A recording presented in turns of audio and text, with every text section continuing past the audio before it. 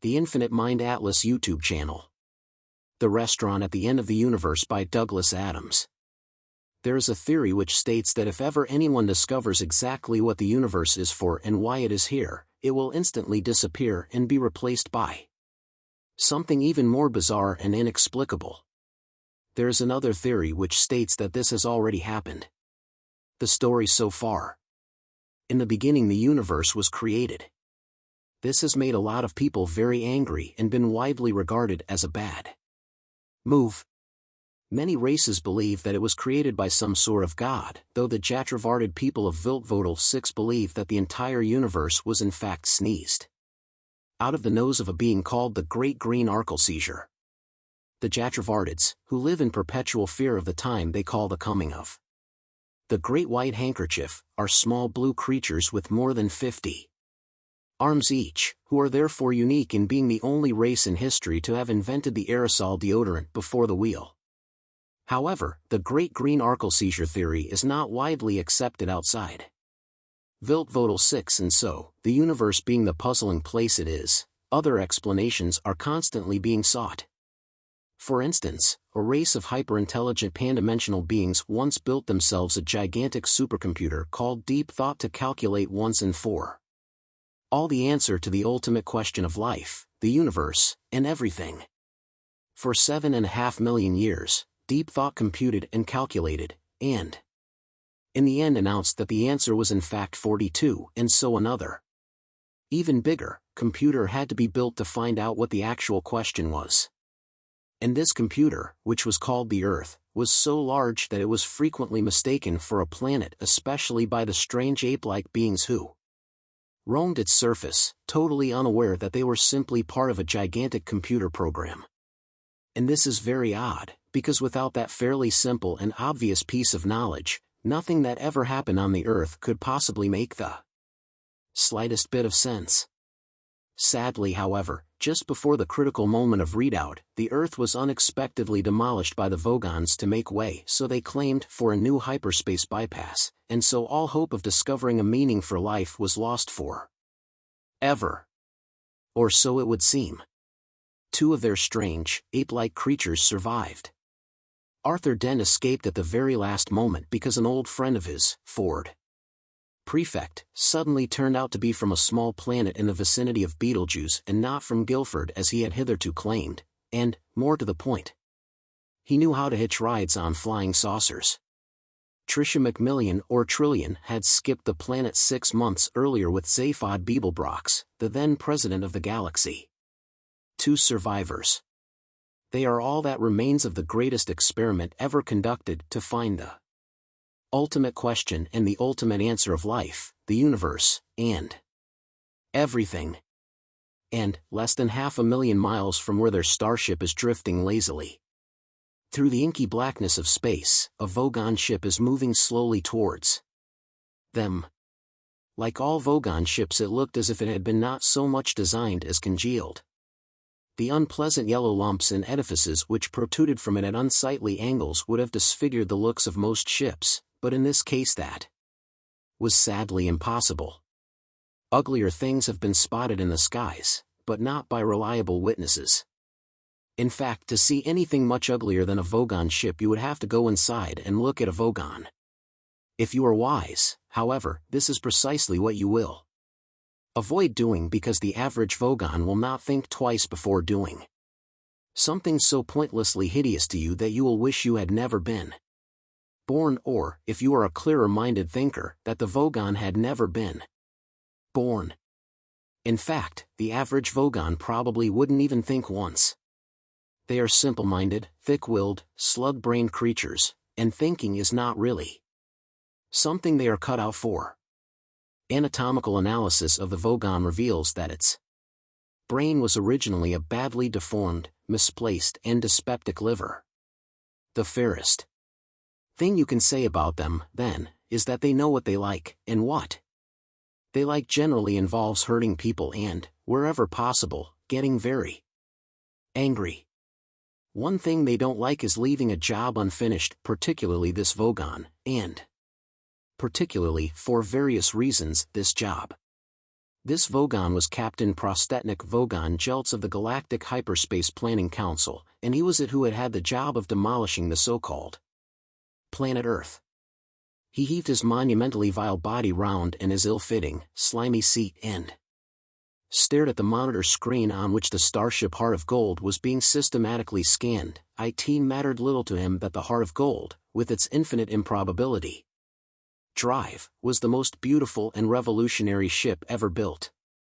Aesthetics and technology were closed books to him and, had he had his way, burnt and buried books as well. It mattered even less to him that Zaphod Beeblebrox was aboard. Zaphod Beeblebrox was now the ex-president of the galaxy, and though every police force in the galaxy was currently pursuing both him and this ship he had stolen, the Vogon was not interested. He had other fish to fry. It has been said that Vogons are not above a little bribery and corruption in the same way that the sea is not above the clouds, and this was certainly true in his case. When he heard the words integrity or moral rectitude, he reached for his dictionary, and when he heard the chink of ready money in large quantities, he reached for the rule book and threw it away. In seeking so implacably the destruction of the earth and all that therein lay, he was moving somewhat above and beyond the call of his professional duty. There was even some doubt as to whether the said bypass was actually going to be built, but the matter had been glossed over. He grunted a repellent grunt of satisfaction. "Computer," he croaked, "get me my brain care specialist on the line." Within a few seconds the face of Gag Halfront appeared on the screen, smiling. The smile of a man who knew he was 10 light-years away from the Vogon face he was looking at. Mixed up somewhere in the smile was a glint of irony too. Though the Vogon persistently referred to him as my private brain care specialist, there was not a lot of brain to take care of, and it was in fact Halfront who was employing the Vogon. He was paying him an awful lot of money to do some very dirty work. As one of the galaxy's most prominent and successful psychiatrists, he and a consortium of his colleagues were quite prepared to spend an awful lot of money when it seemed that the entire future of psychiatry might be at stake. "Well," he said, "hello my captain of Vogons Prostetnik, and how are we feeling today?" The Vogon captain told him that in the last few hours he had wiped out nearly half his crew in a disciplinary exercise. Halfront's smile did not flicker for an instant. "Well," he said, "I think this is perfectly normal behavior for a Vogon, you know? The natural and healthy channeling of the aggressive instincts into acts of senseless violence. That," rumbled the Vogon, "is what you always say." "Well again," said Halfront, "I think that this is perfectly normal behavior for a psychiatrist." "Good. We are clearly both very well adjusted in our mental attitudes today. Now tell me, what news of the mission?" "We have located the ship." "Wonderful," said Halfront, "wonderful." "And the occupants?" "The Earthman is there." "Excellent." "And?" "A female from the same planet." "They are the last." "Good, good," beamed Halfront. "Who else?" "The man Prefect." "Yes?" "And Zaphod Beeblebrox." For an instant Halfront's smile flickered. "Ah yes," he said, "I had been expecting this. It is most regrettable." "A personal friend?" inquired the Vogon, who had heard the expression somewhere once and decided to try it out. "Ah, no," said Halfront, "in my profession, you know, we do not make personal friends." "Ah," grunted the Vogon, "professional detachment." "No," said Halfront cheerfully, "we just don't have the knack." He paused. His mouth continued to smile, but his eyes frowned slightly. "But Beeblebrox, you know," he said, "he is one of my most profitable clients. He had personality problems beyond the dreams of analysts." He toyed with this thought a little before reluctantly dismissing it. "Still," he said, "you are ready for your task?" "Yes." "Good. Destroy the ship immediately." "What about Beeblebrox?" "Well," said Halfront brightly, "Zaphod's just this guy, you know?" He vanished from the screen. The Vogon captain pressed a communicator button which connected him with the remains of his crew. "Attack," he said. At that precise moment Zaphod Beeblebrox was in his cabin swearing very loudly. 2 hours ago, he had said that they would go for a quick bite at the restaurant at the end of the universe, whereupon he had had a blazing row with the ship's computer and stormed off to his cabin shouting that he would work out the improbability factors with a pencil. The Heart of Gold's improbability drive made it the most powerful and unpredictable ship in existence. There was nothing it couldn't do, provided you knew exactly how improbable it was that the thing you wanted it to do would ever happen. He had stolen it when, as president, he was meant to be launching it. He didn't know exactly why he had stolen it, except that he liked it. He didn't know why he had become president of the galaxy, except that it seemed a fun thing to be. He did know that there were better reasons than these, but that they were buried in a dark, locked-off section of his two brains. He wished the dark, locked-off section of his two brains would go away because they occasionally surfaced momentarily and put strange thoughts into the light, fun sections of his mind and tried to deflect him from what he saw as being the basic business of his life, which was to have a wonderfully good time. At the moment he was not having a wonderfully good time. He had run out of patience and pencils and was feeling very hungry. "Starpox," he shouted. At that same precise moment, Ford Prefect was in mid-air. This was not because of anything wrong with the ship's artificial gravity field, but because he was leaping down the stairwell which led to the ship's personal cabins. It was a very high jump to do in one bound, and he landed awkwardly, stumbled, recovered, raced down the corridor, sending a couple of miniature service robots flying, skidded round the corner, burst into Zaphod's door and explained what was on his mind. "Vogons," he said. A short while before this, Arthur Dent had set out from his cabin in search of a cup of tea. It was not a quest he embarked upon with a great deal of optimism, because he knew that the only source of hot drinks on the entire ship was a benighted piece of equipment produced by the Sirius Cybernetics Corporation. It was called a nutrimatic drink synthesizer, and he had encountered it before.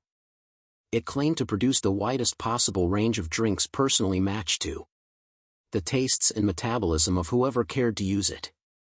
When put to the test, however, it invariably produced a plastic cup filled with a liquid that was almost, but not quite, entirely unlike tea. He attempted to reason with the thing. "Tea," he said. "Share and enjoy," the machine replied, and provided him with yet another cup of the sickly liquid. He threw it away. "Share and enjoy," the machine repeated, and provided him with another one.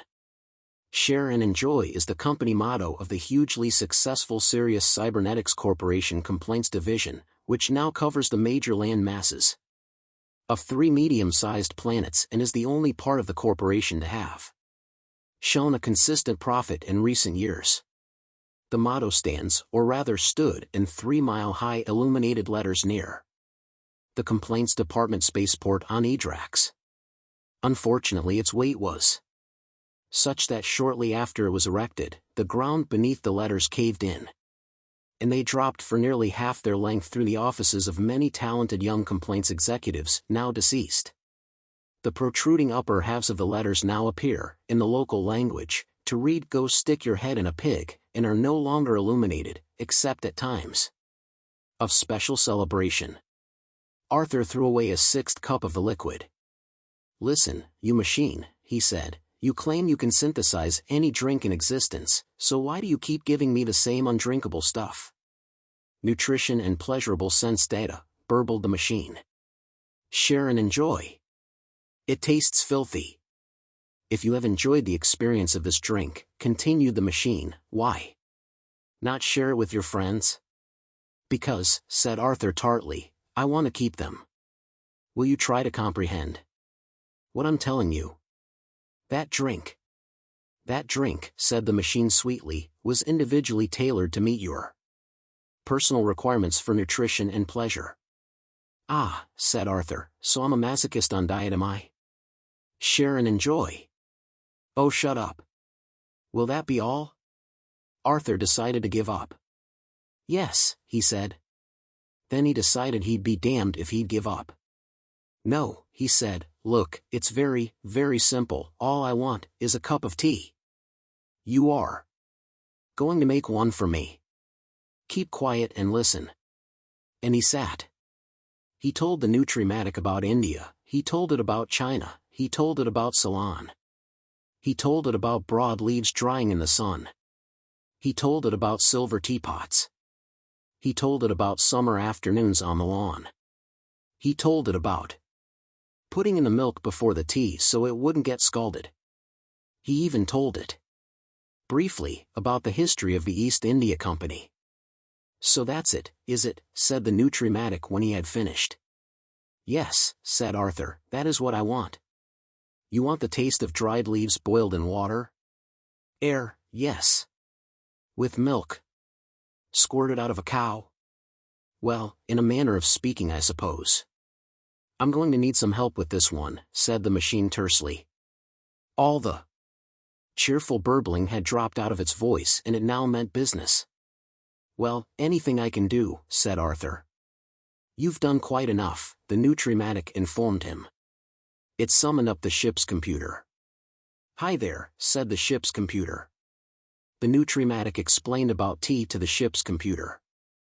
The computer boggled, linked logic circuits with the Nutrimatic, and together they lapsed into a grim silence. Arthur watched and waited for a while, but nothing further happened. He thumped it, but still nothing happened.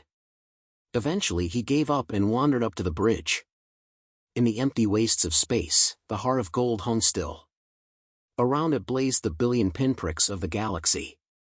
Towards it crept the ugly yellow lump of the Vogon ship. Does anyone have a kettle? Arthur asked as he walked onto the bridge, and instantly began to wonder why Trillian was yelling at the computer to talk to her. Ford was thumping it and Zaphod was kicking it, and also why there was a nasty yellow lump on the vision screen. He put down the empty cup he was carrying and walked over to them. Hello, he said. At that moment Zaphod flung himself over to the polished marble surfaces that contained the instruments that controlled the conventional photon drive. They materialized beneath his hands and he flipped over to manual control. He pushed, he pulled, he pressed, and he swore. The photon drive gave a sickly judder and cut out again. Something up, said Arthur. Hey, did ya hear that? Muttered Zaphod as he leapt now for the manual controls. Of the infinite improbability drive, the monkey spoke.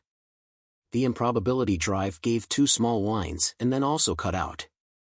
Pure history, man, said Zaphod, kicking the improbability drive, a talking monkey. If you're upset about something, said Arthur. Vogons, snapped Ford, we're under attack. Arthur gibbered. Well, what are you doing? Let's get out of here. Can't. Computer's jammed. Jammed? It says all its circuits are occupied. There's no power anywhere in the ship. Ford moved away from the computer terminal, wiped a sleeve across his forehead and slumped back against the wall. Nothing we can do, he said. He glared at nothing and bit his lip. When Arthur had been a boy at school, long before the Earth had been demolished, he had used to play football. He had not been at all good at it, and his particular speciality had been scoring own goals in important matches.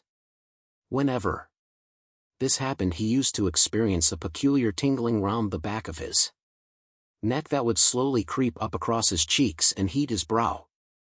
The image of mud and grass and lots of little jeering boys flinging it at him suddenly came vividly to his mind at this moment.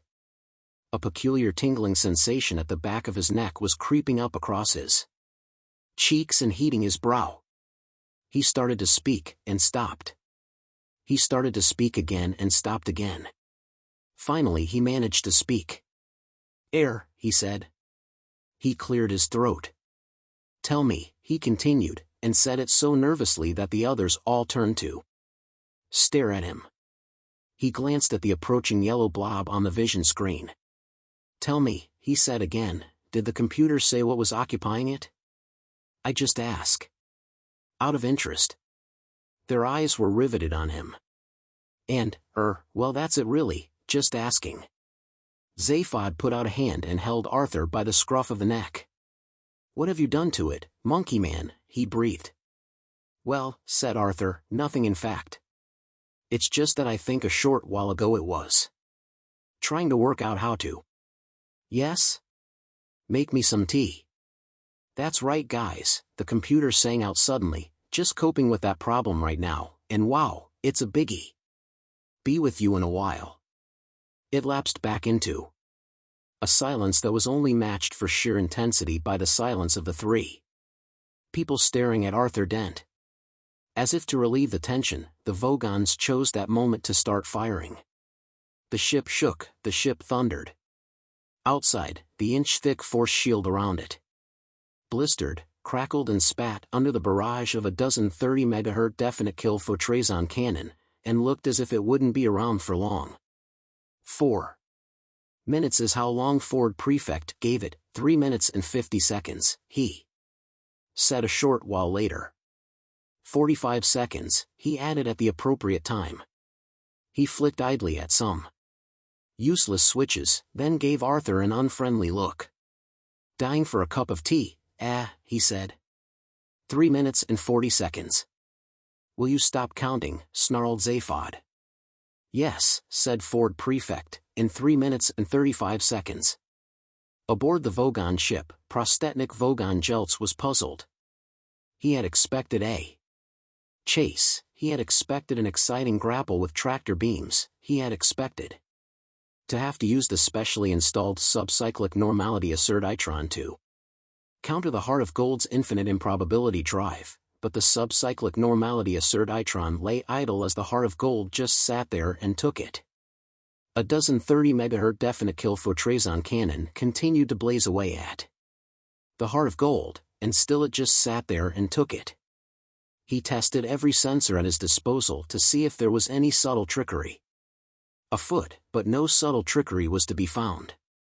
He didn't know about the tea, of course. Nor did he know exactly how the occupants of the Heart of Gold were spending the last 3 minutes and 30 seconds of life they had left to spend. Quite how Zaphod Beeblebrox arrived at the idea of holding a seance at this point is something he was never quite clear on. Obviously the subject of death was in the air, but more is something to be avoided than harped upon. Possibly the horror that Zaphod experienced at the prospect of being reunited with his deceased relatives led on to the thought that they might just feel the same way about him and, what's more, be able to do something about helping to postpone this reunion. Or again it might just have been one of the strange promptings that occasionally surfaced from that dark area of his mind that he had inexplicably locked off prior to becoming president of the galaxy. You want to talk to your great-grandfather? Boggled Ford. Yeah. Does it have to be now? The ship continued to shake and thunder. The temperature was rising.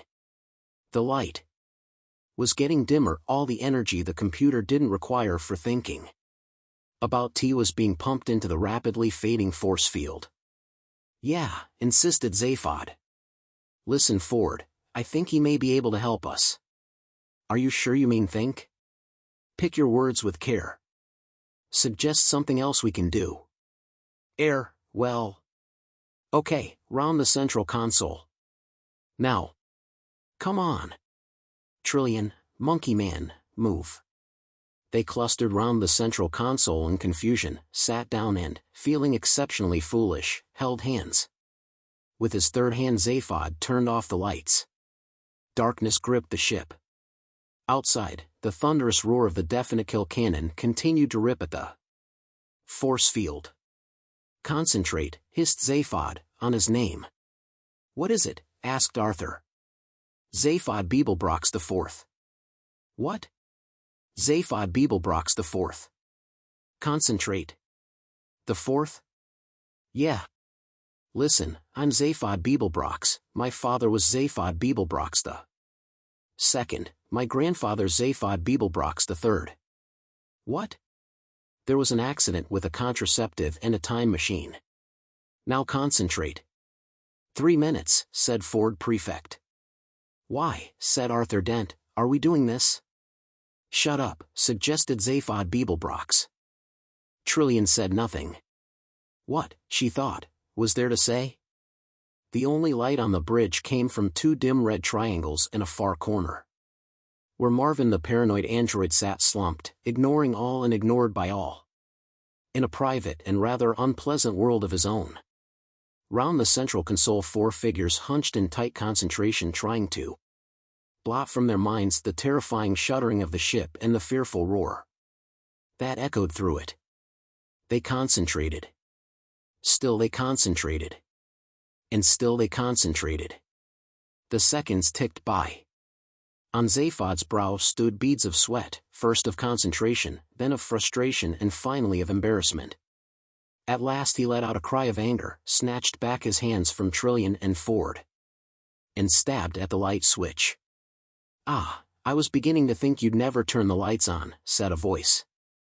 No. Not too bright, please, my eyes aren't what they once were. 4 figures jolted upright in their seats. Slowly they turned their heads to look, though their scalps showed a distinct propensity to try and stay in the same place. Now. Who disturbs me at this time, said the small, bent, gaunt figure standing by the sprays of fern at the far end of the bridge. His 2 small wispy-haired heads looked so ancient that it seemed they might hold dim memories of the birth of the galaxies themselves. One wallowed in sleep, but the other squinted sharply at them. If his eyes weren't what they once were, they must once have been diamond cutters. Zaphod stuttered nervously for a moment. He gave the intricate little double nod, which is the traditional Betelgeusian gesture of familial respect. Oh, hi great-granddad, he breathed. The little old figure moved closer towards them. He peered through the dim light. He thrust out a bony finger at his great-grandson. Ah, he snapped. Zaphod Beeblebrox.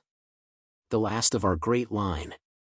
Zaphod Beeblebrox the Nothingth. The first. The Nothingth, spat the figure. Zaphod hated his voice. It always seemed to him to screech like fingernails across the blackboard of what he liked to think of as his soul. He shifted awkwardly in his seat. Yeah, he muttered, look, I'm really sorry about the flowers, I meant to send them along, but you know, the shop was fresh out of wreaths and... You forget, snapped Zaphod Beeblebrox IV. Well, too busy. Never think of other people. The living are all the same. 2 minutes, Zaphod, whispered Ford in an odd whisper. Zaphod fidgeted nervously. Yeah, but I did mean to send them, he said. And I'll write to my great-grandmother as well, just as soon as we get out of this. Your great-grandmother, mused the gaunt little figure to himself. Yeah, said Zaphod, how is she? Tell you what, I'll go and see her. But first, we've just got to. Your late great-grandmother and I are very well, rasped Zaphod Beeblebrox the fourth. Ah. Oh. But very disappointed in you, young Zaphod. Yeah, well, Zaphod felt strangely powerless to take charge of this conversation, and Ford's heavy breathing at his side told him that the seconds were ticking away fast. The noise and the shaking had reached terrifying proportions. He saw Trillian and Arthur's faces white and unblinking in the gloom. Great-grandfather. We've been following your progress with considerable despondency. Yeah, look, just at the moment you see. Not to say contempt. Could you sort of listen for a moment? I mean, what exactly are you doing with your life? I'm being attacked by a Vogon fleet, cried Zaphod. It was an exaggeration, but it was his only opportunity so far of getting the basic point of the exercise across. Doesn't surprise me in the least, said the little old figure with a shrug. Only it's happening right now, you see, insisted Zaphod feverishly. The spectral ancestor nodded, picked up the cup Arthur Dent had brought in and looked at it with interest. Great-granddad. Did you know, interrupting the ghostly figure, fixing Zaphod with a stern look, that Betelgeuse 5 has developed a very slight eccentricity in its orbit? Zaphod didn't and found the information hard to concentrate on, what with all the noise and the imminence of death and so on. No, look, he said. Me spinning in my grave, barked the ancestor. He slammed the cup down and pointed a quivering, stick-like see-through finger at Zaphod. Your fault, he screeched. 1 minute 30, muttered Ford, his head in his hands. Yeah, look, great-granddad, can you actually help? Because help, exclaimed the old man as if he'd been asked for a stoat. Yeah, help, and like, now, because otherwise. Help, repeated the old man as if he'd been asked for a lightly grilled stoat and a bun with French fries. He stood amazed. You go swanning your way round the galaxy with the ancestor waved a contemptuous hand, with your disreputable friends, too busy to put flowers on my grave. Plastic ones would have been quite appropriate from you, but no. Too busy. Too modern. Too skeptical, till you suddenly find yourself in a bit of a fix and come over suddenly all astrally minded. He shook his head carefully, so as not to disturb the slumber of the other one, which was already becoming restive. Well, I don't know, young Zaphod, he continued, I think I'll have to think about this one. 1 minute 10, said Ford hollowly. Zaphod Beeblebrox the fourth peered at him curiously. Why does that man keep talking in numbers? He said. Those numbers, said Zaphod tersely, are the time we've got left to live. Oh, said his great-grandfather. He grunted to himself. Doesn't apply to me, of course, he said and moved off to a dimmer recess of the bridge in search of something else to poke around at. Zaphod felt he was teetering on the edge of madness and wondered if he shouldn't just jump over and have done with it. Great-grandfather, he said, it applies to us. We are still alive, and we are about to lose our lives. Good job too. What? What use is your life to anyone? When I think of what you've made of it, the phrase pig's ear comes irresistibly to my mind. But I was president of the galaxy, man. Huh, muttered his ancestor, and what kind of a job is that for a Beeblebrox? Hey, what? Only president, you know. Of the whole galaxy. Conceited little megapuppy.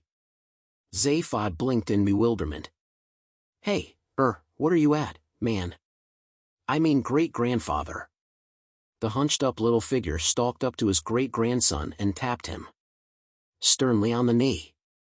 This had the effect of reminding Zaphod that he was talking to a ghost because he didn't feel a thing. You know, and I know what being president means, young Zaphod. You know because you've been it, and I know because I'm dead, and it gives one such a wonderfully uncluttered perspective. We have a saying up here, life is wasted on the living. Yeah, said Zaphod bitterly, very good. Very deep. Right now I need aphorisms. Like I need holes in my heads. 50 seconds, grunted Ford Prefect. Where was I? Said Zaphod Beeblebrox the fourth. Pontificating, said Zaphod Beeblebrox. Oh yes. Can this guy, muttered Ford quietly to Zaphod, actually in fact help us? Nobody else can, whispered Zaphod. Ford nodded despondently. Zaphod, the ghost was saying, you became president of the galaxy for a reason. Have you forgotten? Could we go into this later? Have you forgotten? Insisted the ghost. Yeah. Of course I forgot. I had to forget. They screen your brain when you get the job, you know. If they'd found my head full of tricksy ideas, I'd have been right. Out on the streets again with nothing but a fat pension, secretarial staff, a fleet of ships and a couple of slit throats. Ah, nodded the ghost in satisfaction, then you do remember. He paused for a moment. Good, he said, and the noise stopped. "48 seconds," said Ford. He looked again at his watch and tapped it. He looked up. "Hey, the noise has stopped," he said. A mischievous twinkle gleamed in the ghost's hard little eyes. "I've slowed down time for a moment," he said, "just for a moment, you understand. I would hate you to miss all I have to say." "No, you listen to me, you see-through old bat," said Zaphod, leaping out of his chair. "A, thanks for stopping time and all that, great, terrific, wonderful, but B. No thanks for the homily, right? I don't know what this great thing I'm meant to be doing is, and it looks to me as if I was supposed not to know. And I resent that, right? The old me knew. The old me cared. Fine, so far so hoopy. Except that the old me cared so much that he actually got inside his own brain, my own brain, and locked off the bits that knew and cared, because if I knew and cared I wouldn't be able to do it. I wouldn't be able to go and be president, and I wouldn't be able to steal the ship, which must be the important thing. But this former self of mine killed himself off, didn't he, by changing my brain? Okay, that was his choice. This new me has its own choices to make, and by a strange coincidence those choices involve not knowing and not caring about this big number, whatever it is. That's what he wanted, that's what he got. Except this old self of mine tried to leave himself in control, leaving orders for me and the bit of my brain he locked off. Well, I don't want to know, and I don't want to hear them. That's my choice. I'm not going to be anybody's puppet, particularly not my own. Zaphod banged the console in fury, oblivious to the dumbfolded looks he was attracting. The old me is dead, he raved, killed himself. The dead shouldn't hang about trying to interfere with the living. And yet you summoned me up to help you out of a scrape, said the ghost. Ah, said Zaphod, sitting down again, well that's different isn't it? He grinned at Trillian, weakly. Zaphod, rasped the apparition, I think the only reason I waste my breath on you is that being dead I don't have any other use for it. Okay, said Zaphod, why don't you tell me what the big secret is? Try me. Zaphod, you knew when you were president of the galaxy, as did you Den Vranks. Before you, that the president is nothing. A cipher. Somewhere in the shadows. Behind is another man, being, something, with ultimate power. That man, or being, or something, you must find the man who controls this galaxy, and we suspect others. Possibly the entire universe. Why? Why, exclaimed an astonished ghost, why? Look around you, lad, does it look to you as if it's in very good hands? It's all right. The old ghost glowered at him. I will not argue with you. You will simply take this ship, this improbability drive ship to where it is needed. You will do it. Don't think you can escape your purpose. The improbability field controls you, you are in its grip. What's this? He was standing tapping at one of the terminals of Eddie the shipboard computer. Zaphod told him. What's it doing? It is trying, said Zaphod with wonderful restraint, to make tea. Good, said his great-grandfather, I approve of that. Now Zaphod, he said, turning and wagging a finger at him, I don't know if you are really capable of succeeding in your job. I think you will not be able to avoid it. However, I am too long dead and too tired to care as much as I did. The principal reason I am helping you now is that I couldn't bear the thought of you and your modern friends slouching about up here. Understood? Yeah, thanks a bundle. Oh, and Zaphod? Yeah? If you ever find you need help again, you know, if you're in trouble, need a hand out of a tight corner. Yeah? Please don't hesitate to get lost. Within the space of 1 second, a bolt of light flashed from the wizened old ghost's hands to the computer, the ghost vanished, the bridge filled with billowing smoke and the heart of gold leapt an unknown distance through the dimensions of time and space. 10 light-years away, Gag Halfront jacked up his smile by several notches. As he watched the picture on his vision screen, relayed across the sub-ether from the bridge of the Vogon ship, he saw the final shreds of the Heart of Gold's force shield ripped away, and the ship itself vanish in a puff of smoke. Good, he thought. The end of the last stray survivors of the demolition he had ordered on the planet Earth, he thought. The final end of this dangerous, to the psychiatric profession, and subversive. Also to the psychiatric profession, experiment to find the question to the ultimate question of life, the universe, and everything, he thought. There would be some celebration with his fellows tonight, and in the morning they would meet again their unhappy, bewildered and highly profitable patients. Secure in the knowledge that the meaning of life would not now be, once and for all, well and truly sorted out, he thought. Family's always embarrassing, isn't it? Said Ford to Zaphod as the smoke began to clear. He paused, then looked about. Where's Zaphod? He said. Arthur and Trillian looked about blankly. They were pale and shaken and didn't know where Zaphod was. Marvin, said Ford, where's Zaphod? A moment later he said, where's Marvin? The robot's corner was empty. The ship was utterly silent. It lay in thick black space. Occasionally it rocked and swayed. Every instrument was dead, every vision screen was dead. They consulted the computer. It said, I regret that I have been temporarily closed to all communication. Meanwhile, here is some light music. They turned off the light music. They searched every corner of the ship in increasing bewilderment and alarm. Everywhere was dead and silent. Nowhere was there any trace of Zaphod or of Marvin. One of the last areas they checked was the small bay in which the Nutrimatic machine was located. On the delivery plate of the Nutrimatic drink synthesizer was a small tray, on which sat 3 bone china cups and saucers, a bone china jug of milk, a silver teapot full of the best tea Arthur had ever tasted, and a small printed note saying, wait. Ursa Minor Beta is, some say, one of the most appalling places in the known universe. Although it is excruciatingly rich, horrifyingly sunny, and more full of wonderfully exciting people than a pomegranate is of pips, it can hardly be insignificant that when a recent edition of Playbeing magazine headlined an article with the words, when you are tired of Ursa Minor Beta you are tired of life, the suicide rate quadrupled overnight.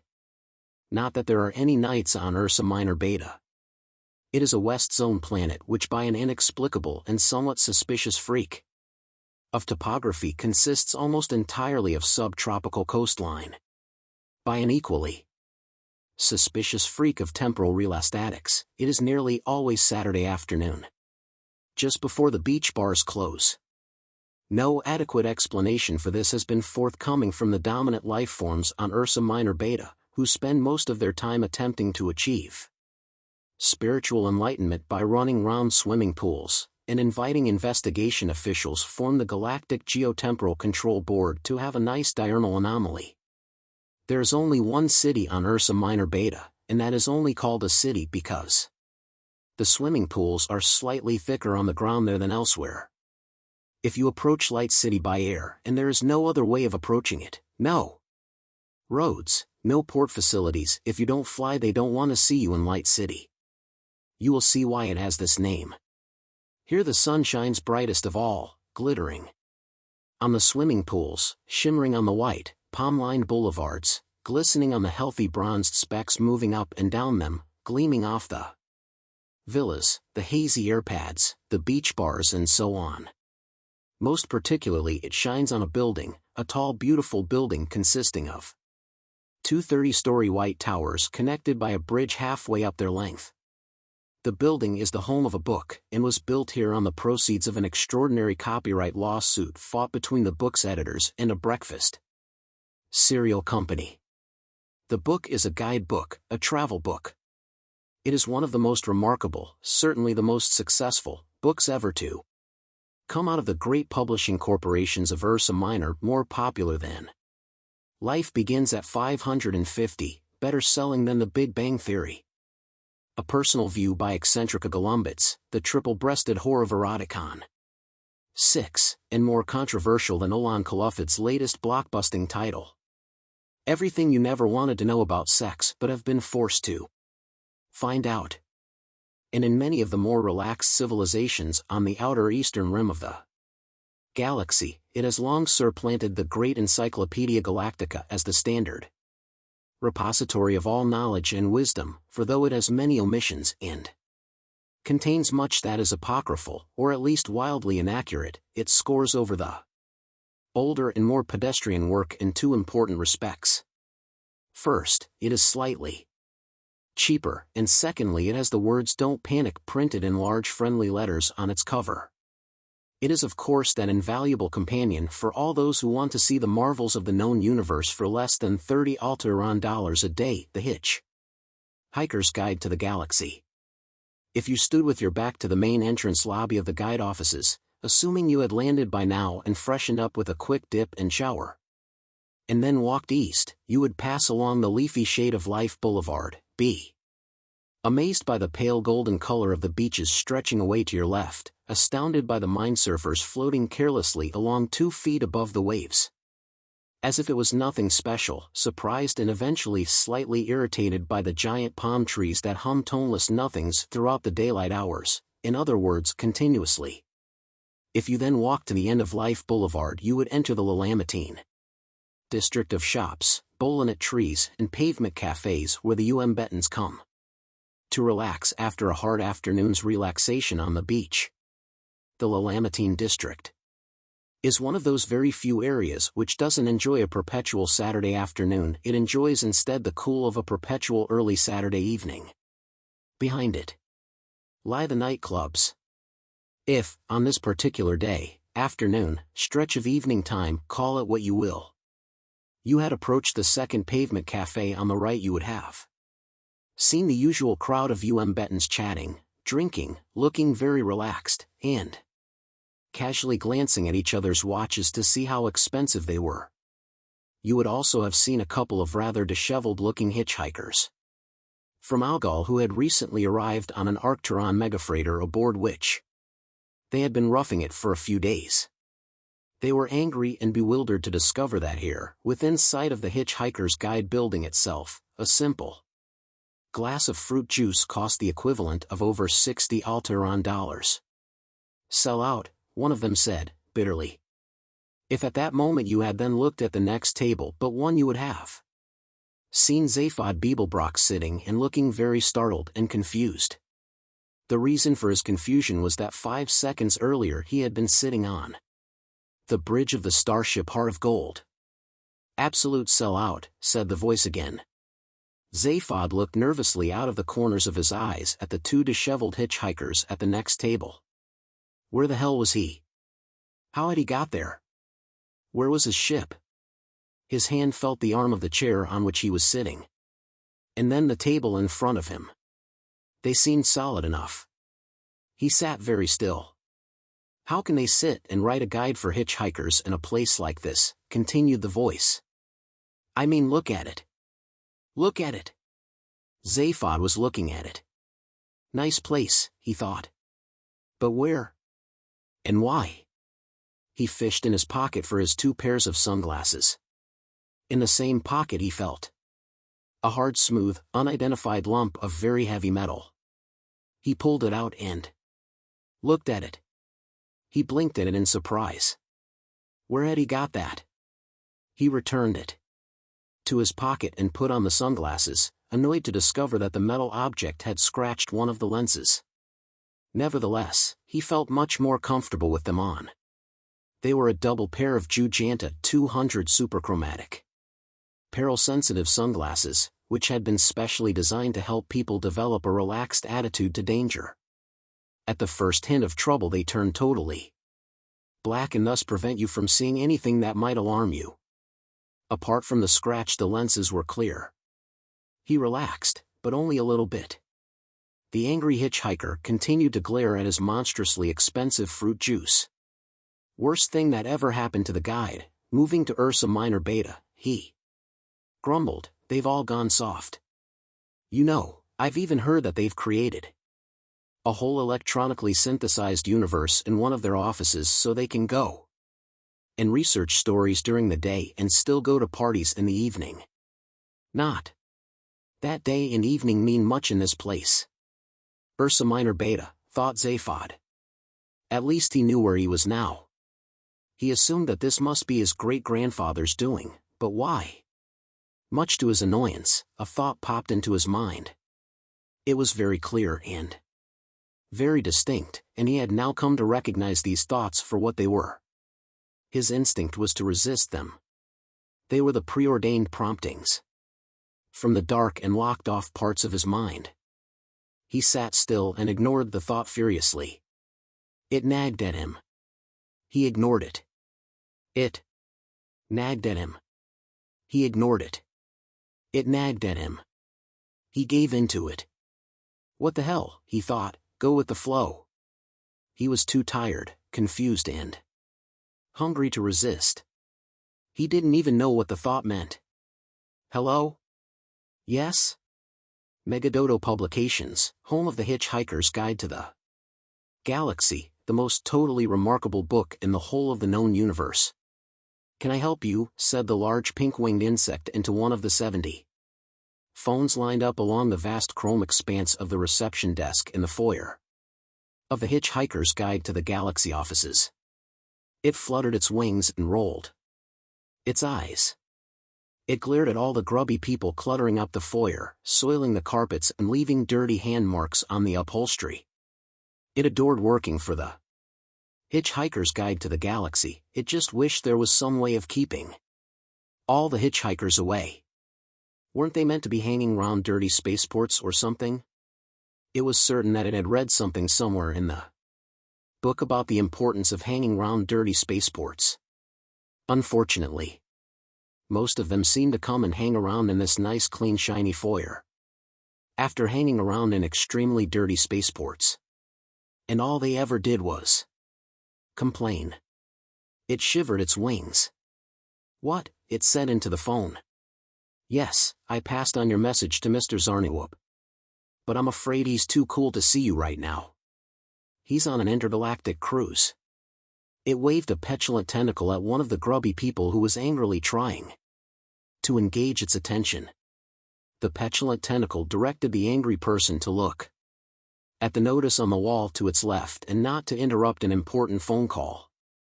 Yes, said the insect, he is in his office, but he's on an intergalactic cruise. Thank you so much for calling. It slammed down the phone.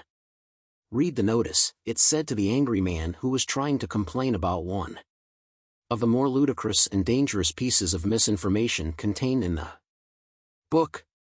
The Hitch Hiker's Guide to the Galaxy is an indispensable companion to all those who are keen to make sense of life in an infinitely complex and confusing universe, for though it cannot hope to be useful or informative on all matters, it does at least make the reassuring claim that where it is inaccurate it is at least definitely inaccurate. In cases of major discrepancy it's always reality that's got it wrong.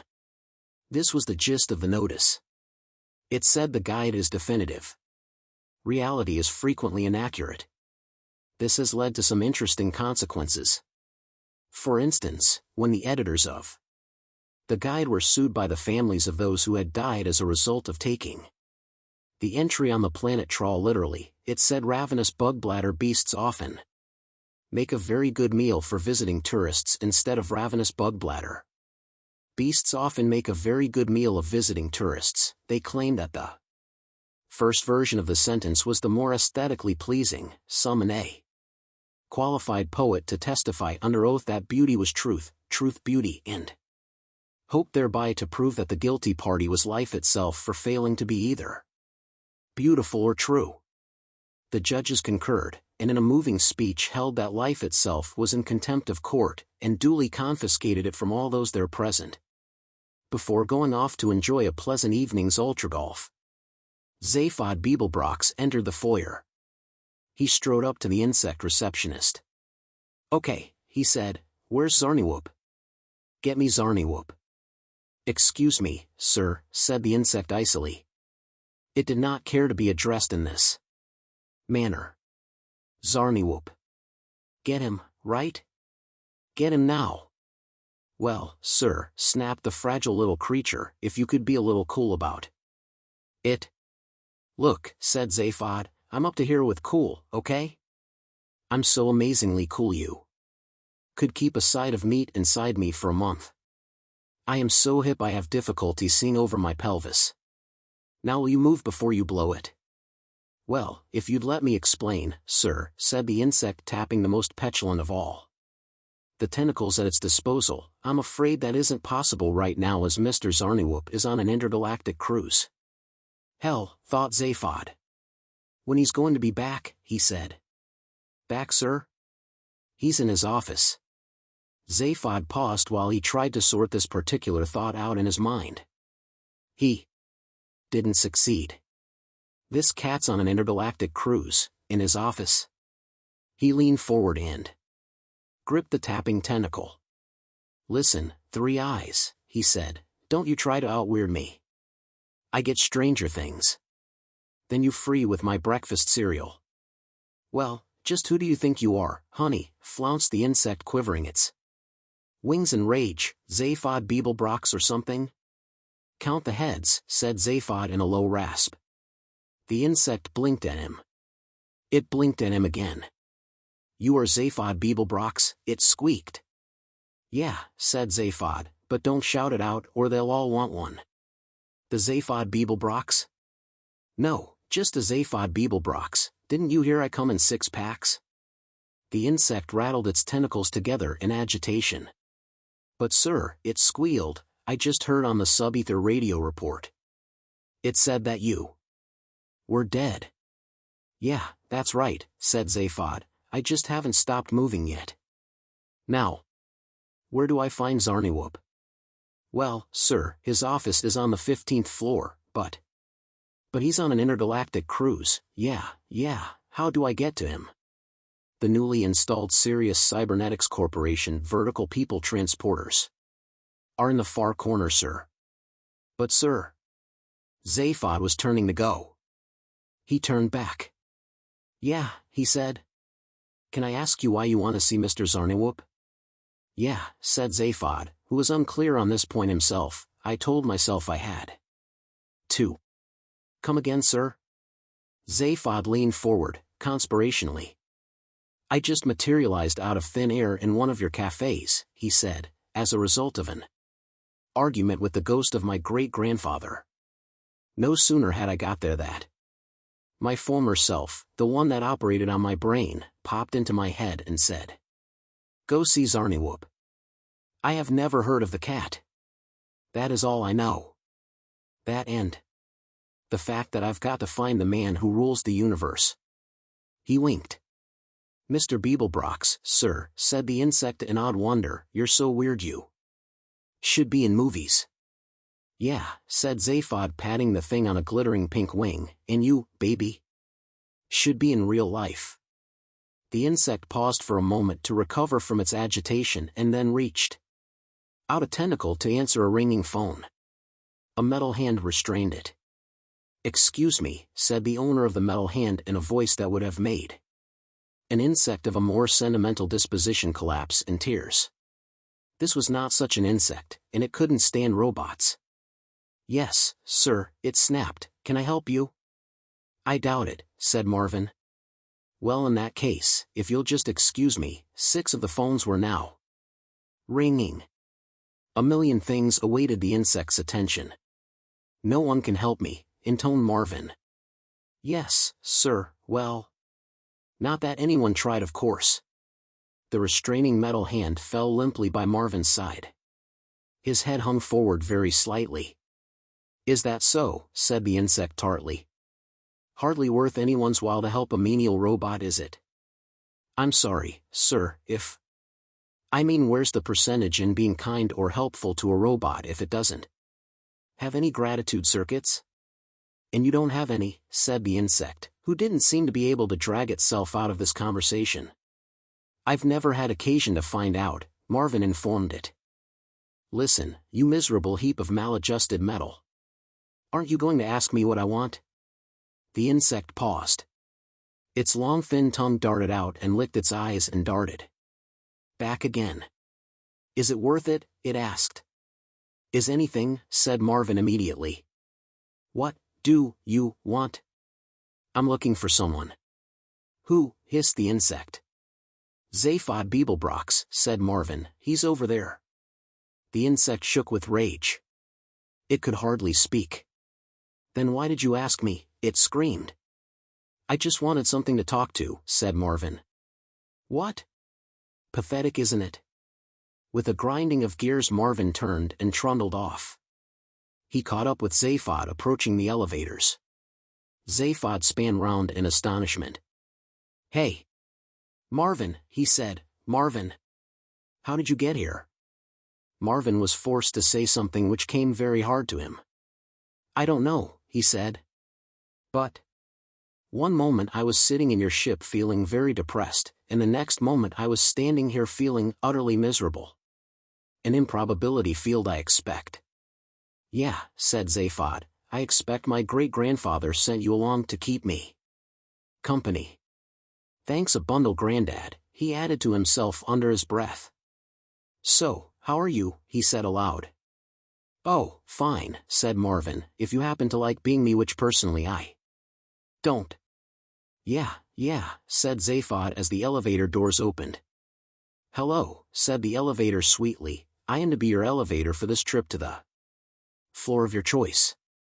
I have been designed by the Sirius Cybernetics Corporation to take you, the visitor, to the Hitch Hiker's Guide to the Galaxy, into these there offices. If you enjoy your ride, which will be swift and pleasurable, then you may care to experience some of the other elevators which have recently been installed in the offices of the Galactic Tax Department, Boobaloo Baby Foods, and the Syrian State Mental Hospital, where many ex-Sirius Cybernetics Corporation executives will be delighted to welcome your visits, sympathy, and happy tales of the outside world. Yeah, said Zaphod, stepping into it. What else do you do besides talk? I go up, said the elevator, or down. Good, said Zaphod, we're going up. Or down, the elevator reminded him. Yeah, okay, up please. There was a moment of silence. Down's very nice, suggested the elevator hopefully. Oh yeah? Super. Good, said Zaphod, now will you take us up? May I ask you, inquired the elevator in its sweetest, most reasonable voice, if you've considered all the possibilities that down might offer you? Zaphod knocked one of his heads against the inside wall. He didn't need this, he thought to himself, this of all things he had no need of. He hadn't asked to be here. If he was asked at this moment where he would like to be, he would probably have said he would like to be lying on the beach with at least 50 beautiful women and a small team of experts working out new ways they could be nice to him, which was his usual reply. To this he would probably have added something passionate on the subject of food. One thing he didn't want to be doing was chasing after the man who ruled the universe, who was only doing a job which he might as well keep at, because if it wasn't him it would only be someone else. Most of all, he didn't want to be standing in an office block arguing with an elevator. Like what other possibilities? He asked wearily. Well, the voice trickled on like honey on biscuits. There's the basement, the microfiles, the heating system, It paused. Nothing particularly exciting, it admitted, but they are alternatives.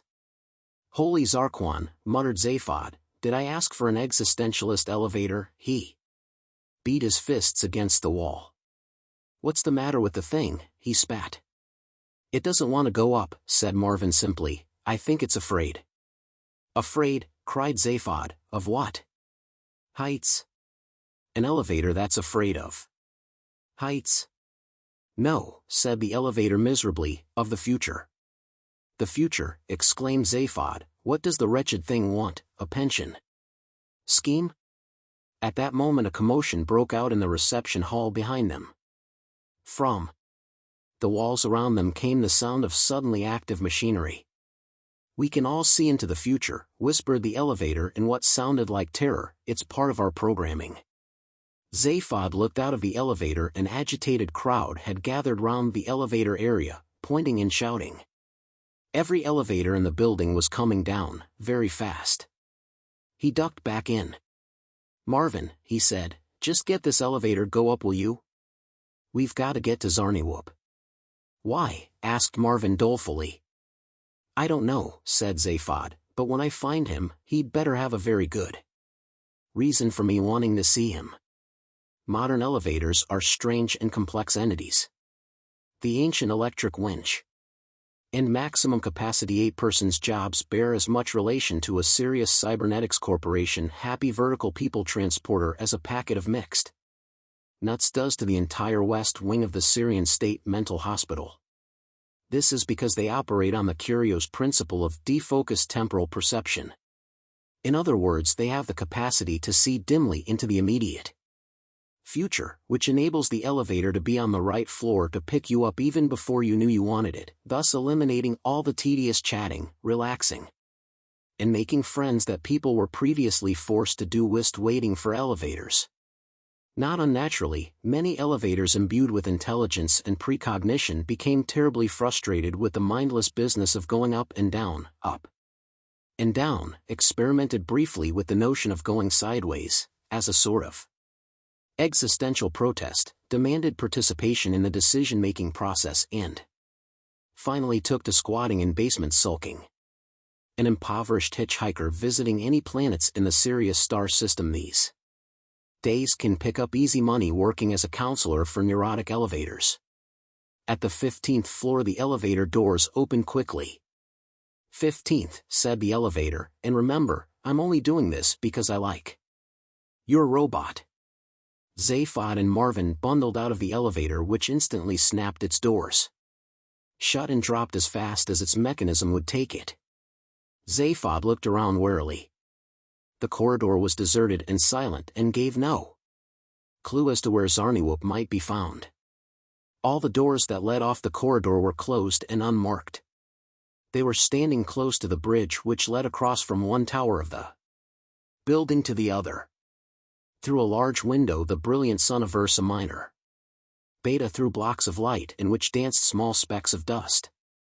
A shadow flitted past momentarily. "Left in the lurch by a lift," muttered Zaphod, who was feeling at his least jaunty. They both stood and looked in both directions. "You know something," said Zaphod to Marvin. "More than you can possibly imagine." "I'm dead certain this building shouldn't be shaking," Zaphod said. It was just a light tremor through the soles of his feet and another one. In the sunbeams the flecks of dust danced more vigorously. Another shadow flitted past. Zaphod looked at the floor. "Either," he said, not very confidently, "they've got some vibro system for toning up your muscles while you work, or—" He walked across to the window and suddenly stumbled because at that moment his Jujanta 200 superchromatic peril-sensitive sunglasses had turned utterly black. A large shadow flitted past the window with a sharp buzz. Zaphod ripped off his sunglasses, and as he did so the building shook with a thunderous roar. He leapt to the window. "Or," he said, "this building's being bombed." Another roar cracked through the building. "Who in the galaxy would want to bomb a publishing company?" asked Zaphod. But never heard Marvin's reply because at that moment the building shook with another bomb attack. He tried to stagger back to the elevator, a pointless maneuver he realized, but the only one he could think of. Suddenly, at the end of the corridor leading at right angles from this one, he caught sight of a figure as it lunged into view, a man. The man saw him. "Beeblebrox, over here," he shouted. Zaphod eyed him with distrust as another bomb blast rocked the building. "No," called Zaphod, "Beeblebrox over here." "Who are you?" "A friend," shouted back the man. He ran towards Zaphod. "Oh yeah," said Zaphod, "anyone's friend in particular, or just generally well-disposed of people?" The man raced along the corridor, the floor bucking beneath his feet like an excited blanket. He was short, stocky and weather-beaten and his clothes looked as If they'd been twice round the galaxy and back with him in them. Do you know, Zaphod shouted in his ear when he arrived, your building's being bombed? The man indicated his awareness. It suddenly stopped being light. Glancing round at the window to see why, Zaphod gaped as a huge slug-like, gunmetal green spacecraft crept through the air. Past the building. 2 more followed it. The government you deserted is out to get you, Zaphod, hissed the man. They've sent a squadron of Frogstar fighters. Frogstar fighters, muttered Zaphod, Zarquan. You get the picture? What are Frogstar fighters? Zaphod was sure he'd heard someone talk about them when he was president, but he never paid much attention to official matters. The man was pulling him back through a door. He went with him. With a searing whine, a small black spider-like object shot through the air and disappeared down the corridor. What was that? Hissed Zaphod. Frogstar Scout Robot Class A out looking for you, said the man. Hey, yeah? Get down. From the opposite direction came a larger black spider-like object. It zapped past them. And that was a Frogstar Scout Robot Class B out looking for you. And that, said Zaphod, as a third one seared through the air. A Frogstar Scout Robot Class C out looking for you. Hey, chuckled Zaphod to himself, pretty stupid robots, eh? From over the bridge came a massive rumbling hum. A gigantic black shape was moving over it from the opposite tower, the size and shape of a tank. Holy photon, what's that? A tank, said the man, Frogstar Scout Robot Class D come to get you. Should we leave? I think we should. Marvin, called Zaphod. What do you want? Marvin rose from a pile of rubble further down the corridor and looked at them. You see that robot coming towards us? Marvin looked at the gigantic black shape edging forward towards them over the bridge. He looked down at his own small metal body. He looked back up at the tank. I suppose you want me to stop it, he said. Yeah. Whilst you save your skins. Yeah, said Zaphod, get in there. Just so long, said Marvin, as I know where I stand. The man tugged at Zaphod's arm, and Zaphod followed him off down the corridor. A point occurred to him about this.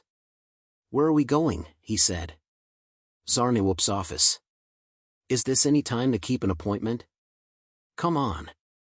Marvin stood at the end of the bridge corridor. He was not in fact a particularly small robot.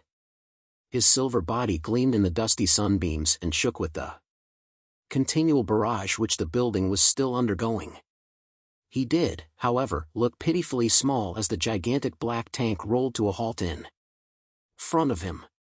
The tank examined him with a probe. The probe withdrew. Marvin stood there. Out of my way, little robot, growled the tank. I'm afraid, said Marvin, that I've been left here to stop you. The probe extended again for a quick recheck. It withdrew again. You? Stop me, roared the tank. Go on. No, really I have, said Marvin simply. What are you armed with? Roared the tank in disbelief. Guess, said Marvin. The tank's engines rumbled, its gears ground. Molecule-sized electronic relays. Deep in its microbrain flipped backwards and forwards in consternation. Guess, said the tank. Zaphod and the as yet unnamed man lurched up one corridor, down a second, and along a third. The building continued to rock and judder, and this puzzled Zaphod. If they wanted to blow the building up, why was it taking so long? With difficulty they reached one of a number of totally anonymous unmarked doors and heaved at it. With a sudden jolt it opened and they fell inside. All this way, thought Zaphod, all this trouble, all this not lying on the beach having a wonderful time, and for what? A single chair, a single desk and a single dirty ashtray in an undecorated office. The desk, apart from a bit of dancing dust and single, revolutionary form of paper clip, was empty.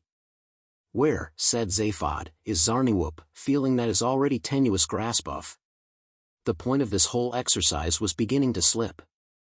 "He's on an intergalactic cruise," said the man.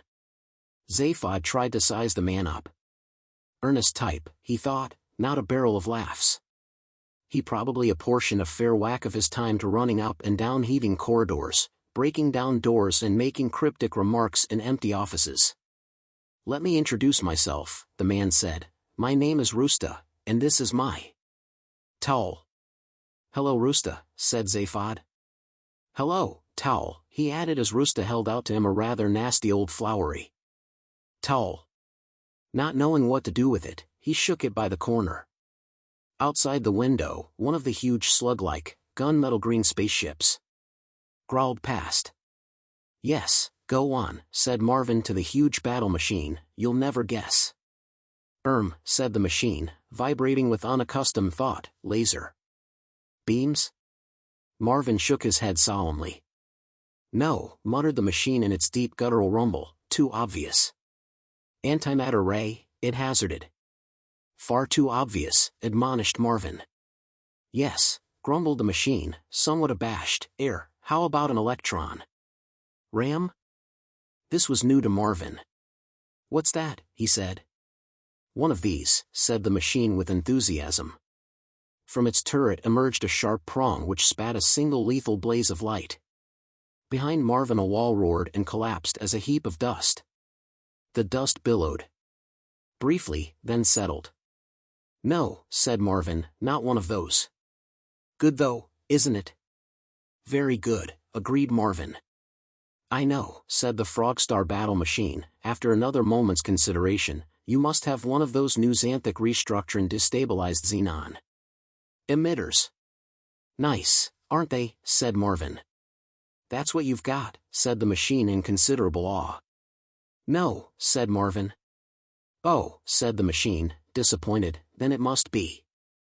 "You're thinking along the wrong lines," said Marvin. "You're failing to take into account something fairly basic in the relationship between men and robots." "I know," said the battle machine. "Is it?" It tailed off into thought again. "Just think," urged Marvin, "they left me, an ordinary, menial robot, to stop you.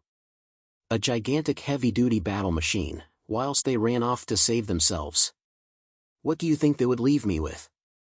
"Oh, muttered the machine in alarm, "something pretty damn devastating." "I should expect." "Expect," said Marvin. "Oh yes, expect.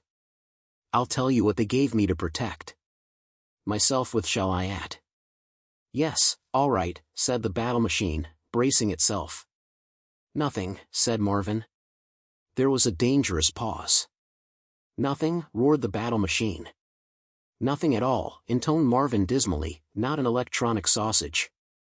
The machine heaved about with fury. "Well, doesn't that just take the biscuit?" it roared. "Nothing, eh? Just don't think, do they?"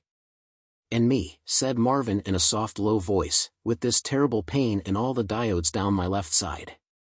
Makes you spit, doesn't it?" "Yes," agreed Marvin with feeling. "Hell, that makes me angry," bellowed the machine. "Think I'll smash that wall down." The electron ram stabbed out another searing blaze of light and took out the wall next to the machine. "How do you think I feel?" said Marvin bitterly. "Just ran off and left you, did they?" the machine thundered. "Yes," said Marvin. "I think I'll shoot down their bloody ceiling as well," raged the tank.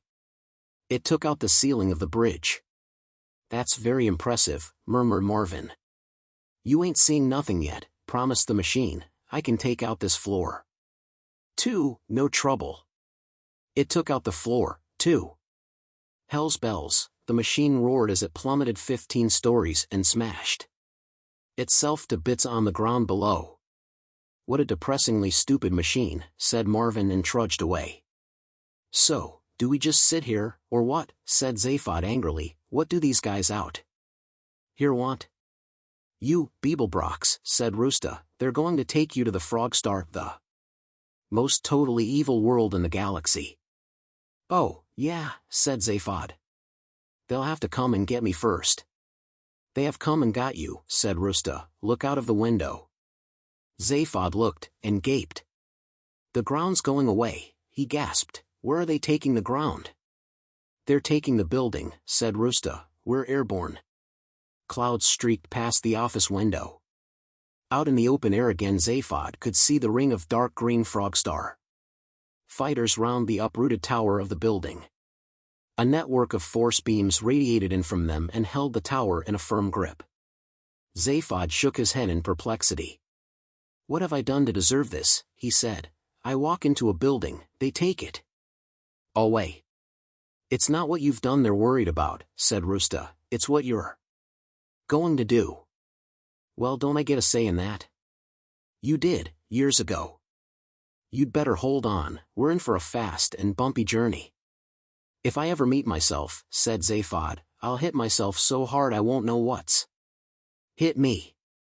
Marvin trudged in through the door, looked at Zaphod accusingly, slumped in a corner and switched himself off. On the bridge of the Heart of Gold, all was silent. Arthur stared at the rack in front of him and thought. He caught Trillian's eyes as she looked at him inquiringly. He looked back at the rack. Finally he saw it. He picked up 5 small plastic squares and laid them on the board that lay just in front of the rack. The 5 squares had on them the 5 letters E, X, Q, U and I. He laid them next to the letters S, I, T, E. Exquisite, he said, on a triple word score. Score's rather a lot, I'm afraid. The ship bumped and scattered some of the letters for the nth time. Trillian sighed and started to sort them out again. Up and down the silent corridors echoed Ford Prefect's feet as he stalked the ship, thumping dead instruments. Why did the ship keep shaking? He thought. Why did it rock and sway? Why could he not find out where they were? Where, basically, were they? The left-hand tower of the Hitch Hiker's Guide to the Galaxy offices streaked through interstellar space at a speed never equaled either before or since by any other office block in the universe. In a room halfway up it, Zaphod Beeblebrox strode angrily. Rusta sat on the edge of the desk doing some routine towel maintenance. Hey, where did you say this building was flying to? Demanded Zaphod. The Frog Star, said Rusta, the most totally evil place in the universe. Do they have food there? Said Zaphod. Food? You're going to the Frog Star and you're worried about whether they got food?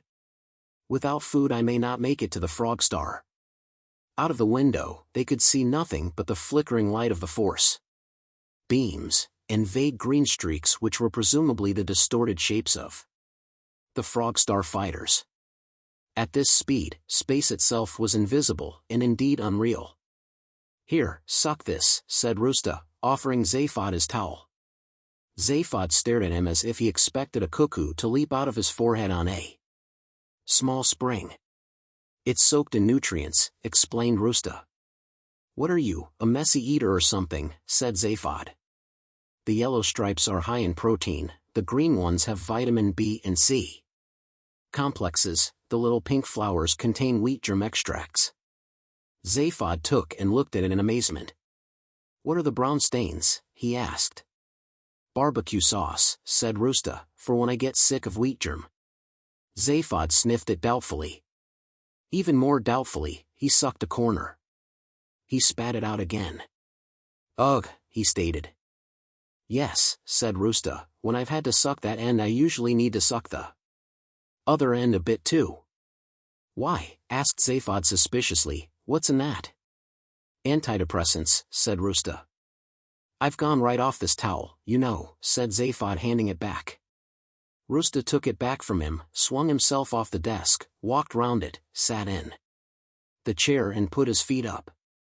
Beeblebrox, he said, sticking his hands behind his head, have you any idea what's going to happen to you on the Frog Star? They're going to feed me, hazarded Zaphod hopefully. They're going to feed you, said Rusta, into the total perspective vortex. Zaphod had never heard of this. He believed that he had heard of all the fun things in the galaxy, so he assumed that the total perspective vortex was not fun. He asked what it was. Only, said Rusta, the most savage psychic torture a sentient being can undergo. Zaphod nodded a resigned nod. So, he said, no food, huh? Listen, said Roosta urgently, you can kill a man, destroy his body, break his spirit, but only the total perspective vortex can annihilate a man's soul. The treatment lasts seconds, but the effect lasts the rest of your life. You ever had a pan-galactic garble blaster? Asked Zaphod sharply. This is worse. Freow, admitted Zaphod, much impressed. Any idea why these guys might want to do this to me? He added a moment later. They believe it will be the best way of destroying you forever. They know what you're after. Could they drop me a note and let me know as well? You know, said Roosta, you know, Beeblebrox. You want to meet the man who rules the universe. Can he cook? Said Zaphod. On reflection he added. I doubt if he can. If he could cook a good meal he wouldn't worry about the rest of the universe. I want to meet a cook. Roosta sighed heavily. What are you doing here anyway? Demanded Zaphod. What's all this got to so with you? I'm just one of those who planned this thing, along with Zarniwoop, along with Uden Vranks, along with your great-grandfather, along with you, Beeblebrox. Me? Yes, you. I was told you had changed, I didn't realize how much. But I am here to do one job. I will do it before I leave you. What job, man, what are you talking about? I will do it before I leave you. Roosta lapsed into an impenetrable silence. Zaphod was terribly glad. The air around the second planet of the Frogstar system was stale and unwholesome. The dank winds that swept continually over its surface swept over salt flats, dried-up marshland, tangled and rotting vegetation and the crumbling remains of ruined cities. No life moved across its surface. The ground, like that of many planets in this part of the galaxy, had long been deserted. The howl of the wind was desolate enough as it gusted through the old decaying houses of the cities. It was more desolate as it whipped about the bottoms of the tall black towers that swayed uneasily here and there about the surface of this world. At the top of these towers lived colonies of large, scraggy, evil-smelling birds, the sole survivors of the civilization that once lived here. The howl of the wind was at its most desolate, however, when it passed over a pimple of a place set in the middle of a wide gray plain on the outskirts of the largest of the abandoned cities. This pimple of a place was the thing that had earned this world the reputation of being the most totally evil place in the galaxy. From without it was simply a steel dome about 30 feet across. From within it was something more monstrous than the mind can comprehend. About 100 yards or so away, and separated from it by a pockmarked and blasted stretch of the most barren land imaginable, was what would probably have to be described as a landing pad of sorts. That is to say, that scattered over a largish area were the ungainly hulks of 2 or 3 dozen crash-landed buildings. Flitting over and around these buildings was a mind that was waiting for something. The mind directed its attention into the air, and before very long a distant speck appeared, surrounded by a ring of smaller specks. The larger speck was the left-hand tower of the Hitch Hiker's Guide to the Galaxy office building, descending through the stratosphere of Frogstar World B. As it descended, Roosta suddenly broke the long uncomfortable silence that had grown up between the two men. He stood up and gathered his towel into a bag. He said, Beeblebrox, I will now do the job I was sent here to do. Zaphod looked up at him from where he was sitting in a corner sharing unspoken thoughts with Marvin. Yeah, he said. The building will shortly be landing. When you leave the building, do not go out of the door, said Roosta, go out of the window. Good luck, he added, and walked out of the door, disappearing from Zaphod's life as mysteriously as he had entered it. Zaphod leapt up and tried the door, but Roosta had already looked it. He shrugged and returned to the corner. 2 minutes later, the building crash-landed amongst the other wreckage. Its escort of Frogstar fighters deactivated their force beams and soared off into the air again, bound for Frogstar World A, an altogether more congenial spot. They never landed on Frogstar World B. No one did. No one ever walked on its surface. Other than the intended victims of the total perspective vortex. Zaphod was badly shaken by the crash. He lay for a while in the silent dusty rubble to which most of the room had been reduced. He felt that he was at the lowest ebb he had ever reached in his life. He felt bewildered, he felt lonely, the restaurant at the end of the universe 60. Felt unloved. Eventually he felt he ought to get whatever it was over with. He looked around the cracked and broken room. The wall had split round the door frame, and the door hung open. The window, by some miracle, was closed and unbroken. For a while he hesitated, then he thought that if his strange and recent companion had been through all that he had been through just to tell him what he had told him, then there must be a good reason for it. With Marvin's help he got the window open. Outside it, the cloud of dust aroused by the crash and the hulks of the other buildings with which this one was surrounded, effectively prevented Zaphod from seeing anything of the world outside. Not that this concerned him unduly. His main concern was what he saw when he looked down. Zarniwoop's office was on the 15th floor. The building had landed at a tilt of about 45 degrees, but still the descent looked heart-stopping. Eventually, stung by the continuous series of contemptuous looks that Marvin appeared to be giving him, he took a deep breath and clambered out onto the steeply inclined side of the building. Marvin followed him, and together they began to crawl slowly and painfully down the 15 floors that separated them from the ground. As he crawled, the dank air and dust choked his lungs, his eyes smarted, and the terrifying distance down made his head spin. The occasional remark from Marvin of the order of "This is the sort of thing you life forms enjoy, is it?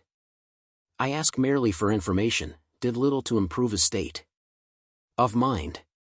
About halfway down the side of the shattered building they stopped to rest. It seemed to Zaphod as he lay there panting with fear and exhaustion that Marvin seemed a mite more cheerful than usual. Eventually he realized this wasn't so. The robot just seemed cheerful in comparison with his own mood. A large, scraggy black bird came flapping through the slowly settling clouds of dust and, stretching down its scrawny legs, landed on an inclined window ledge a couple of yards from Zaphod. It folded its ungainly wings and teetered awkwardly on its perch. Its wingspan must have been something like 6 feet, and its head and neck seemed curiously large for a bird. Its face was flat, the beak underdeveloped, and halfway along the underside of its wings the vestiges of something hand-like could be clearly seen. In fact, it looked almost human. It turned its heavy eyes on Zaphod and clicked its beak in a desultory fashion. "Go away," said Zaphod. "Okay," muttered the bird morosely and flapped off into the dust again. Zaphod watched its departure in bewilderment. "Did that bird just talk to me?" he asked Marvin nervously. He was quite prepared to believe the alternative explanation, that he was in fact hallucinating. "Yes," confirmed Marvin. "Poor souls," said a deep, ethereal voice in Zaphod's ear. Twisting round violently to find the source of the voice nearly caused Zaphod to fall off the building. He grabbed savagely at a protruding window fitting and cut his hand on it. He hung on, breathing heavily. The voice had no visible source whatever, there was no one there. Nevertheless, it spoke again. A tragic history behind them, you know. A terrible blight. Zaphod looked wildly about. The voice was deep and quiet. In other circumstances it would even be described as soothing. There is, however, nothing soothing about being addressed by a disembodied voice out of nowhere, particularly if you are, like Zaphod Beeblebrox, not at your best and hanging from a ledge 8 stories up a crashed building. "Hey, he stammered. Shall I tell you their story? Inquired the voice quietly. Hey, who are you? Panted Zaphod. Where are you? Later then, perhaps, murmured the voice. I am Gargravar. I am the custodian of the total perspective vortex. Why can't I see? You will find your progress down the building greatly facilitated, the voice lifted, if you move about 2 yards to your left. Why don't you try it? Zaphod looked and saw a series of short horizontal grooves leading all the way down the side of the building. Gratefully he shifted himself across to them. Why don't I see you again at the bottom? Said the voice in his ear, and as it spoke it faded. Hey, called out Zaphod, where are you? It'll only take a couple of minutes, said the voice very faintly. Marvin, said Zaphod earnestly to the robot squatting dejectedly next to him. Did a voice just? Yes, Marvin replied tersely. Zaphod nodded. He took out his peril-sensitive sunglasses again. They were completely black, and by now quite badly scratched by the unexpected metal object in his pocket. He put them on. He would find his way down the building more comfortably if he didn't actually have to look at what he was doing. Minutes later he clambered over the ripped and mangled foundations of the building and, once more removing his sunglasses, he dropped to the ground. Marvin joined him a moment or so later and lay face down in the dust and rubble, from which position he seemed too disinclined to move. Ah, there you are, said the voice suddenly in Zaphod's ear. Excuse me leaving you like that, it's just that I have a terrible head for heights. At least, it added wistfully, I did have a terrible head for heights. Zaphod looked around slowly and carefully, just to see if he had missed something which might be the source of the voice. All he saw, however, was the dust, the rubble and the towering hulks of the encircling buildings. Hey, why can't I see you? He said. Why aren't you here? I am here, said the voice slowly. My body wanted to come, but it's a bit busy at the moment. Things to do, people to see. After what seemed like a sort of ethereal sigh it added, you know how it is with bodies. Zaphod wasn't sure about this. I thought I did, he said. I only hope it's gone for a rest cure, continued the voice. The way it's been living recently it must be on its last elbows. Elbows, said Zaphod. Don't you mean last legs? The voice said nothing for a while. Zaphod looked around uneasily. He didn't know if it was gone or was still there or what it was doing. Then the voice spoke again. So, you are to be put into the vortex, yes? Well, said Zaphod with a very poor attempt at nonchalance, this cat's a no. Hurry, you know. I can just slouch about and take in a look at the local scenery, you know? Have you seen the local scenery? Asked the voice of Gargravar. No. Zaphod clambered over the rubble and rounded the corner of one of the wrecked buildings that was obscuring his view. He looked out at the landscape of Frogstar World B. Ah, okay, he said, I'll just sort of slouch about then. No, said Gargravar, the vortex is ready for you now. You must come. Follow me. Yeah, said Zaphod, and how am I meant to do that? I'll hum for you, said Gargravar, follow the humming. A soft keening sound drifted through the air, a pale, sad sound that seemed to be without any kind of focus. It was only by listening very carefully that Zaphod was able to detect the direction from which it was coming. Slowly, dazedly, he stumbled off in its wake. What else was there to do? The universe, as has been observed before, is an unsettlingly big place, a fact which for the sake of a quiet life most people tend to ignore. Many would happily move to somewhere rather smaller of their own devising. And this is what most beings in fact do. For instance, in one corner of the eastern galactic arm lies the large forest planet Oblarun, the entire intelligent population of which lives permanently in one fairly small and crowded nut tree. In which tree they are born, live, fall in love. Carve tiny speculative articles in the bark on the meaning of life, the futility of death and the importance of birth control, fight a few extremely minor wars, and eventually die strapped to the underside of some of the less accessible outer branches. In fact, the only Oglarunians who ever leave their tree are those who are hurled out of it for the heinous crime of wondering whether any of the other trees might be capable of supporting life at all, or indeed whether the other trees are anything other than illusions brought on by eating too many oglanuts. Exotic though this behavior may seem, there is no life form in the galaxy which is not in some way guilty of the same thing, which is why the total perspective vortex is as horrific as it is.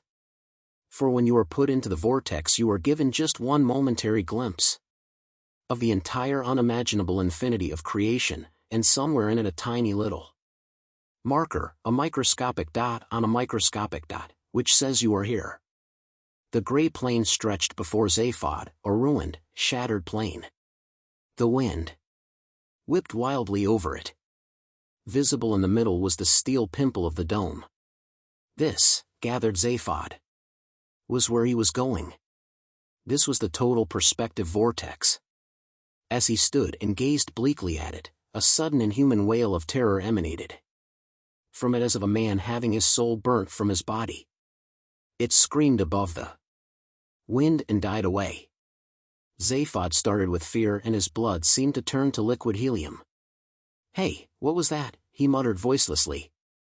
"A recording," said Gargravar, "of the last man who was put in the vortex. It is always played to the next victim. A sort of prelude." "Hey, it really sounds bad," stammered Zaphod. "Couldn't we maybe slope off to a party or something for a while, think it over?" "For all I know," said Gargravar's ethereal voice, "I'm probably at one. My body, that is. It goes to a lot of parties without me. Says I only get in the way." "Hey-ho! What is all this with your body?" said Zaphod, anxious to delay whatever it was that was going to happen to him. "Well, it's busy, you know," said Gargravar hesitantly. "You mean it's got a mind of its own?" said Zaphod. There was a long and slightly chilly pause before Gargravar spoke again. "I have to say," he replied eventually, "that I find that remark in rather poor taste." Zaphod muttered a bewildered and embarrassed apology. "No matter," said Gargravar, "you weren't to know." The voice fluttered unhappily. "The truth is," it continued in tones which suggested he was trying very hard to keep it under control, "the truth is that we are currently undergoing a period of legal trial separation. I suspect it will end in divorce." The voice was still again, leaving Zaphod with no idea of what to say. He mumbled uncertainly. "I think we are probably not very well suited," said Gargravar again at length. "We never seem to be happy doing the same things. We always had the greatest arguments over sex and fishing. Eventually we tried to combine the two. But that only led to disaster, as you can probably imagine. And now my body refuses to let me in. It won't even see me." He paused again, tragically. The wind whipped across the plain. "It says I only inhibit it. I pointed out that in fact I was meant to inhibit it, and it said that that was exactly the sort of smart aleck remark that got right up a body's left nostril, and so we left it. It will probably get custody of my forename." "Oh," said Zaphod faintly, "and what's that?" "Pispot," said the voice, "my name is Pispot Gargravar." "Says it all really doesn't it?" Said Zaphod sympathetically. "And that is why I, as a disembodied mind, have this job, custodian of the total perspective vortex. No one will ever walk on the ground of this planet. Except the victims of the vortex. They don't really count, I'm afraid." "Ah. I'll tell you the story. Would you like to hear it?" Many years ago this was a thriving, happy planet, people, cities, shops, a normal world. Except that on the high streets of these cities there were slightly more shoe shops than one might have thought necessary. And slowly, insidiously, the numbers of these shoe shops were increasing. It's a well-known economic phenomenon, but tragic to see it in operation, for the more shoe shops there were, the more shoes they had to make, and the worse and more unwearable they became.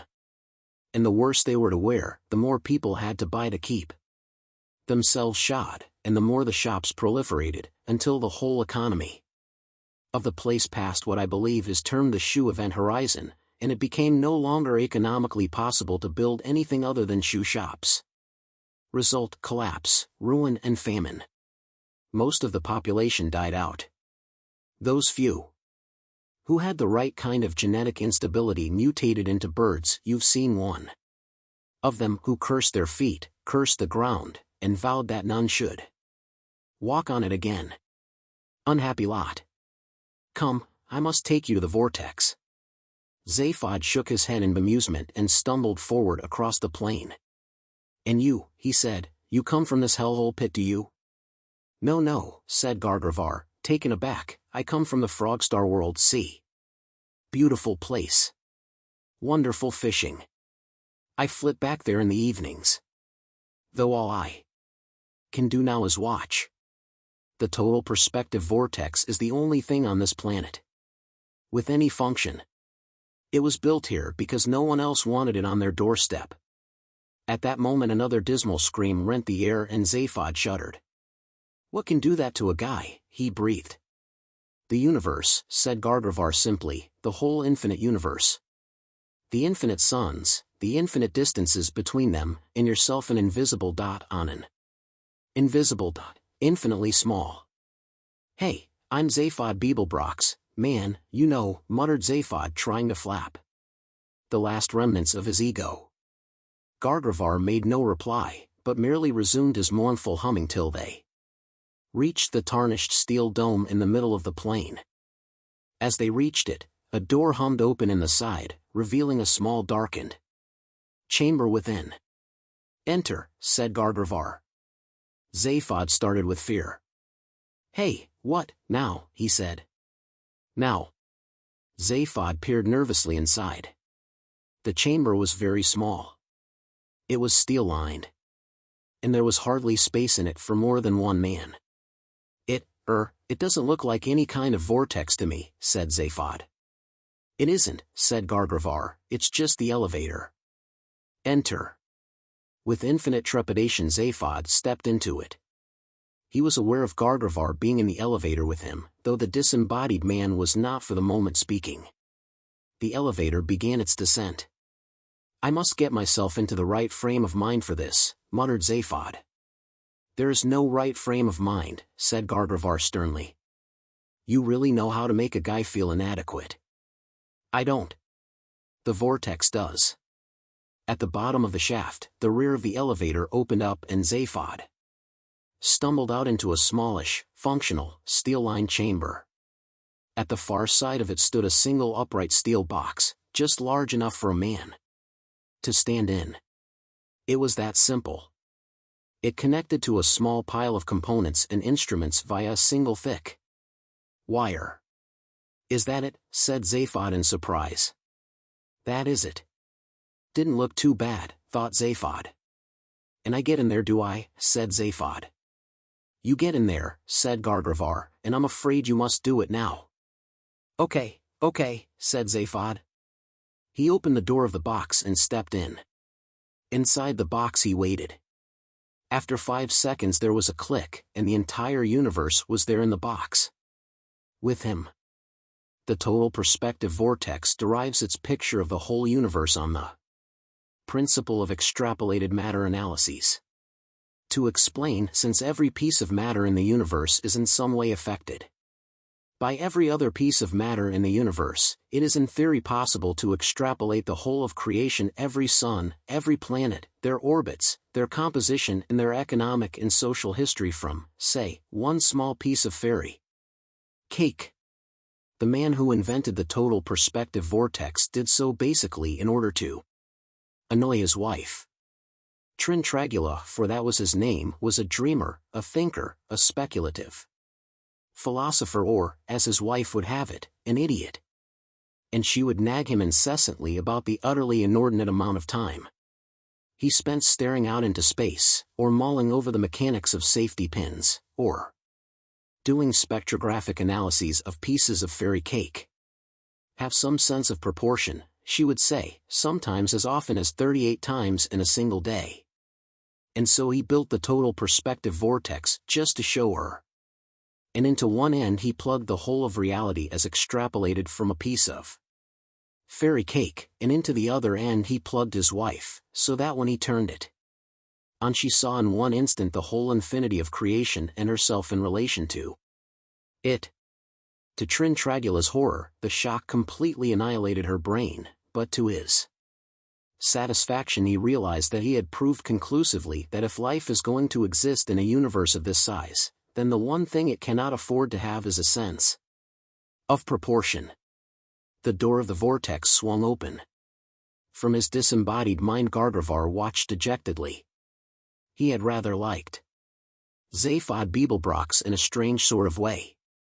He was clearly a man of many qualities, even if they were mostly bad ones. He waited for him to flop forwards out of the box, as they all did. Instead, he stepped out. "Hi," he said. "Beeblebrox," gasped Gargravar's mind in amazement. "Could I have a drink please?" said Zaphod. You have been in the vortex," stammered Gargravar. "You saw me, kid. And it was working." "Sure was." "And you saw the whole infinity of creation?" "Sure. Really neat place, you know that?" Gargravar's mind was reeling in astonishment. Had his body been with him it would have sat down heavily with its mouth hanging open. "And you saw yourself," said Gargravar, "in relation to it all?" "Oh, yeah. But, what did you experience?" Zaphod shrugged smugly. "It just told me what I knew all the time. I'm a really terrific and great guy. Didn't I tell you, baby, I'm Zaphod Beeblebrox." His gaze passed over the machinery which powered the vortex and suddenly stopped, startled. He breathed heavily. "Hey," he said, "is that really a piece of fairy cake?" He ripped a small piece of confectionery from the sensors with which it was surrounded. "If I told you how much I needed this," he said ravenously, "I wouldn't have time to eat it." He ate it. A short while later he was running across the plain in the direction of the ruined city. The dank air wheezed heavily in his lungs and he frequently stumbled with the exhaustion he was still feeling. Night was beginning to fall too, and the rough ground was treacherous.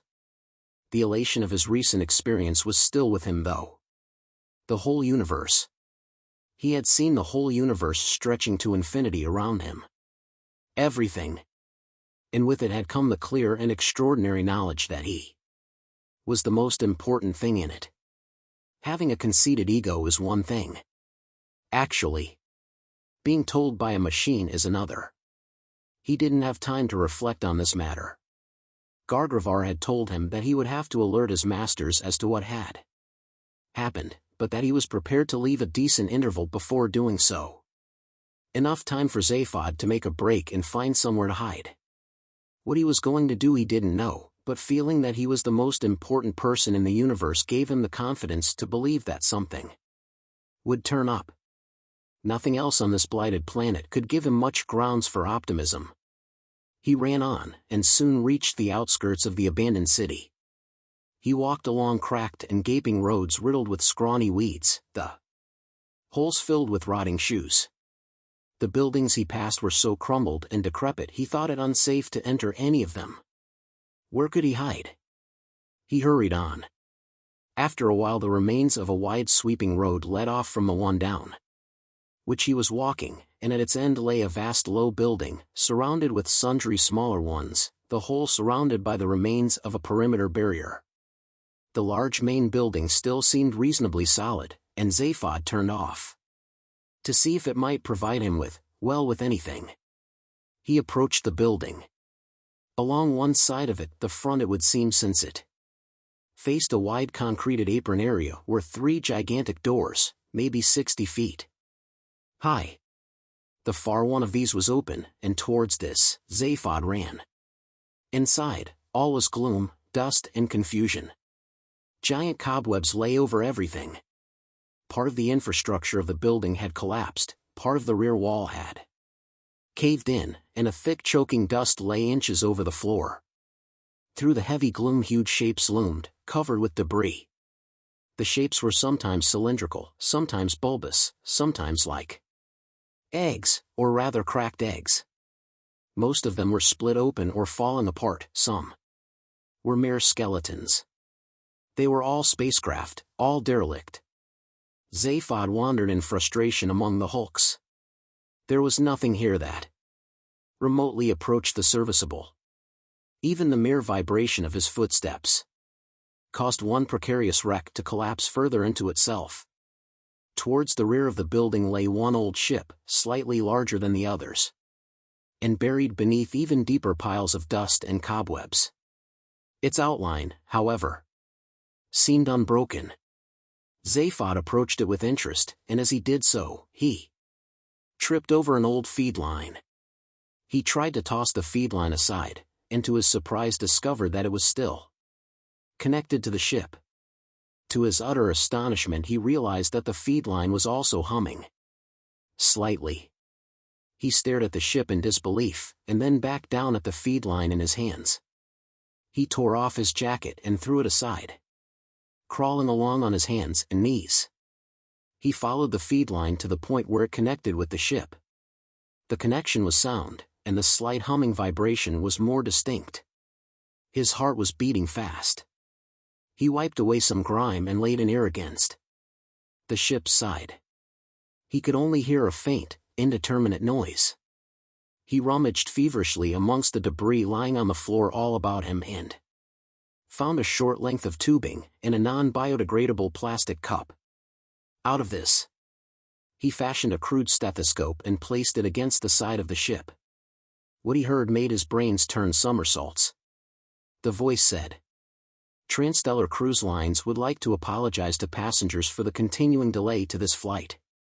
We are currently awaiting the loading of our complement of small lemon-soaked paper napkins for your comfort, refreshment, and hygiene during the journey. Meanwhile, we thank you for your patience. The cabin crew will shortly be serving coffee and biscuits again." Zaphod staggered backwards, staring wildly at the ship. He walked around for a few moments in a daze. In so doing he suddenly caught sight of a giant departure board still hanging, but by only one support, from the ceiling above him. It was covered with grime, but some of the figures were still discernible. Zaphod's eyes searched amongst the figures, then made some brief calculations. His eyes widened. 900 years, he breathed to himself. That was how late the ship was. 2 minutes later he was on board. As he stepped out of the airlock, the air that greeted him was cool and fresh. The air conditioning was still working. The lights were still on. He moved out of the small entrance chamber into a short narrow corridor and stepped nervously down it. Suddenly a door opened and a figure stepped out in front of him. "Please return to your seat, sir," said the android stewardess, and, turning her back on him, she walked on down the corridor in front of him. When his heart had started beating again he followed her. She opened the door at the end of the corridor and walked through. He followed her through the door. They were now in the passenger compartment and Zaphod's heart stopped still again for a moment. In every seat sat a passenger, strapped into his or her seat. The passenger's hair was long and unkempt, their fingernails were long, the men wore beards. All of them were quite clearly alive, but sleeping. Zaphod had the creeping horrors. He walked slowly down the aisle as in a dream.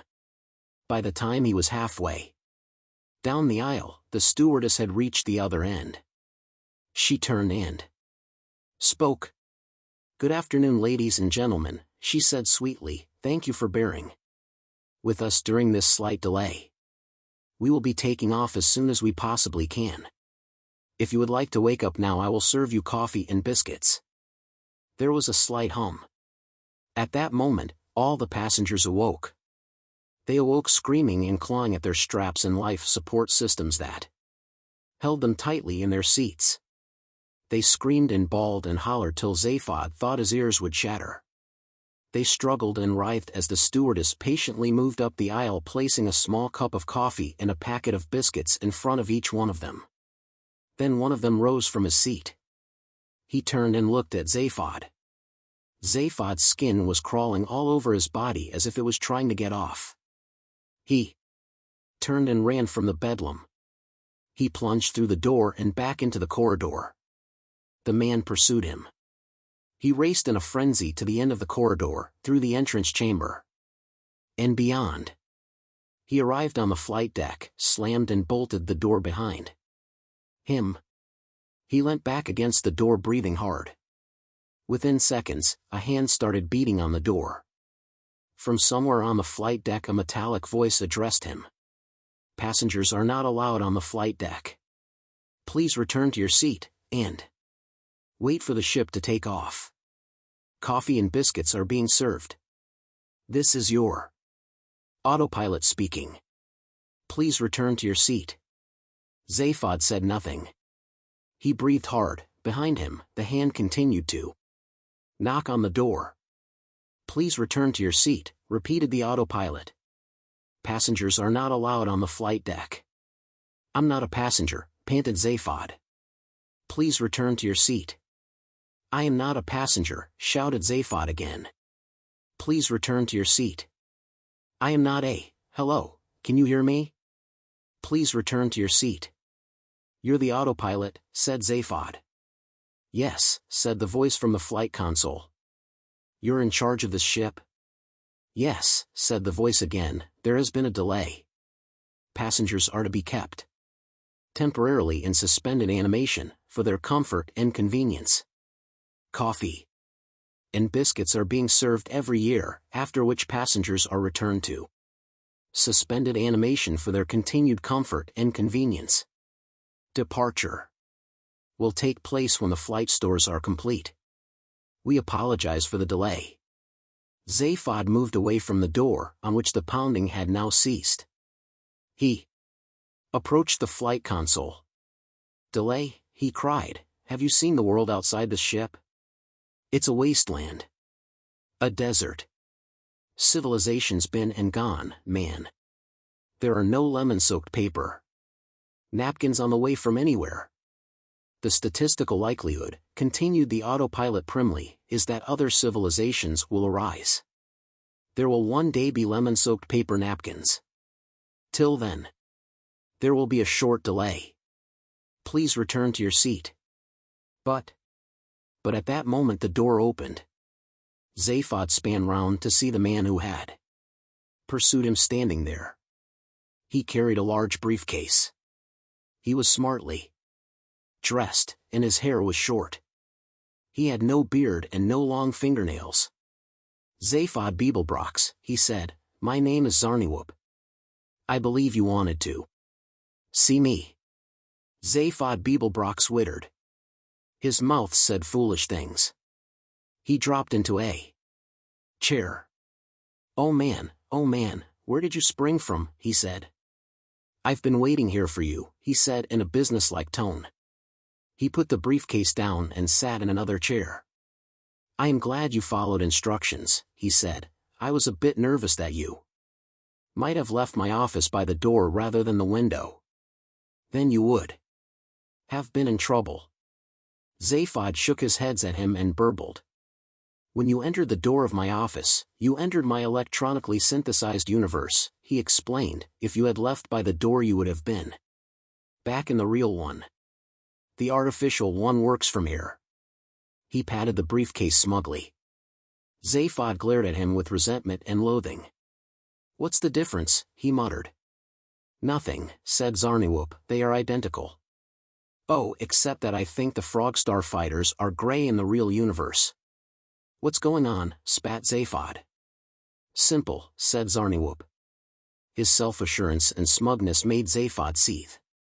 "Very simple," repeated Zarniwoop. "I discovered the coordinate at which this man could be found, the man who rules the universe, and discovered that his world was protected by an improbability field. to protect my secret and myself. I retreated to the safety of this totally artificial universe and hid myself away in a forgotten cruise liner. I was secure. Meanwhile, you and I, said Zaphod angrily. You mean I knew you? Yes, said Zarniwoop, we knew each other well. I had no taste, said Zaphod and resumed a sullen silence. Meanwhile, you and I arranged that you would steal the improbability drive ship, the only one which could reach the ruler's world, and bring it to me here. This you have now done, I trust, and I congratulate you. He smiled a tight little smile which Zaphod wanted to hit with a brick. Oh, and in case you were wondering, added Zarniwoop, this universe was created specifically for you to come to. You are therefore the most important person in this universe. You would never, he said with an even more brickable smile, have survived the total perspective vortex in the real one. Shall we go? Where? Said Zaphod sullenly. He felt collapsed. To your ship. The Heart of Gold. You did bring it, I trust? No. Where's your jacket? Zaphod looked at him in mystification. My jacket? I took it off. It's outside. Good, we will go and find it. Zarniwoop stood up and gestured to Zaphod to follow him. Out in the entrance chamber again, they could hear the screams of the passengers being fed coffee and biscuits. It has not been a pleasant experience waiting for you, said Zarniwoop. Not pleasant for you, bawled Zaphod, how do you think? Zarniwoop held up a silencing finger as the hatchway swung open. A few feet away from them they could see Zaphod's jacket lying in the debris. A very remarkable and very powerful ship, said Zarniwoop, watch. As they watched, the pocket on the jacket suddenly bulged. It split, it ripped. The small metal model of the Heart of Gold that Zaphod had been bewildered to discover in his pocket was growing. It grew, it continued to grow. It reached, after 2 minutes, its full size. At an improbability level, said Zarniwoop, oh I don't know, but something very large. Zaphod swayed. You mean I had it with me all the time? Zarniwoop smiled. He lifted up his briefcase and opened it. He twisted a single switch inside it. Goodbye artificial universe, he said, hello real one. The scene before them shimmered briefly and reappeared exactly as before. You see, said Zarniwoop, exactly the same. You mean, repeated Zaphod tautly, that I had it with me all the time? Oh yes, said Zarniwoop, of course. That was the whole point. That's it, said Zaphod, you can count me out, from here on and you can count me out. I've had all I want of this. You play your own games. I'm afraid you cannot leave, said Zarniwoop, you are entwined in the improbability field. You cannot escape.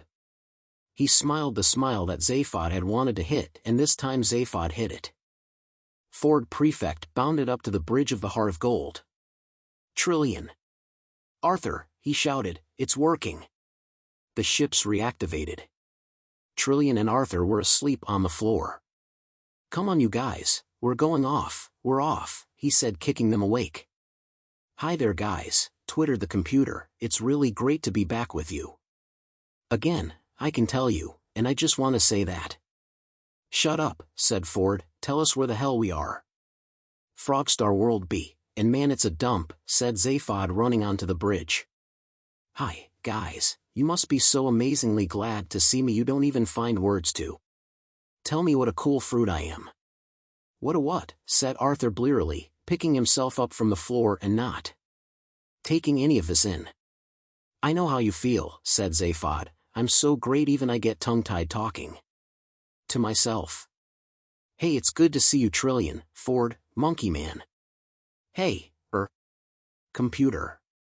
Hi there, Mr. Beeblebrox sir, sure is a great honor to. Shut up and get us out of here, fast fast fast. Sure thing, fella, where do you want to go? Anywhere, doesn't matter, shouted Zaphod. Yes it does, he said again, we want to go to the nearest place to eat.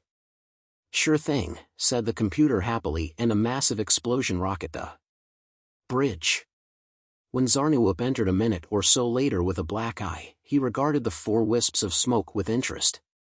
4 inert bodies sank through spinning blackness. Consciousness had died, cold. Oblivion pulled the bodies down and down into the pit of unbeing. The roar of silence echoed dismally around them, and they sank at last into a dark and bitter sea of heaving red that slowly engulfed them, seemingly forever. After what seemed an eternity, the sea receded and left them lying on a cold hard shore, the flotsam and jetsam of the stream of life, the universe, and everything. Cold spasms shook them, lights danced sickeningly around them. The cold hard shore tipped and span and then stood still. It shone darkly. It was a very highly polished cold hard shore. A green blur watched them disapprovingly. It coughed. "Good evening, madam, gentlemen," it said. "Do you have a reservation?" Ford Prefect's consciousness snapped back like elastic, making his brain smart. He looked up woozily at the green blur. "Reservation," he said weakly. "Yes, sir," said the green blur. "Do you need a reservation for the afterlife?" Insofar as it is possible for a green blur to arch its eyebrows disdainfully, this is what the green blur now did. "Afterlife, sir," it said. Arthur Dent was grappling with his consciousness the way one grapples with a lost bar of soap in the bath. "Is this the afterlife?" he stammered.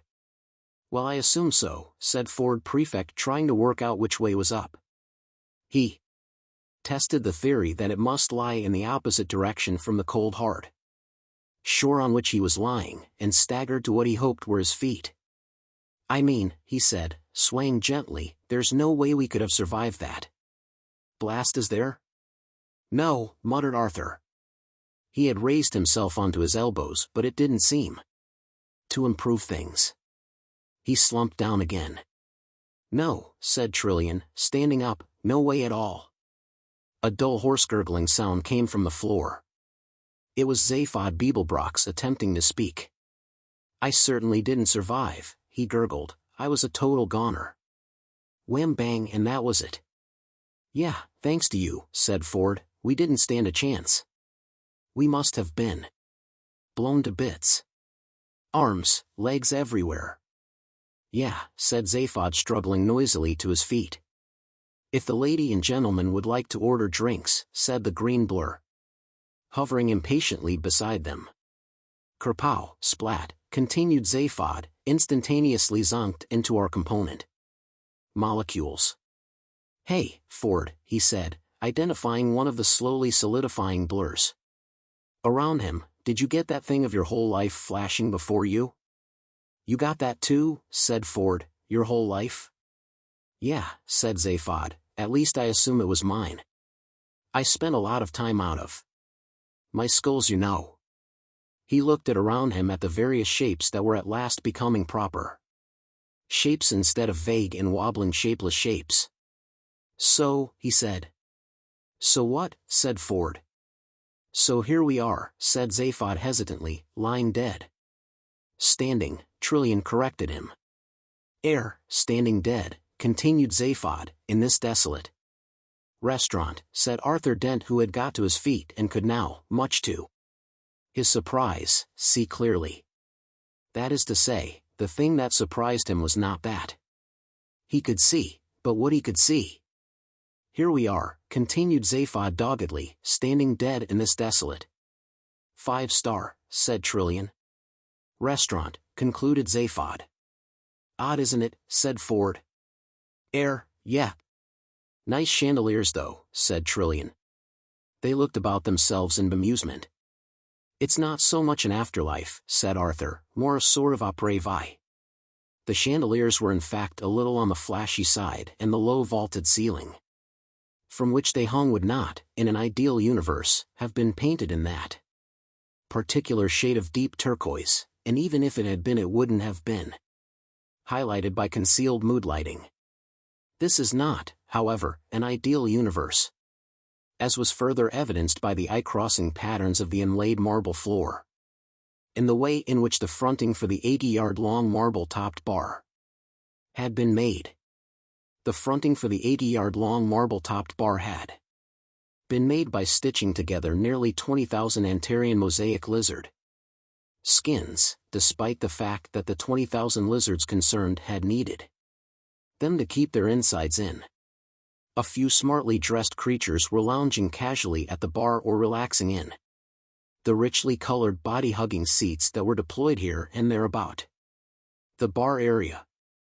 A young VL officer and his green steaming young lady passed through the large smoked glass doors at the far end of the bar into the dazzling light of the main body of the restaurant beyond. Behind Arthur was a large curtain bay window. He pulled aside the corner of the curtain and looked out at a landscape which under normal circumstances would have given Arthur the creeping horrors.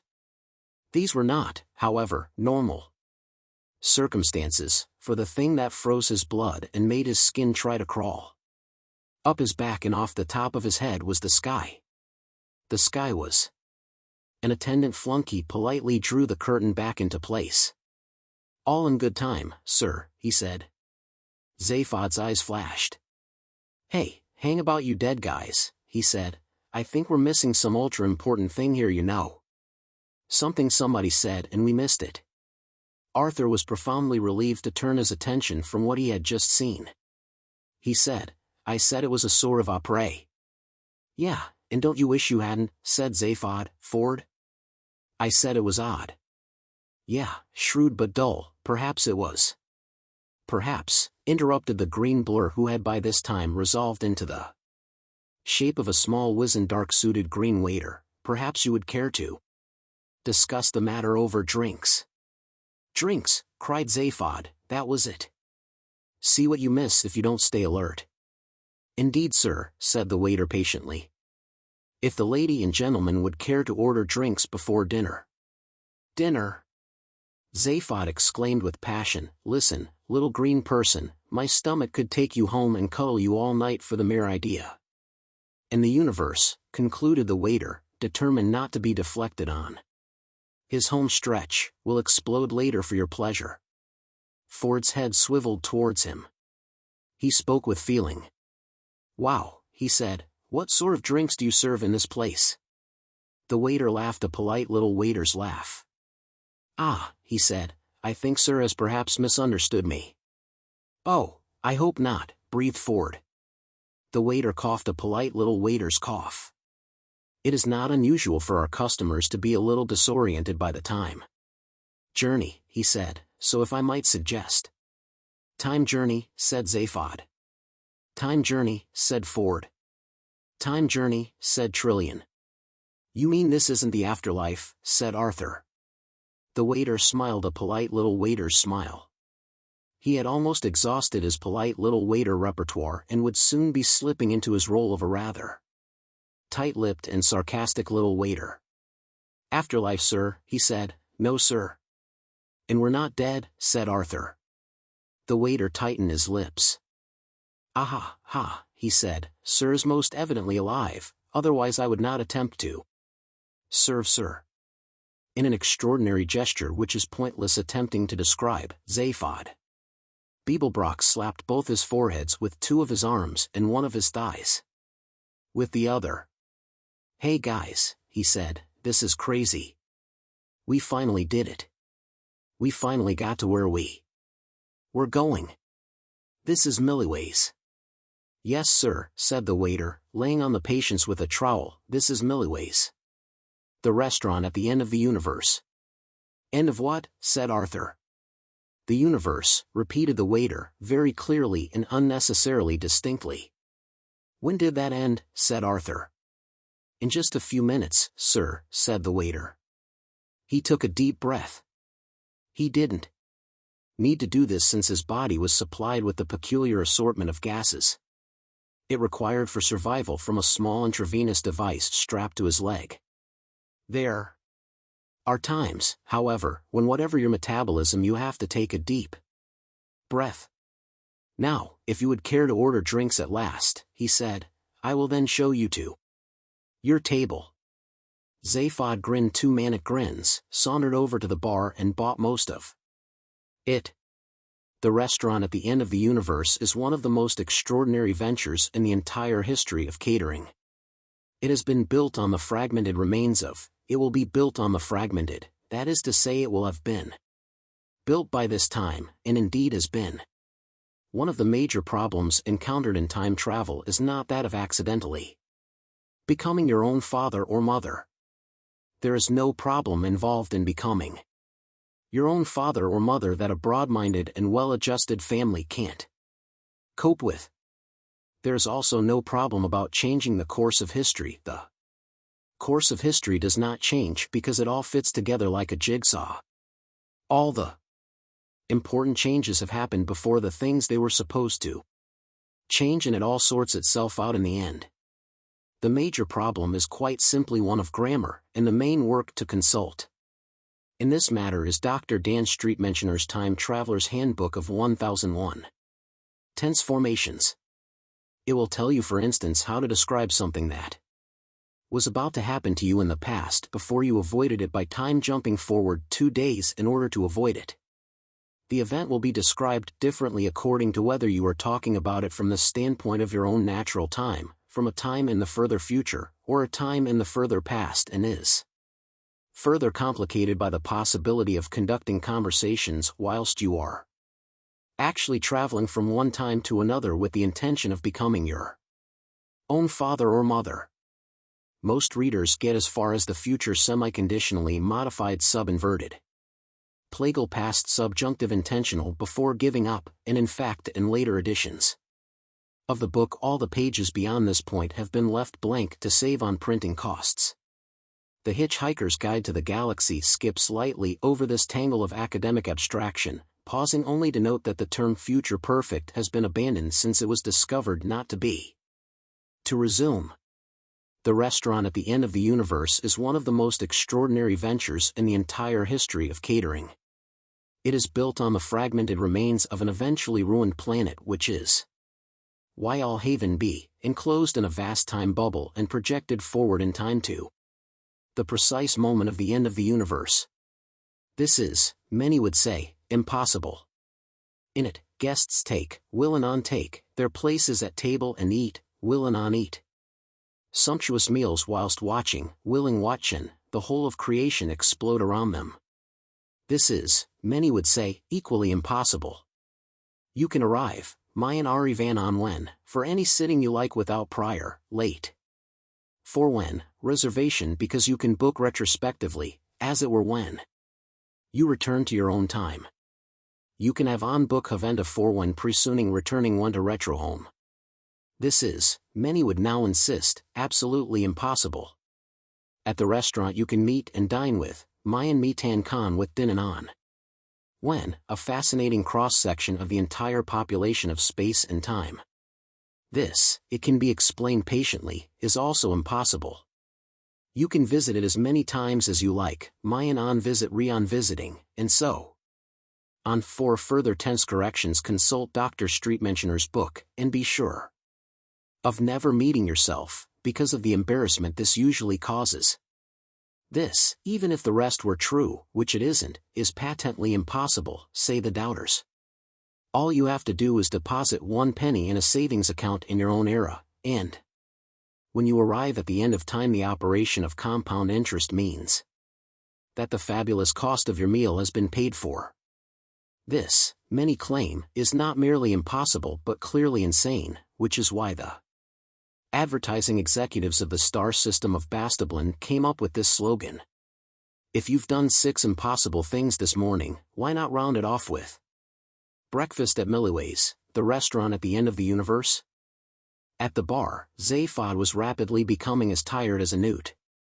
His heads knocked together and his smiles were coming out of sync. He was miserably happy. Zaphod, said Ford, whilst you're still capable of speech, would you care to tell me what the photon happened? Where have you been? Where have we been? Small matter, but I'd like it cleared up. Zaphod's left head sobered up, leaving his right to sink further into the obscurity of drink. Yeah, he said, I've been around.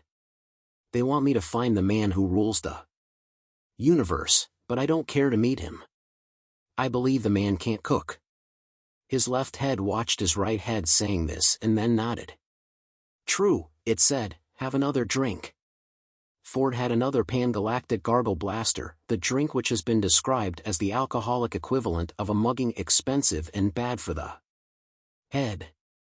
Whatever had happened, Ford decided, he didn't really care too much. Listen, Ford, said Zaphod, everything's cool and fruity. You mean everything's under control? No, said Zaphod, I do not mean everything's under control. That would not be cool and fruity.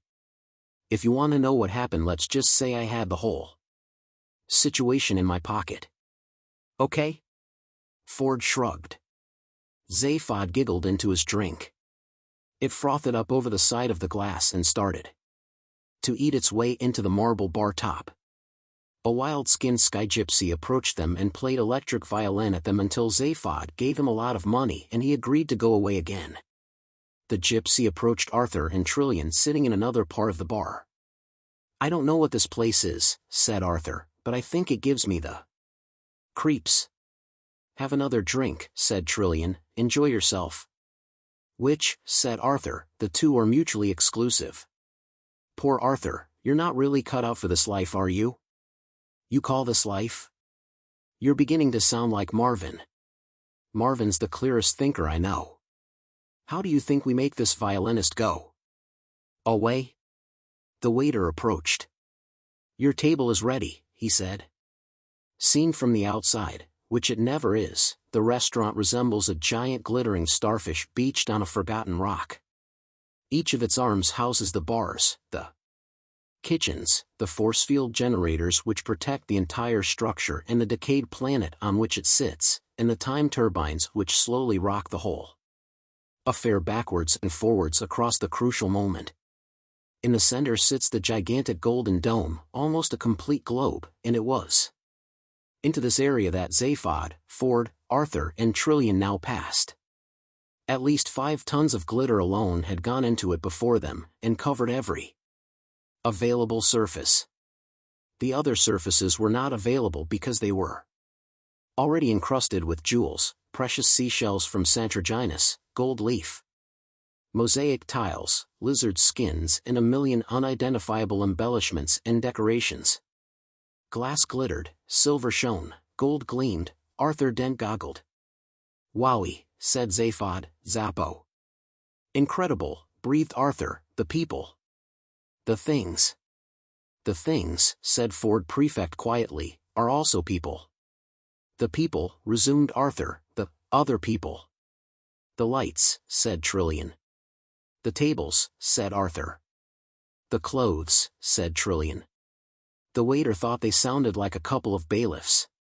The end of the universe is very popular, said Zaphod, threading his way unsteadily through the throng of tables, some made of marble, some of rich ultramahogany, some even of platinum, and at each a party of exotic creatures chatting amongst themselves and studying menus. People like to dress up for it, continued Zaphod, gives it a sense of occasion. The tables were fanned out in a large circle around a central stage area where a small band were playing light music. At least 1,000 tables was Arthur's guess, and interspersed amongst them were swaying palms, hissing fountains, grotesque statuary, in short all the paraphernalia common to all restaurants, where little expense has been spared to give the impression that no expense has been spared. Arthur glanced around, half expecting to see someone making an American Express commercial. Zaphod lurched into Ford, who lurched back into Zaphod. Wowie, said Zaphod. Zappo, said Ford. My great-granddaddy must have really screwed up the computer's works, you. No, said Zaphod, I told it to take us to the nearest place to eat and it sends us to the end of the universe. Remind me to be nice to it one day. He paused. Hey, everybody's here you know. Everybody who was anybody was, said Arthur. At the end of the universe you have to use the past tense a lot, said Zaphod. 'Cause everything's been done you know. Hi, guys, he called out to a nearby party of giant iguana life forms, how did you do?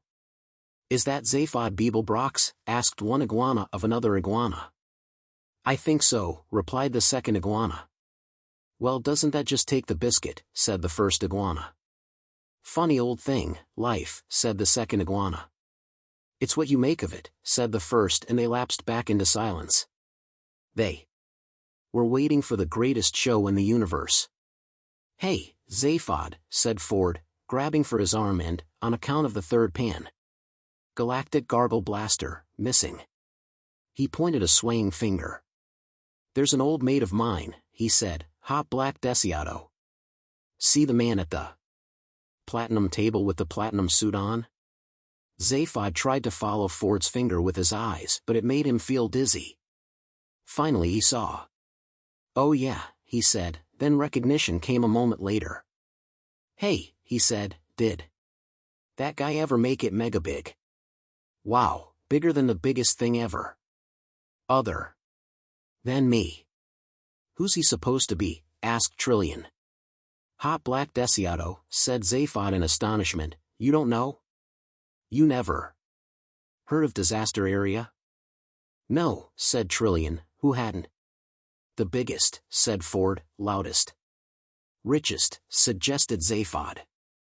Rock band in the history of, he searched for the word. History itself, said Zaphod. No, said Trillian. Zowie, said Zaphod, here we are at the end of the universe and you haven't even lived yet. Did you miss out? He led her off to where the waiter had been waiting all this time at the table. Arthur followed them feeling very lost and alone. Ford waded off through the throng to renew an old acquaintance. Hey, Hot Black, he called out, how you doing? Great to see you, big boy. How's the noise? You're looking great, really very, very fat and unwell. Amazing. He slapped the man on the back and was mildly surprised that it seemed to elect. No response. The pan-galactic gargle blasters swirling round inside him told him to plunge on regardless. Remember the old days, he said, we used to hang out, right? The bistro illegal, remember? Slim's Throat Emporium? The evil drone Buzzarama, great. Days eh? Hot Black Desiato offered no opinion as to whether they were great days or not. Ford was not perturbed. And when we were hungry we'd pose as public health inspectors, you remember that? And go around confiscating meals and drinks, right? Till we got food poisoning. Oh, and then there were the long nights of talking and drinking in those smelly rooms above the Café Lou in Gretchen Town, New Beetle, and you were always in the next room trying to write songs on your adjutor and we all hated them.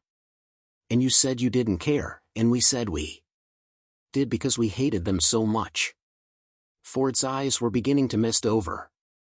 And you said you didn't want to be a star, he continued, wallowing in nostalgia. Because you despised the star system. And we said, Hadra and Sulihu and me, that we didn't think you had the option. And what do you do now? You buy star systems. He turned and solicited the attention of those at nearby tables. Here, he said, is a man who buys star systems. Hot Black Desiato made no attempt either to confirm or deny this fact, and the attention of the temporary audience waned rapidly. I think someone's drunk, muttered a purple bushlike being into his wine glass. Ford staggered slightly, and sat down heavily on the chair facing Hot Black Desiato. What's that number you do, he said, unwisely grabbing at a bottle for support. And tipping it over into a nearby glass as it happened. Not to waste a happy accident, he drained the glass. That really huge number, he continued, how does it go, Blorm? Blorm. Bad air, something, and in a stage act you do it ends up with this ship crashing right into the sun, and you actually do it. Ford crashed his fist into his other hand to illustrate this feat graphically. He knocked the bottle over again. Ship. Sun. Wham bang, he cried. I mean forget lasers and stuff, you guys are into solar flares and real sunburn. Oh, and terrible songs. His eyes followed the stream of liquid glugging out of the bottle onto the table. Something ought to be done about it, he thought. Hey, you want a drink, he said. It began to sink into his squelching mind that something was missing from this reunion, and that the missing something was in some way connected with the fact that the fat man sitting opposite him in the platinum suit and the silvery trilby had not yet said hi, Ford, or great to see you after all this time, or in fact anything at all. More to the point, he had not yet even moved. "Hot Black," said Ford. A large meaty hand landed on his shoulder from behind and pushed him aside. He slid gracelessly off his seat and peered upwards to see if he could spot the owner of this discourteous hand. The owner was not hard to spot, on account of his being something of the order of 7 feet tall and not slightly built with it. In fact, he was built the way one builds leather sofas, shiny, lumpy, and with lots of solid stuffing. The suit into which the man's body had been stuffed looked as if its only purpose in life was to demonstrate how difficult it was to get this sort of body into a suit. The face had the texture of an orange and the color of an apple, but the resemblance to anything sweet ended. "Kid," said a voice which emerged from the man's mouth as if it had been having a really rough time down in his chest. Yeah," said Ford conversationally. He staggered back to his feet again and was disappointed that the top of his head didn't come further up the man's body. "Beat it," said the man. "Oh yeah," said Ford, wondering how wise he was being. "And who are you?" The man considered this for a moment. He wasn't used to being asked this sort of question. Nevertheless, after a while he came up with an answer. "I'm the guy who's telling you to beat it," he said, "before you get it beaten for you." "Now listen," said Ford nervously. He wished his head would stop spinning. "Settle down and get to grips with the situation. Now listen," he continued, "I am one of Hot Black's oldest friends and—" He glanced at Hot Black Desiato, who still hadn't moved so much as an eyelash. "And," said Ford again, wondering what would be a good word to say after "and." The large man came up with a whole sentence to go after "and." He said it. "And I am Mr. Desiato's bodyguard," it went, "and I am responsible for his body. And I am not responsible for yours, so take it away before it gets damaged." "Now wait a minute," said Ford. "No minutes," boomed the bodyguard, "no waiting. Mr. Desiato speaks to no one." "Well, perhaps you'd let him say what he thinks about the matter himself," said Ford. "He speaks to no one," bellowed the bodyguard. Ford glanced anxiously at Hot Black again and was forced to admit to himself that the bodyguard seemed to have the facts on his side. There was still not the slightest sign of movement, let alone keen interest in Ford's welfare. "Why," said Ford, "what's the matter with him?" The bodyguard told him. The Hitch Hiker's Guide to the Galaxy notes that disaster area, a plutonium rock banned from the Gagracaka mine zones, are generally held to be not only the loudest rock band in the galaxy, but in fact the loudest noise of any kind at all. Regular concert-goers judge that the best sound balance is usually to be heard from within large concrete bunkers some 37 miles from the stage, whilst the musicians themselves play their instruments by remote control from within a heavily insulated spaceship which stays in orbit around the planet or, more frequently, around a completely different planet. Their songs are on the whole very simple and mostly follow the familiar theme of boy being meets girl being beneath a silvery moon, which then explodes for no adequately explored reason. Many worlds have now banned their act altogether, sometimes for artistic reasons, but most commonly because the band's public address system contravenes local strategic arms limitations treaties. This has not, however, stopped their earnings from pushing back the boundaries of pure hypermathematics, and their chief research accountant has recently been appointed professor of neo-mathematics at the University of Maximilian, in recognition of both his general and his special theories of disaster area attacks. Returns, in which he proves that the whole fabric of the space-time continuum is not merely curved, it is in fact totally bent. Ford staggered back to the table where Zaphod, Arthur, and Trillian were sitting, waiting for the fun to begin. "Gotta have some food," said Ford. "Hi, Ford," said Zaphod, "you speak to the big noise boy?" Ford waggled his head noncommittally. "Hot black?" "I sort of spoke to him, yeah." "What did he say?" "Well, not a lot really. He's, yeah? He's spending a year dead for tax reasons. I've got to sit down."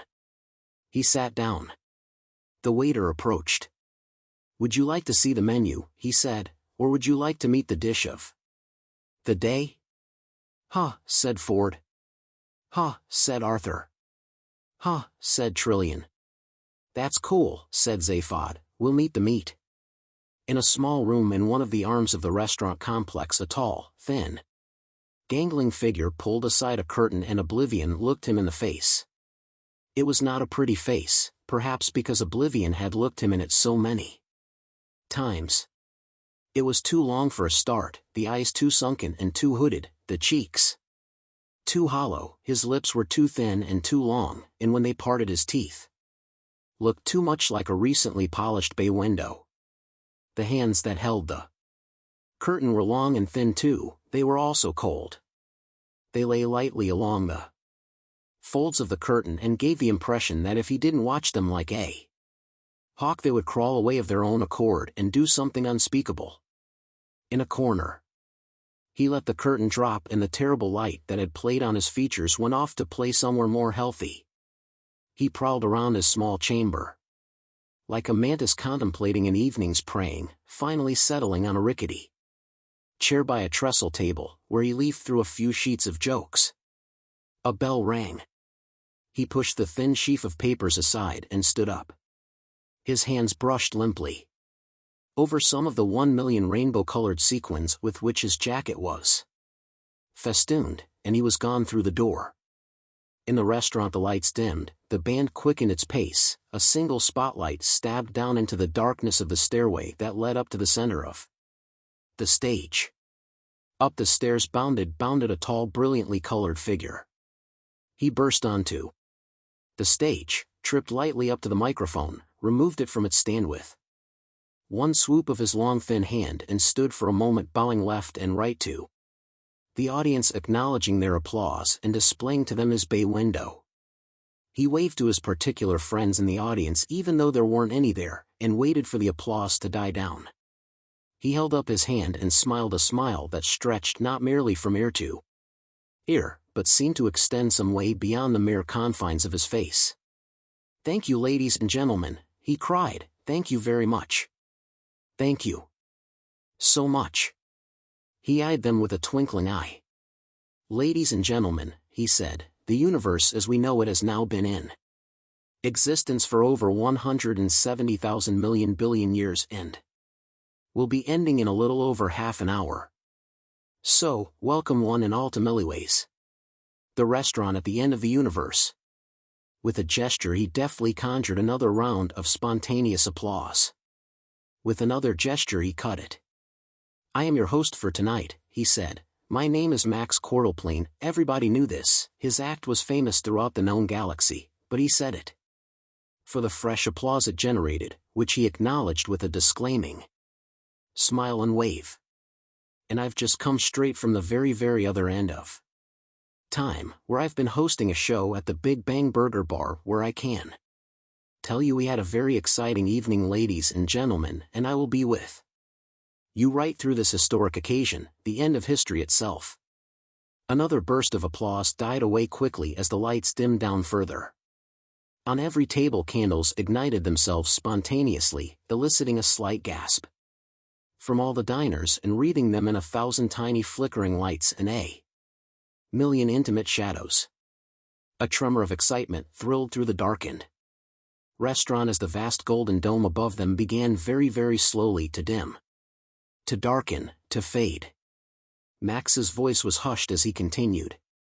"So, ladies and gentlemen," he breathed, "the candles are lit, the band plays softly, and as the force-shielded dome above us fades into transparency, revealing a dark and sullen sky hung heavy with the ancient light of livid swollen stars, I can see we're all in for a fabulous evening's apocalypse. Even the soft tootling of the band faded away as stunned shock descended on all those who had not seen this sight before. A monstrous, grisly light poured in on them. A hideous light. A boiling, pestilential light. A light that would have disfigured hell. The universe was coming to an end. For a few interminable seconds the restaurant spanned silently through the raging void. Then Max spoke again. For those of you who ever hoped to see the light at the end of the tunnel, he said, this is it. The band struck up again. Thank you, ladies and gentlemen, cried Max, I'll be back with you again in just a moment, and meanwhile I leave you in the very capable hands of Mr. Reg Nullify and his cataclysmic combo. Big hand please ladies and gentlemen for Reg and the boys. The baleful turmoil of the skies continued. Hesitantly the audience began to clap, and after a moment or so normal conversation resumed. Max began his round of the tables, swapping jokes, shouting with laughter, earning his living. A large dairy animal approached Zaphod Beeblebrox's table, a large fat meaty quadruped of the bovine type with large watery eyes, small horns and what might almost have been an ingratiating smile on its lips. Good evening, it lowed and sat back heavily on its haunches. I am the main dish of the day. May I interest you in parts of my body? It harumphed and gurgled a bit, wriggled its hindquarters into a more comfortable position and gazed peacefully at them. Its gaze was met by looks of startled bewilderment from Arthur and Trillian, a resigned shrug from Ford Prefect, and naked hunger from Zaphod Beeblebrox. Something off the shoulder perhaps, suggested the animal, braised in a white wine sauce. Your shoulder, said Arthur in a horrified whisper. But naturally my shoulder, sir, mooed the animal contentedly, nobody else's is mine to offer. Zaphod leapt to his feet and started prodding and feeling the animal's shoulder appreciatively. Or the rump is very good, murmured the animal. I've been exercising it and eating plenty of grain, so there's a lot of good meat there. It gave a mellow grunt, gurgled again and started to chew the cud. It swallowed the cud again. Or a casserole of me perhaps, it added. You mean this animal actually wants us to eat it, whispered Trillian to Ford. Me, said Ford, with a glazed look in his eyes, I don't mean anything. That's absolutely horrible, exclaimed Arthur, the most revolting thing I've ever heard. What's the problem, Earthman, said Zaphod, now transferring his attention to the animal's enormous rump. I just don't want to eat an animal that's standing here inviting me to, said Arthur, it's heartless. Better than eating an animal that doesn't want to be eaten, said Zaphod. That's not the point, Arthur protested. Then he thought about it for a moment. All right, he said, maybe it is the point. I don't care, I'm not going to think about it now. I'll just, The universe raged about him in its death throes. I think I'll just have a green salad, he muttered. May I urge you to consider my liver, asked the animal, it must be very rich and tender by now, I've been force-feeding myself for months. A green salad, said Arthur emphatically. A green salad, said the animal, rolling his eyes disapprovingly at Arthur. Are you going to tell me, said Arthur, that I shouldn't have green salad? Well, said the animal, I know many vegetables that are very clear on that point.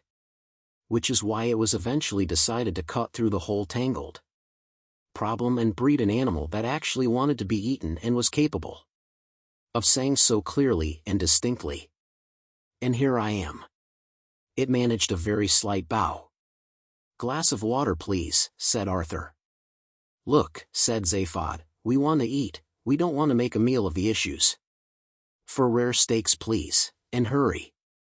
We haven't eaten in 576,000 million years. The animal staggered to its feet. It gave a mellow gurgle. A very wise choice, sir, if I may say so. Very good, it said, I'll just nip off and shoot myself. he turned and gave a friendly wink to Arthur. "Don't worry, sir," he said, "I'll be very humane." It waddled unhurriedly off into the kitchen. A matter of minutes later the waiter arrived with 4 huge steaming steaks. Zaphod and Ford wolfed straight into them without a second's hesitation. Trillian paused, then shrugged, and started into hers. Arthur stared at his feeling slightly ill. "Hey, Earthman," said Zaphod with a malicious grin on the face that wasn't stuffing itself, "what's eating you?" And the band played on. All around the restaurant people and things relaxed and chatted. The air was filled with talk of this and that, and with the mingled sense of exotic plants, extravagant foods, and insidious wines. For an infinite number of miles in every direction the universal cataclysm was gathering to a stupefying climax. Glancing at his watch, Max returned to the stage with a flourish. "And now, ladies and gentlemen," he beamed, "is everyone having one last wonderful time?" "Yes," called out the sort of people who call out yes when comedians ask them if they're having a wonderful time. "That's wonderful," enthused Max, "absolutely wonderful." And as the photon storms gather in swirling crowds around us, preparing to tear apart the last of the red-hot suns, I know you're all going to settle back and enjoy with me what I know we will find all an immensely exciting and terminal experience. He paused. He caught the audience with a glittering eye. "Believe me, ladies and gentlemen," he said, "there's nothing penultimate about this one." He paused again. Tonight his timing was immaculate. Time after time he had done the show, night after night. Not that the word night had any meaning here. At the extremity of time, all there was the endless repetition of the final moment, as the restaurant rocked slowly forward over the brink of time's furthest edge and back again. This night was good though, the audience was writhing in the palm of his sickly hand. His voice dropped. They had to strain to hear him. "This," he said, "really is the absolute end, the final chilling desolation, in which the whole majestic sweep of creation becomes extinct. This, ladies and gentlemen, is the proverbial it dot." He dropped his voice still lower. In the stillness, a fly would not have dared cleat its throat. "After this," he said, "there is nothing. Void. Emptiness. Oblivion. Absolute nothing." His eyes glittered again, or did they twinkle? "Nothing, except of course for the sweet trolley, and a fine selection of Aldebaran liqueurs." The band gave him a musical sting. He wished they wouldn't, he didn't need it. Not an artist of his caliber. He could play the audience like his own musical instrument. They were laughing with relief. He followed on. "And for once," he cried cheerily, "you don't need to worry about having a hangover in the morning, because there won't be any more mornings." He beamed at his happy, laughing audience. He glanced up at the sky, going through the same dead routine every night, but his glance was only for a fraction of a second.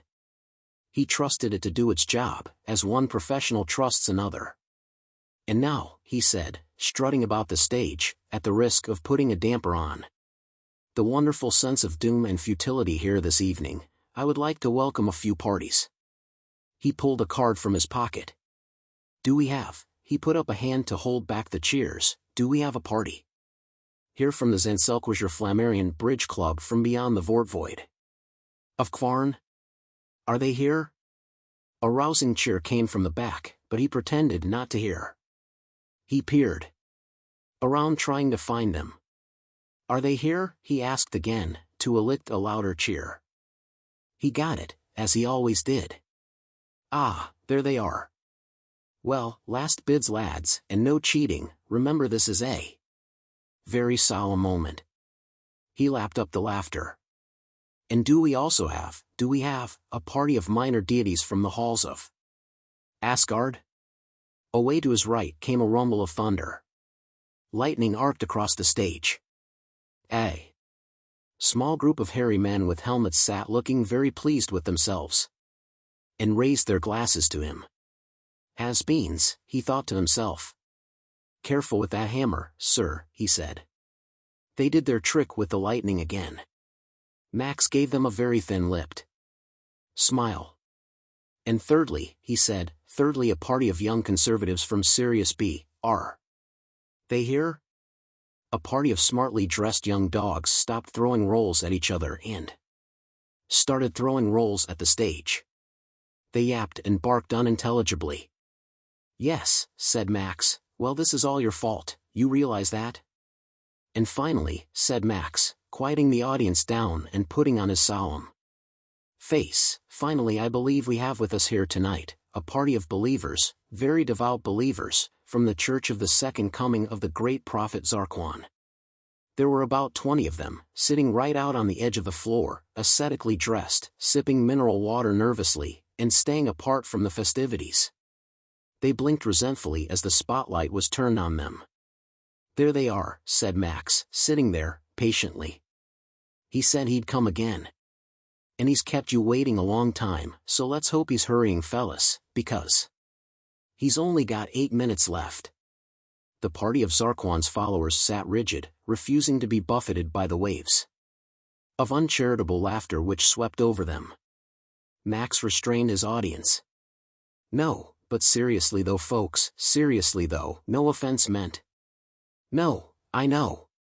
We shouldn't make fun of deeply held beliefs, so I think a big hand please for the great prophet Zarquan. The audience clapped respectfully. Wherever he's got to. He blew a kiss to the stony-faced party and returned to the center of the stage. He grabbed a tall stool and sat on it. It's marvelous though, he rattled on, to see so many of you here tonight, no. Isn't it though? Yes, absolutely marvelous. Because I know that so many of you come here time and time again, which I think is really wonderful, to come and watch this final end of everything, and then return home to your own eras, and raise families, strive for new and better societies, fight terrible wars for what you know to be right. It really gives one hope for the future of all life kind. Except of course, he waved at the blitzing turmoil above and around them, that we know. It hasn't got one. Arthur turned to Ford. He hadn't quite got this place worked out in his mind. Look, surely, he said, if the universe is about to end, don't we go with it? Ford gave him a three-pandalactic gargle blaster look, in other words a rather unsteady one. No, he said, look, he said, as soon as you come into this dive you get held in this sort of amazing force-shielded temporal warp thing. I think. Oh, said Arthur. He turned his attention back to a bowl of soup he'd managed to get from the waiter to replace his steak. Look, said Ford, I'll show you. He grabbed at a napkin off the table and fumbled hopelessly with it. Look, he said again, imagine this napkin, right, as the temporal universe. Right? And this spoon as a transductional mode in the matter curve. It took him a while to say this last part, and Arthur hated to interrupt him. That's the spoon I was eating with, he said. All right, said Ford, imagine this spoon. He found a small wooden spoon on a tray of relishes, this spoon, but found it rather tricky to pick up. No, better still this fork. Hey, would you let go of my fork? Snapped Zaphod. All right, said Ford, all right, all right. Why don't we say that? This wine glass is the temporal universe. What, the one you've just knocked on the floor? Did I do that? Yes. All right, said Ford, forget that. I mean, look, do you know how the universe actually began for a kick-off? Probably not, said Arthur, who wished he'd never embarked on any of this. All right, said Ford, imagine this. Right. You get this bath. Right. A large round bath. And it's made of ebony. Where from, said Arthur, Herod's was destroyed by the Vogons. Doesn't matter. So you keep saying. Listen. All right. You get this bath, see? Imagine you've got this bath. And it's ebony. And it's Conical. Conical, said Arthur. What sort of? Shoo, said Ford. It's conical. So what you do is, you fill it with fine white sand, all right? Or sugar. Fine white sand, or sugar. Anything. Doesn't matter. Sugar's fine. And when it's full, you pull the plug out, are you listening? I'm listening. You pull the plug out, and it all just twirls away, you see, out of the plug hole. I see. You don't see. You don't see at all. I haven't got to the clever bit yet. You want to hear the clever bit? Tell me the clever bit. I'll tell you the clever bit. Ford thought for a moment, trying to remember what the clever bit was. The clever bit, he said, is this. You film it happening. Clever. That's not the clever bit. This is the clever bit. I remember now that this is the clever bit. The clever bit is that you then thread the film in the projector, backwards. Backwards? Yes. Threading it backwards is definitely the clever bit. So then, you just sit and watch it, and everything just appears to spiral upwards out of the plug hole and fill the bath. See? And that's how the universe began, is it? Said Arthur. No, said Ford, but it's a marvelous way to relax. He reached for his wine glass. Where's my wine glass? He said. It's on the floor. Ah. Tipping back his chair to look for it, Ford collided with the small green waiter, who was approaching the table carrying a portable telephone. Ford excused himself to the waiter, explaining that it was because he was extremely drunk. The waiter said that was quite all right and that he perfectly understood. Ford thanked the waiter for his kind indulgence, attempted to tug his forelock. Missed by 6 inches and slid under the table. Mr. Zaphod Beeblebrox, inquired the waiter. Yeah, said Zaphod, glancing up from his third steak. There is a phone call for you. Hey, what? A phone call, sir. For me? Here? Hey, but who knows where I am? One of his minds raced. The other dawdled lovingly over the food it was still shoveling in. Excuse me if I carry on, won't you? Said his eating head and carried on. There were now so many people after him he'd lost count. He shouldn't have made such a conspicuous entrance. Hell, why not though, he thought. How do? You know you're having fun if there's no one watching you have it? Maybe someone here tipped off the galactic police, said Trillian. Everyone saw you come in. You mean they want to arrest me over the phone? Said Zaphod. Could be. I'm a pretty dangerous dude when I'm concerned. Yeah, said a voice from under the table. You go to pieces so fast people get hit by the shrapnel. Hey, what is this? Judgment Day, snapped Zaphod. Do we get to see that as well? Asked Arthur nervously. I'm in no hurry, muttered Zaphod. Okay, so who's the cat on the phone? He kicked Ford. Hey, get up there, kid, he said to him. I may need you. I am not, said the waiter, personally acquainted with the metal gentleman in question, sir. Metal? Yes, sir. Did you say metal? Yes, sir. I said that I am not personally acquainted with the metal gentleman in question. Okay, carry on. But I am informed that he has been awaiting your return for a considerable number of millennia. It seems you left here somewhat precipitately. Left here, said Zaphod. Are you being strange? We only just arrived here. Indeed, sir, persisted the waiter doggedly, but before you arrived here, sir, I understand that you left here.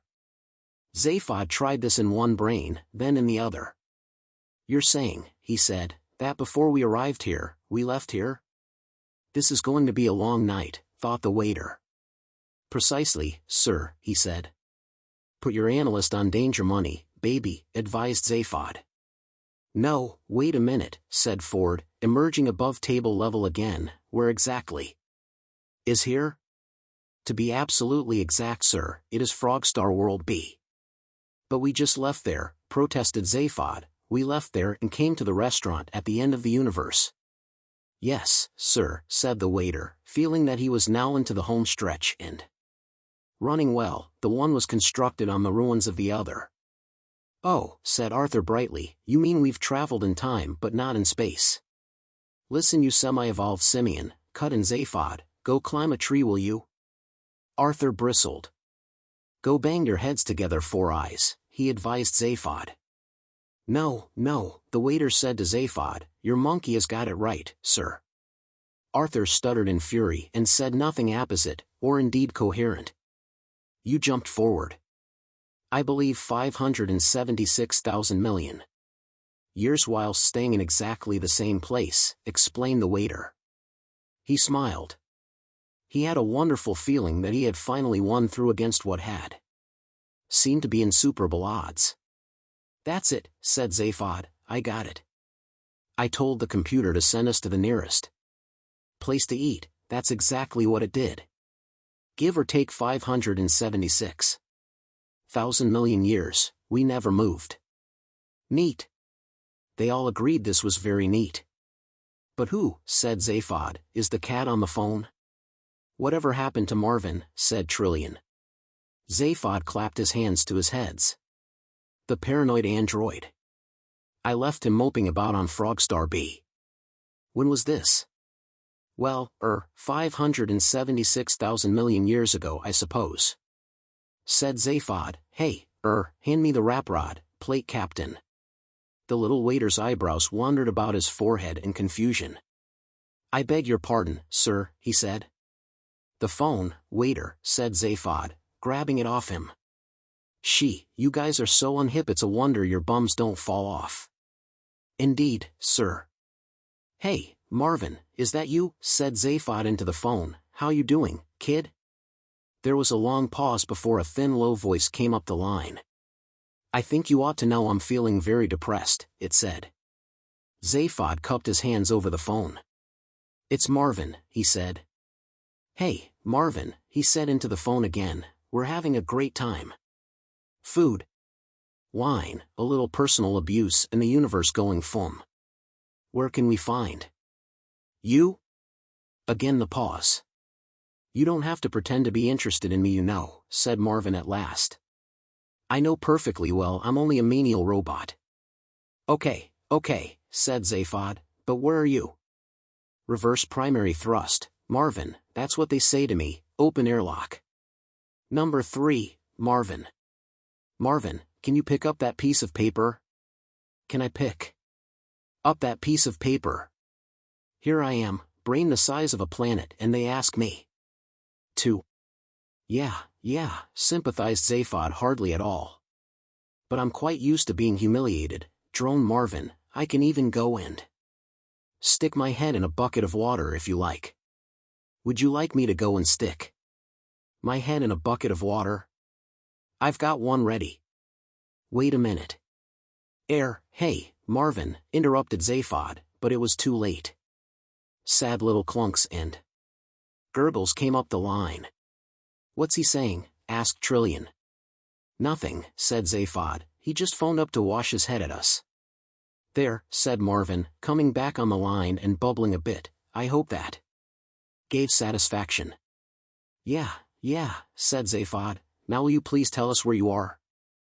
I'm in the car park, said Marvin. The car park, said Zaphod, what are you doing there? Parking cars, what else does one do in a car park? Okay, hang in there, we'll be right down. In one movement Zaphod leapt to his feet, threw down the phone and wrote Hot Black Desiato on the bill. Come on guys, he said, Marvin's in the car park. Let's get on down. What's he doing in the car park? Asked Arthur. Parking cars, what else? Dumb. But what about the end of the universe? We'll miss the big moment. I've seen it. It's rubbish, said Zaphod, nothing but a nab-gib. A what? Opposite of a big bang. Come on, let's get zappy. Few of the other diners paid them any attention as they weaved their way through the restaurant to the exit. Their eyes were riveted on the horror of the skies. An interesting effect to watch for, Max was telling them, is in the upper left-hand quadrant of the sky, where if you look very carefully you can see the star system Hastromil boiling away into the ultraviolet. Anyone here from Hastromil? There were one or two slightly hesitant cheers from somewhere at the back. Well, said Max, beaming cheerfully at them, it's too late to worry about whether you left the gas on now. The main reception foyer was almost empty, but Ford nevertheless weaved his way through it. Zaphod grasped him firmly by the arm and maneuvered him into a cubicle standing to one side of the entrance hall. What are you doing to him? Asked Arthur. Sobering him up, said Zaphod, and pushed a coin into a slot. Lights flashed. Gases swirled. Hi, said Ford, stepping out a moment later. Where are we going? Down to the car park, come on. What about the personnel time teleports? Said Ford. Get us straight back to the Heart of Gold. Yeah, but I've cooled on that ship. Zarniwoop can have it. I don't want to play his games. Let's see what we can find. A Sirius Cybernetics Corporation Happy Vertical People Transporter took them down deep into the substrata beneath the restaurant. They were glad to see it had been vandalized and didn't try to make them happy as well as take them down. At the bottom of the shaft the lift doors opened and a blast of cold stale air hit them. The first thing they saw on leaving the lift was a long concrete wall with over 50 doors in it, offering lavatory facilities for all of 50 major life forms. Nevertheless, like every car park in the galaxy throughout the entire history of car parks, this car park smelt predominantly of impatience. They turned a corner and found themselves on a moving catwalk that traversed a vast cavernous space that stretched off into the dim distance. It was divided off into bays, each of which contained a spaceship belonging to one of the diners upstairs, some smallish and utilitarian mass-production models. Others vast shining limo ships, the playthings of the very rich. Zaphod's eyes sparkled with something that may or may not have been avarice as he passed over them. In fact, it's best to be clear on this point, avarice is definitely what it was. There he is, said Trillian. Marvin, down there. They looked where she was pointing. Dimly they could see a small metal figure listlessly rubbing a small rag on one remote corner of a giant silver sun cruiser. At short intervals along the moving catwalk, wide transparent tubes led down to floor level. Zaphod stepped off the catwalk into one and floated gently downwards. The others followed. Thinking back to this later, Arthur Dent thought it was the single most enjoyable experience of his travels in the galaxy. Hey, Marvin, said Zaphod, striding over towards to him. Hey, kid, are we pleased to see you? Marvin turned, and in so far as it is possible for a totally inert metal face to look reproachfully, this is what it did. No, you're not, he said. No one ever is. Suit yourself, said Zaphod, and turned away to ogle the ships. Ford went with him. Only Trillian and Arthur actually went up to Marvin. No, really we are, said Trillian, and patted him in a way that he disliked intensely. Hanging around waiting for us all this time. 576,000 million, 3,579 years, said Marvin. I counted them. Well, here we are now, said Trillian, felling, quite correctly in Marvin's view, that it was a slightly foolish thing to say. The first 10 million years were the worst, said Marvin, and the second 10 million years, they were the worst too. The third million years I didn't enjoy at all. After that I went into a bit of decline. He paused just long enough to make them feel they ought to say something, and then interrupted. It's the people you meet in this job that really get you down, he said, and paused again. Trillian cleared her throat. Is that? The best conversation I had was over 40 million years ago, continued Marvin. Again the pause. OD. And that was with a coffee machine. He waited. That's a "You don't like talking to me, do you?" said Marvin in a low, desolate tone. Trillian talked to Arthur instead. Further down the chamber, Ford Prefect had found something of which he very much liked the look, several such things in fact. "Zaphod," he said in a quiet voice, "just look at some of these little star trolleys." Zaphod looked and liked. The craft they were looking at was in fact pretty small but extraordinary, and very much a rich kid's toy. It was not much to look at. It resembled nothing so much as a paper dart about 20 feet long made of thin but tough metal foil. At the rear end was a small horizontal two-man cockpit. It had a tiny charm drive engine, which was not capable of moving it at any great speed. The thing it did have, however, was a heat sink. The heat sink had a mass of some 2,000 billion tons and was contained within a black hole mounted in an electromagnetic field situated halfway along the length of the ship, and this heat sink enabled the craft to be maneuvered to within a few miles of a yellow sun, there to catch and ride the solar flares that burst out from its surface. Flare riding is one of the most exotic and exhilarating sports in existence, and those who can dare and afford it are amongst the most lionized men in the galaxy.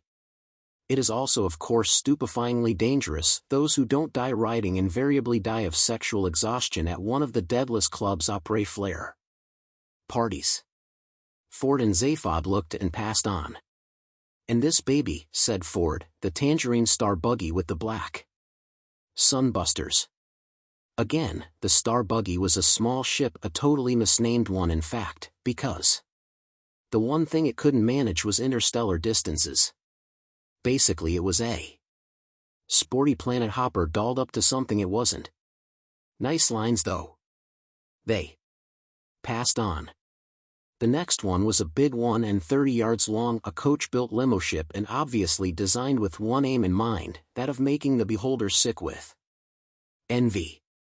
The paintwork and accessory detail clearly said, "Not only am I rich enough to afford this ship, I am also rich enough not to take it seriously." It was wonderfully hideous. "Just look at it," said Zaphod, "multi-cluster quark drive, Perspulex running boards. Gotta be a Laszlo Lyricon custom job." He examined every inch. "Yes," he said, "look, the infrapink lizard emblem on the neutrino cowling. Laszlo's trademark. The man has no shame. I was passed by one of these mothers once, out by the Axel Nebula," said Ford. "I was going flat out and this thing just strolled past me, star drive hardly ticking over. Just incredible." Zaphod whistled appreciatively. 10 seconds later," said Ford, "it smashed straight into the third moon of Jaglon. Beta.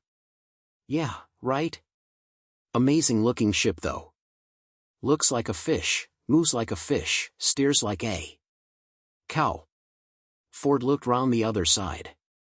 "Hey, come and see," he called out, "there's a big mural painted on this side.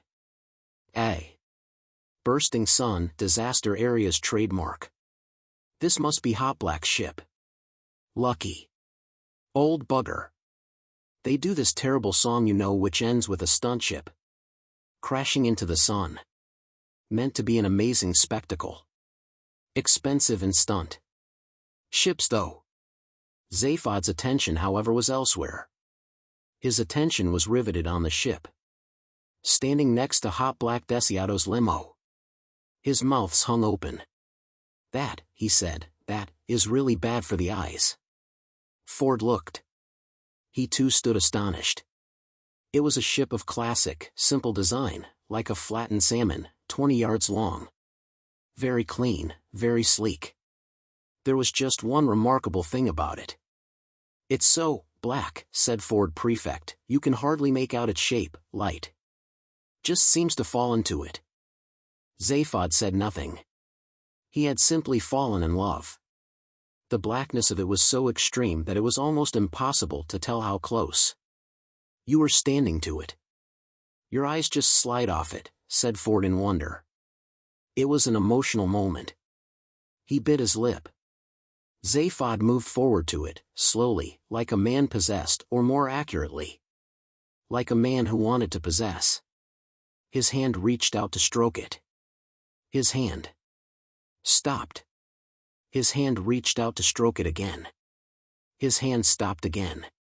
"Come and feel the surface," he said in a hushed voice. Ford put his hand out to feel it. His hand stopped. You can't," he said. "See," said Zaphod, "it's just totally frictionless. This must be one mother of a mover." He turned to look at Ford seriously. At least, one of his heads did, the other stayed gazing in awe at the ship. "What do you reckon, Ford?" he said. "You mean, Ford looked over his shoulder. "You mean stroll off with it? You think we should?" "No. Nor do I. But we're going to, aren't we? How can we not?" They gazed a little longer, till Zaphod suddenly pulled himself together. "We better shift soon," he said. "In a moment or so the universe will have ended. And all the captain creeps will be pouring down here to find their Borg mobiles." "Zaphod," said Ford. "Yeah? How do we do it?" "Simple," said Zaphod. He turned. "Marvin," he called. Slowly, laboriously, and with a million little clanking and creaking noises that he had learned to simulate, Marvin turned round to answer the summons. "Come on over here," said Zaphod. "We've got a job for you." Marvin trudged towards them. "I won't enjoy it," he said. "Yes you will," enthused Zaphod. "There's a whole new life stretching out ahead of you." "Oh, not another one," groaned Marvin. "Will you shut up and listen?" hissed Zaphod. "This time there's going to be excitement and adventure and really wild things." "Sounds awful," Marvin said. "Marvin. All I'm trying to ask you. I suppose you want me to open this spaceship for you?" "What?" Yes. "Yeah, that's right," said Zaphod jumpily. He was keeping at least 3 eyes on the entrance. Time was short. "Well, I wish you'd just tell me rather than try to engage my enthusiasm," said Marvin, "because I haven't got one." He walked on up to the ship, touched it, and a hatchway swung open. Ford and Zaphod stared at the opening. "Don't mention it," said Marvin. "Oh, you didn't." He trudged away again. Arthur and Trillian clustered round. "What's happening?" asked Arthur. "Look at this," said Ford. "Look at the interior of the ship." "Weirder and weirder," breathed Zaphod. "It's black," said Ford. "Everything in it is just totally black." In the restaurant, things were fast approaching the moment after which there wouldn't be any more moments. All eyes were fixed on the dome, other than those of Hot Black Desiato's bodyguard, which were looking intently at Hot Black Desiato, and those of Hot Black Desiato himself, which the bodyguard had closed out of respect. The bodyguard leaned forward over the table. Had Hot Black Desiato been alive, he probably would have deemed this a good moment to lean back, or even go for a short walk. His bodyguard was not a man which improved with proximity. On account of his unfortunate condition, however, Hot Black Desiato remained totally inert. "Mr. Desiato, sir," whispered the bodyguard. Whenever he spoke, it looked as if the muscles on either side of his mouth were clambering over each other to get out of the way. "Mr. Desiato? Can you hear me?" Hot Black Desiato, quite naturally, said nothing. "Hot Black," hissed the bodyguard. Again, quite naturally, Hot Black Desiato did not reply. Supernaturally, however, he did. On the table in front of him a wine glass rattled, and a fork rose an inch or so and tapped against the glass. It settled on the table again. The bodyguard gave a satisfied grunt. "It's time we get going, Mr. Desiato," muttered the bodyguard. "Don't want to get caught in the rush, not in your condition. You want to get to the next gig nice and relaxed." There was a really big audience for it. One of the best. Cacophone. 576,002 million years ago. Had you will have Been looking forward to it? The fork rose again, waggled in a noncommittal sort of way and dropped again. Ah, come on, said the bodyguard, it's going to have been great. You knocked. Cold. The bodyguard would have given Dr. Dan Streetmentioner an apoplectic attack. The black ship going into the sun always gets and the new one's a beauty. Be real sorry to see it go. If we get on down there, I'll set the black ship autopilot and we'll cruise off in the limo. Okay? The fork tapped once in agreement, and the glass of wine mysteriously emptied itself. The bodyguard wheeled hot black Desiato's chair out of the restaurant. And now, cried Max from the center of the stage, the moment you've all been waiting for. He flung his arms into the air. Behind him, the band went into a frenzy of percussion and rolling synthachords.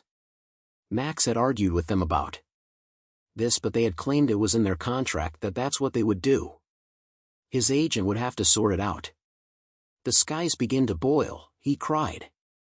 Nature collapses into the screaming void. In 20 seconds' time, the universe itself will be at an end. See where the light of infinity bursts in upon us. The hideous fury of destruction blazed about them, and at that moment a still, small trumpet sounded as from an infinite distance. Max's eyes swiveled round to glare at the band. None of them seemed to be playing a trumpet. Suddenly a wisp of smoke was swirling and shimmering on the stage next to him. The trumpet was joined by more trumpets. Over 500 times Max had done this show, and nothing like this had ever happened before. He drew back in alarm from the swirling smoke, and as he did so, a figure slowly materialized inside. The figure of an ancient man, bearded, robed and wreathed in light. In his eyes were stars and on his brow a golden crown. What's this? Whispered Max, wild-eyed. What's happening? At the back of the restaurant, the stony-faced party from the Church of the Second Coming of the Great Prophet Zarquan leapt ecstatically to their feet, chanting and crying. Max blinked in amazement. He threw up his arms to the audience. A big hand, please, ladies and gentlemen, he hollered, for the Great Prophet Zarquan. He has come. Zarquan has come again. Thunderous applause broke out as Max strode across the stage and handed his microphone to the prophet. Zarquan coughed. He peered round at the assembled gathering. The stars in his eyes blinked uneasily. He handled the microphone with confusion. He said, hello. Look, I'm sorry I'm a bit late. I've had the most ghastly time, all sorts of things cropping up at the last moment. He seemed nervous of the expectant odd hush. He cleared his throat. How are we for time? He said. Have I just got a minute dash? And so the universe ended. One of the major selling point of that wholly remarkable travel book, The Hitch Hiker's Guide to the Galaxy, apart from its relative cheapness and the fact that it has the words "Don't Panic" written in large friendly letters on its cover, is its compendious and occasionally accurate glossary. The statistics relating to the geosocial nature of the universe, for instance, are deftly set out between pages 938,024 and 938,026, and the simplistic style in which they are written is partly explained by the fact that the editors, having to meet a publishing deadline, copied the information off the back of a packet of breakfast cereal, hastily embroidering it with a few footnoted in order to avoid prosecution under the incomprehensibly tortuous galactic copyright laws. It is interesting to note that a later and wilier editor sent the book backwards in time through a temporal warp, and then successfully sued the breakfast cereal company for infringement of the same laws. Here is a sample. The universe, some information to help you live in it. One area, infinite. The Hitch Hiker's Guide to the Galaxy offers this definition of the word infinite. Infinite, bigger than the biggest thing ever and then some. Much bigger than that, in fact, really amazingly immense, a totally stunning size. Wow, that's big. Time. Infinity is just so big that by comparison, bigness itself looks really titchy. Gigantic multiplied by colossal multiplied by staggeringly huge is the sort of concept we're trying to get across here. 2 imports, none. It is impossible to import things into an infinite area, there being no outside to import things in from. 3 exports, none. C imports. 4 population, none. It is known that there are an infinite number of worlds, simply because there is an infinite amount of space for them to be in. However, not every one of them is inhabited. Therefore, there must be a finite number of inhabited worlds. Any finite number divided by infinity is as near to nothing as makes no odds, so the average population of all the planets in the universe can be said to be 0. From this it follows that the population of the whole universe is also 0, and that any people you may meet from time to time are merely the products of a deranged imagination. 5 monetary units, none. In fact, there are 3 freely convertible currencies in the galaxy, but none of them count. The Altaron dollar has recently collapsed, the Flaninian Pobble bead is only exchangeable for other Flaninian Pobble beads, and the Triganic Poo has its own very special problems. Its exchange rate of 8 ningies to 1 Poo is simple enough, but since a ningi is a triangular rubber coin 6,800 miles across each side, no one has ever collected enough to own 1 Poo. Ningies are not negotiable currency because the galactobanks refuse to deal in fiddling small change. From this basic premise it is very simple to prove that the galactobanks are also the product of a deranged imagination. 6 art, none. The function of art is to hold the mirror up to nature, and there simply isn't a mirror big enough. C.1.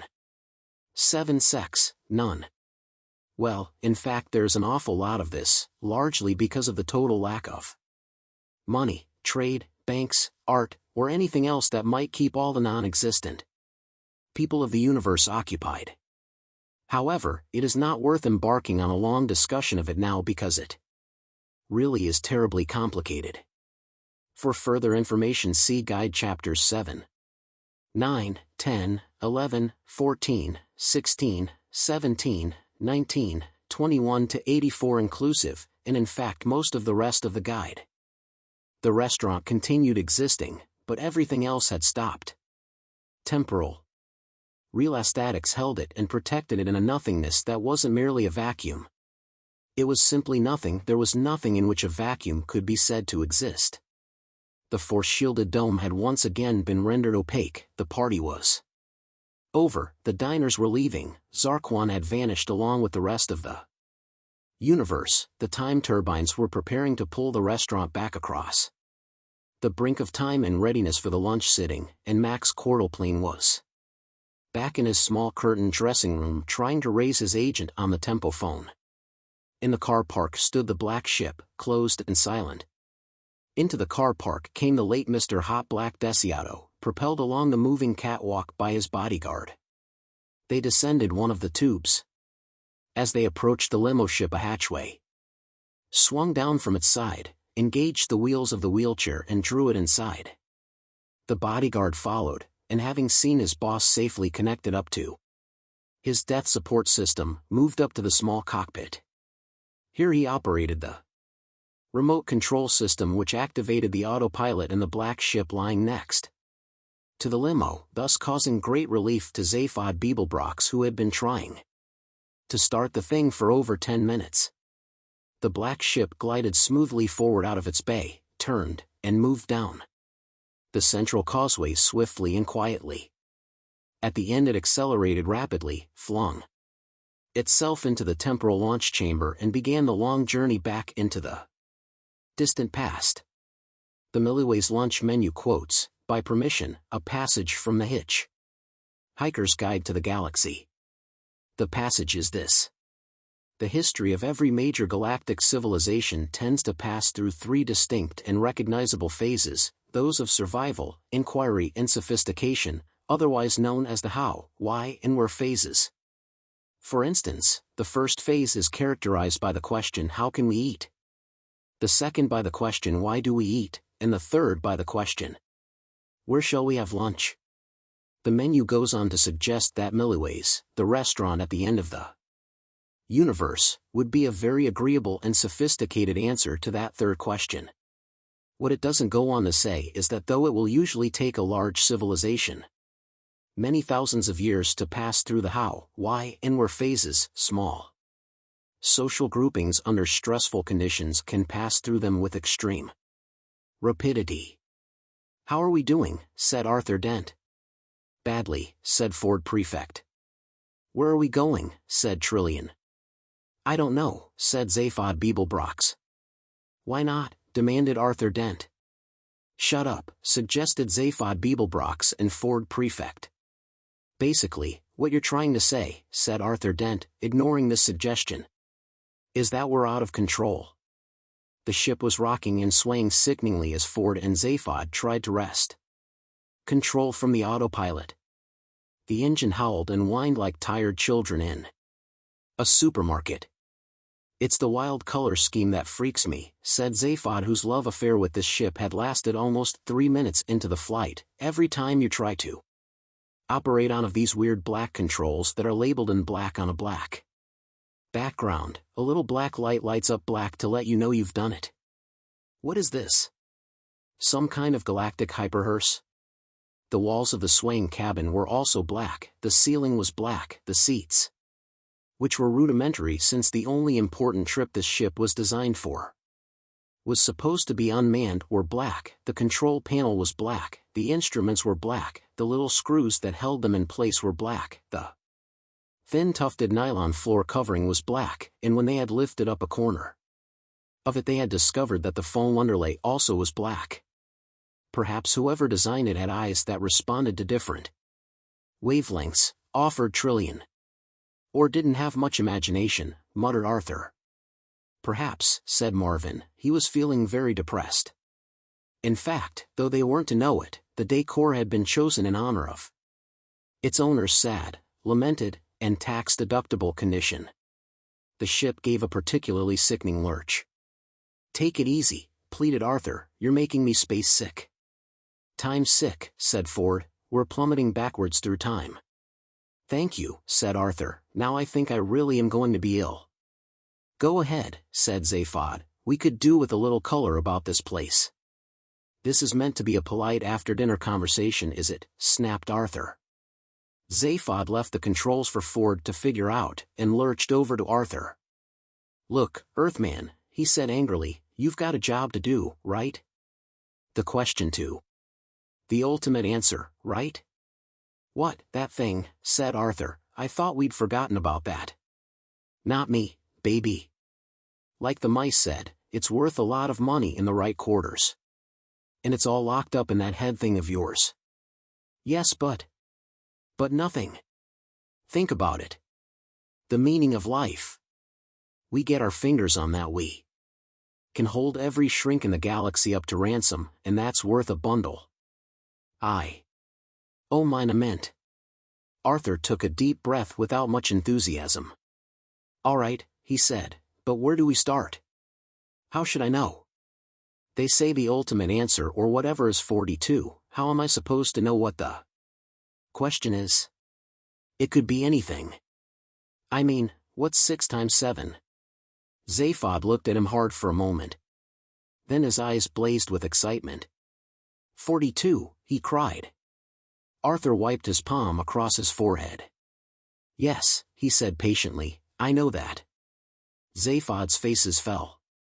I'm just saying that the question could be anything at all, said Arthur, and I don't see how I am meant to know. Because, hissed Zaphod, you were there when your planet did the big firework. We have a thing on Earth, began Arthur. Had, corrected Zaphod. Called tact. Oh, never mind. Look, I just don't know. A low voice echoed dully round the cabin. I know, said Marvin. Ford called out from the controls he was still fighting a losing battle with. Stay out of this, Marvin, he said, this is organism talk. It's printed in the Earthman's brainwave patterns, continued Marvin, but I don't suppose you'll be very interested in knowing that. You mean, said Arthur, you mean you can see into my mind? Yes, said Marvin. Arthur stared in astonishment. And, he said, it amazes me how you can manage to live in anything that small. Ah, said Arthur, abuse. Yes, confirmed Marvin.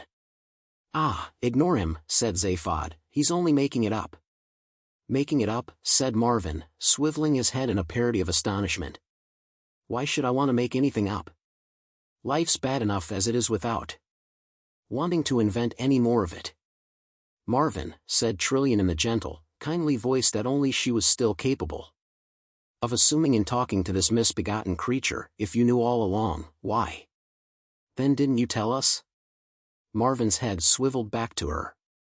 You didn't ask, he said simply. Well, we're asking you now, metal man, said Ford, turning round to look at him. At that moment the ship suddenly stopped rocking and swaying, the engine pitch settled down to a gentle hum. Hey, Ford, said Zaphod, that sounds good. Have you worked out the controls of this boat? No, said Ford, I just stopped fiddling with them. I reckon we just go to wherever the ship is going and get off it fast. Yeah, right, said Zaphod.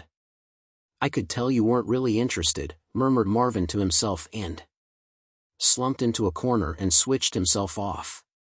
Trouble is, said Ford, that the one instrument in this wild ship that is giving any reading is worrying me. If it is what I think it is, and if it's saying what I think it's saying, then we've already gone too far back into the past. Maybe as much as 2 million years before our own time.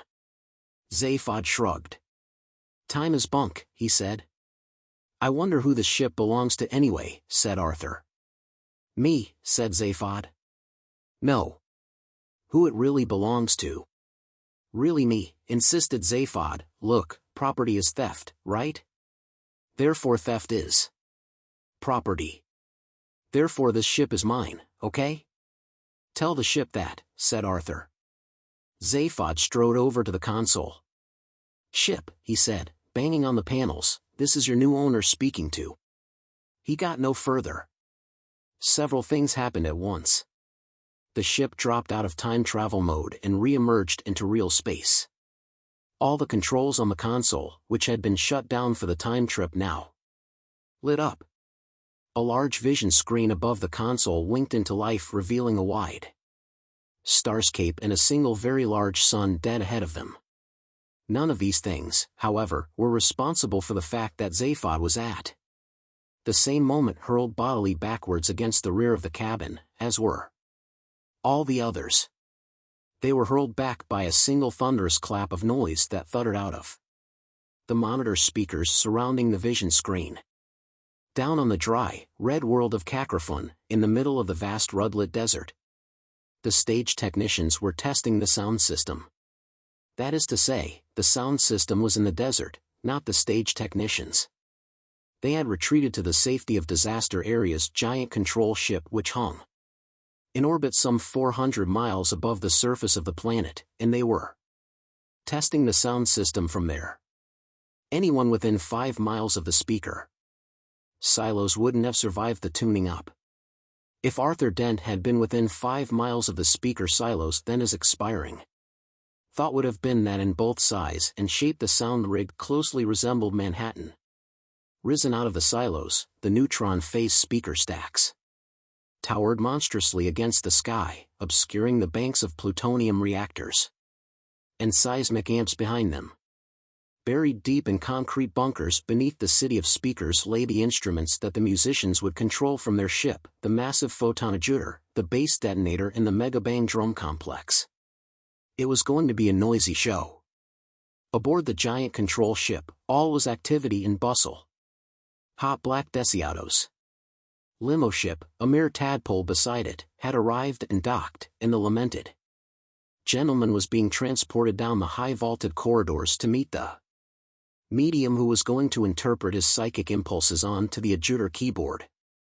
A doctor, a logician and a marine biologist had also just arrived, flown in at phenomenal expense from Maximegolon to try to reason with the lead singer who had locked himself in the bathroom with a bottle of pills and was refusing to come out till it could be proved conclusively to him that he wasn't a fish. The bass player was busy machine gunning his bedroom and the drummer was nowhere on board. Frantic inquiries led to the discovery that he was standing on a beach on Santroginus V over 100 light-years away where, he claimed, he had been happy over half an hour now and had found a small stone that would be his friend. The band's manager was profoundly relieved. It meant that for the 17th time on this tour the drums would be played by a robot and that therefore the timing of the symbolistics would be right. The sub-ether was buzzing with the communications of the stage technicians, testing the speaker channels, and this it was that was being relayed to the interior of the black ship. Its dazed occupants lay against the back wall of the cabin and listened to the voices on the monitor speakers. "Okay, channel 9 on power," said a voice, testing channel 15. Another thumping crack of noise walloped through the ship. "Channel 15 A-OK," said another voice. A third voice cut in. "The black stunt ship is now in position," it said, "it's looking good. Gonna be a great sun dive. Stage computer online?" A computer voice answered. "Online," it said. "Take control of the black ship. Black ship locked into trajectory program, on standby. Testing channel 20. Zaphod leaped across the cabin and switched frequencies on the sub-ether receiver before the next mind-pulverizing noise hit them. He stood there quivering. "What?" said Trillian in a small quiet voice, "does sundive mean?" "It means," said Marvin, "that the ship OS going to dive into the sun." "Sun dive. It's very simple to understand. What do you expect if you steal Hot Black Desiato's stunt ship?" "How do you know," said Zaphod in a voice that would make a vegan snow lizard feel chilly, "that this is Hot Black Desiato's stunt ship?" "Simple," said Marvin, "I parked it for him." "The why, didn't you tell us? You said you wanted excitement and adventure and really wild things." "This is awful," said Arthur unnecessarily in the pause which followed. "That's what I said," confirmed Marvin. On a different frequency, the sub-ether receiver had picked up a public broadcast, which now echoed round the cabin. "Fine weather for the concert here this afternoon. I'm standing here in front of the stage," the reporter lied, "in the middle of the rudlit desert, and with the aid of hyperbinoptic glasses I can just about make out the huge audience cowering. They're on the horizon all around me. Behind me the speaker stacks rise like a sheer cliff face, and high above me the sun is shining away and doesn't know what's going to hit it. The environmentalist lobby do know what's going to hit it. And they claim that the concert will cause earthquakes, tidal waves, hurricanes, irreparable damage to the atmosphere, and all the usual things that environmentalists usually go on about. But I've just had a report that a representative of disaster area met with the environmentalists at lunchtime and had them all shot, so nothing now lies in the way of." Zaphod switched it off. He turned to Ford. "You know what I'm thinking," he said. "I think so," said Ford. "Tell me what you think I'm thinking." "I think you're thinking it's time we get off this ship." "I think you're right," said Zaphod. "I think you're right," said Ford. "How?" said Arthur. "Quiet," said Ford and Zaphod, "we're thinking." "So this is it," said Arthur, "we're going to die." "I wish you'd stop saying that," said Ford. It is worth repeating at this point the theories that Ford had come up with, on his first encounter with human beings, to account for their peculiar habit of continually stating and restating the very, very obvious, as in "it's a nice day," or "you're very tall," or "so this is it, we're going to die."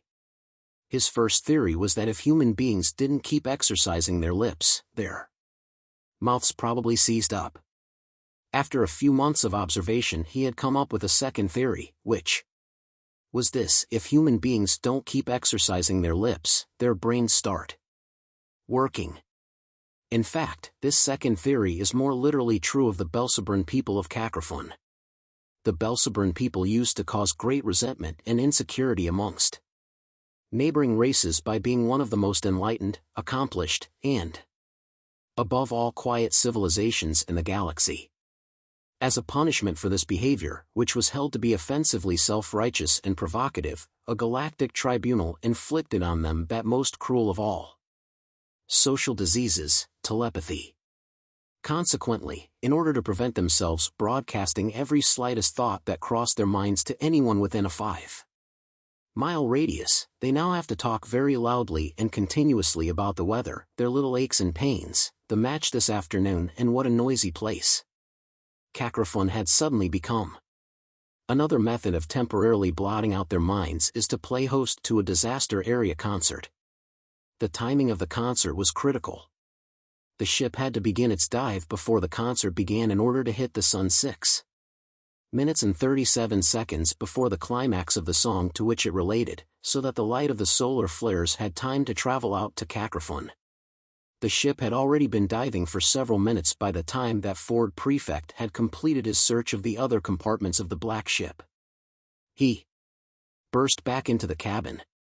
The sun of Kakrafun loomed terrifyingly large on the vision screen, its blazing white inferno of fusing hydrogen nuclei growing moment by moment as the ship plunged onwards, unheeding the thumping and banging of Zaphod's hands on the control panel. Arthur and Trillian had the fixed expressions of rabbits on a night road who think that the best way of dealing with approaching headlights is to stare them out. Zaphod span round, wild-eyed. "Ford," he said, "how many escape capsules are there?" "None," said Ford. Zaphod gibbered. "Did you count them?" he yelled. "Twice," said Ford. "Did you manage to raise the stage crew on the radio?" "Yeah," said Zaphod, bitterly. "I said there were a whole bunch of people on board, and they said to say hi to everybody." Ford goggled. "Didn't you tell them who we were?" "Oh yeah. They said it was a great honor. That and something about a restaurant bill and my executors." Ford pushed Arthur aside and leaned forward over the control console. "Does none of this function?" he said savagely. "All overridden. Smash the autopilot. Find it first. Nothing connects." There was a moment's cold silence. Arthur was stumbling round the back of the cabin. He stopped suddenly. "Incidentally," he said, "what does teleport mean?"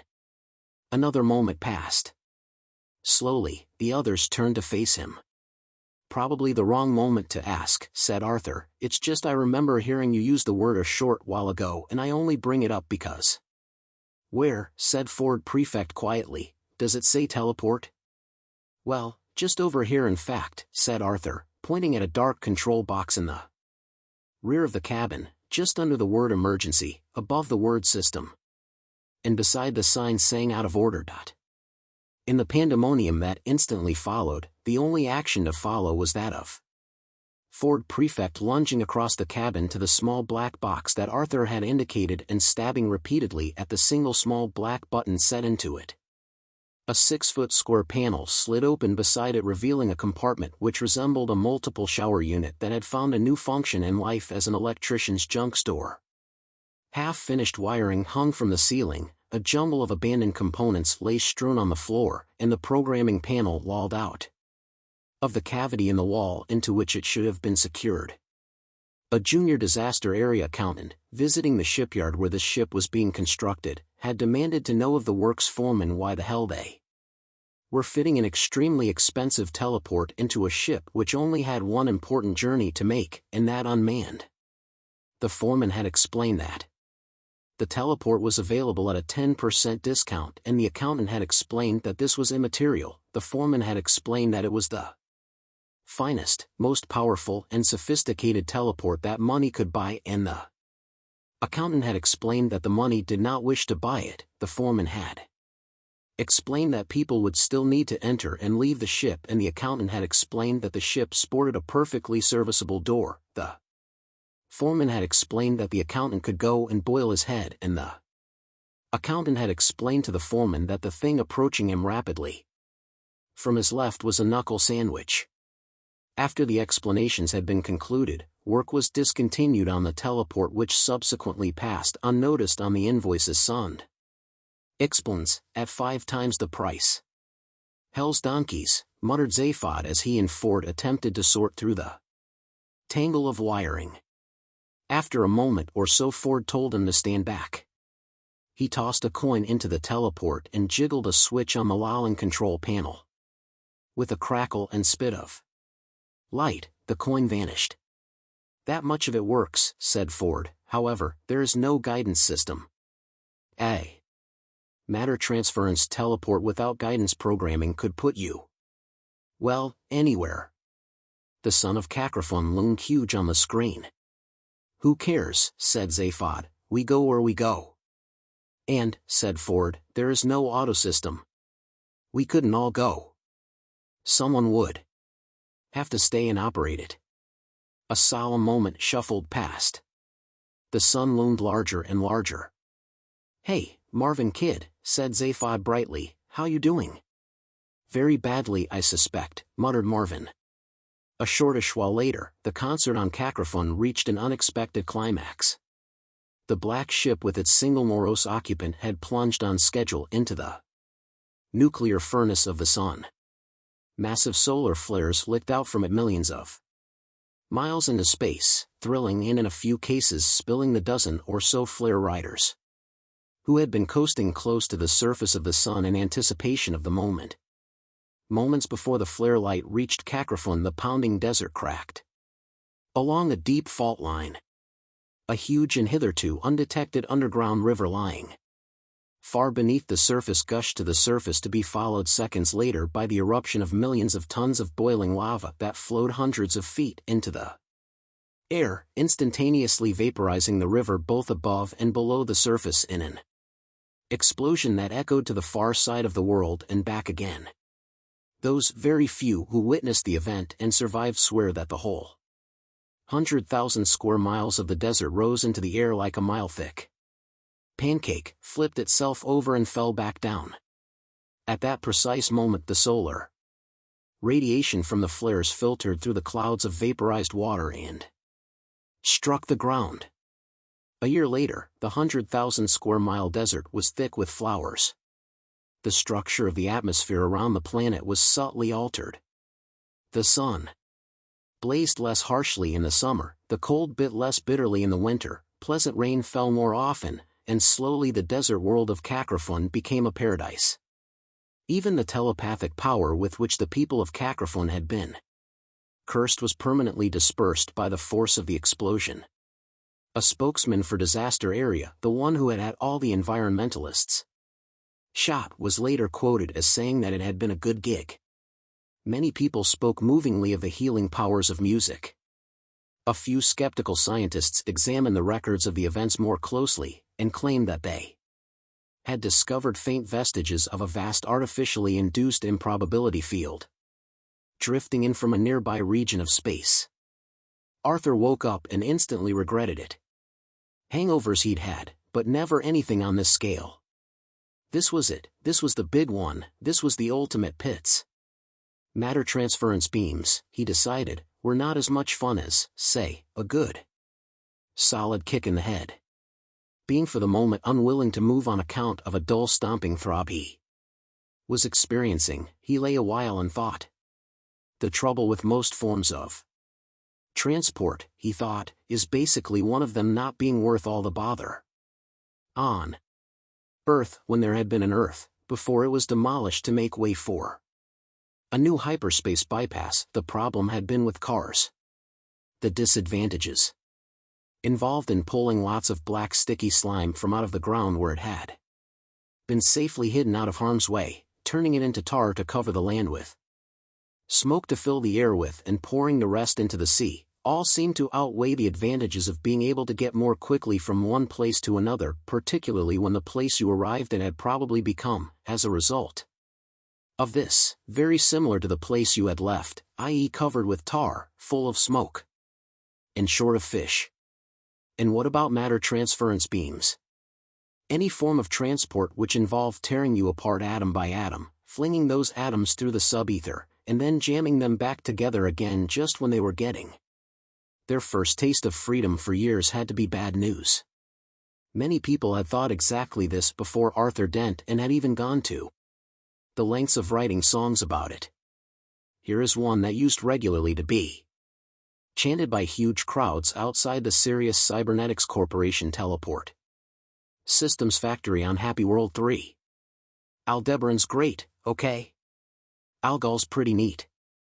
Beetlejuice's pretty girls will knock you off your feet. They'll do anything you like.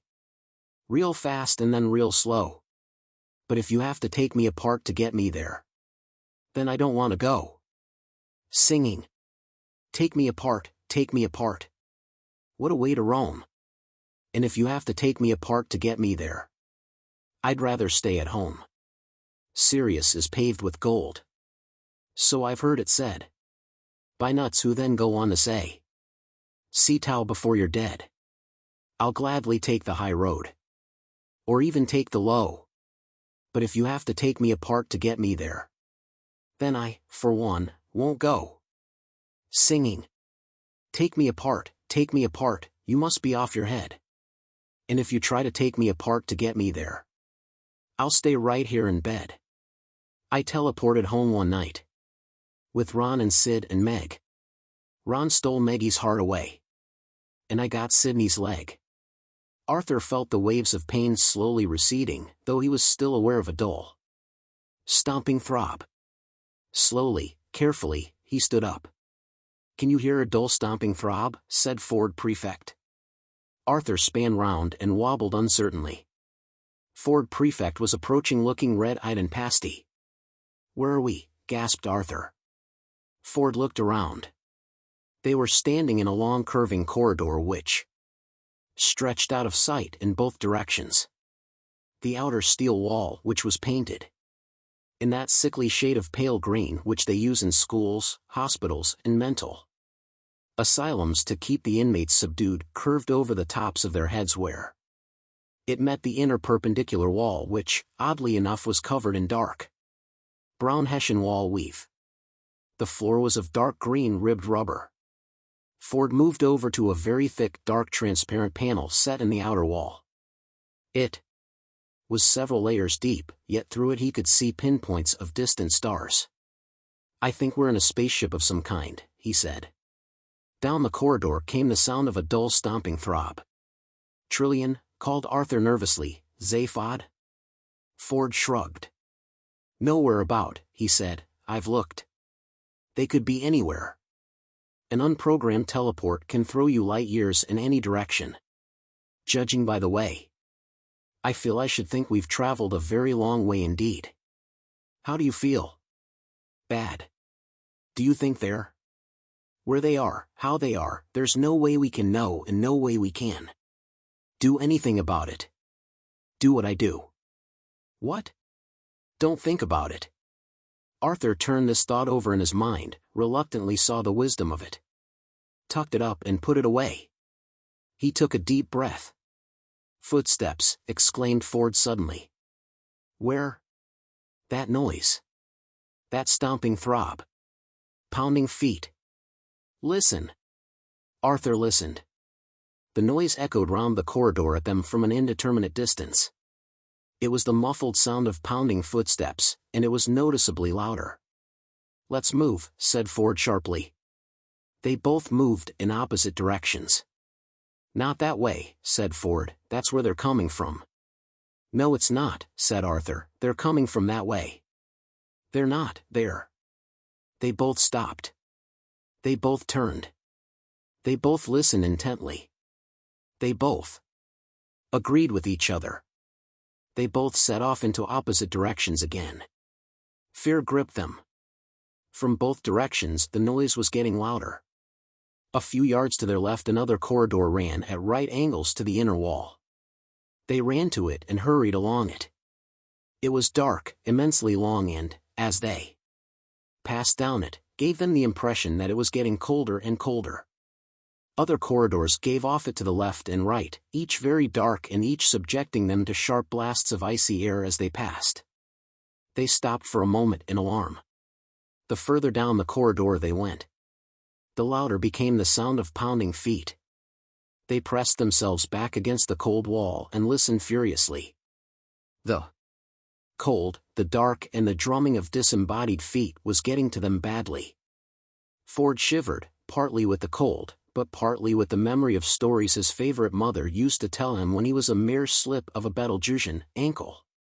High to an Arcturon megagrasshopper, stories of dead ships, haunted hulks that roamed restlessly round the obscure regions of deep space infested with demons or the ghosts of forgotten crews, stories too of incautious travelers who found and entered such ships, stories of, then Ford remembered the brown Hessian wall weave in the first corridor and pulled himself together.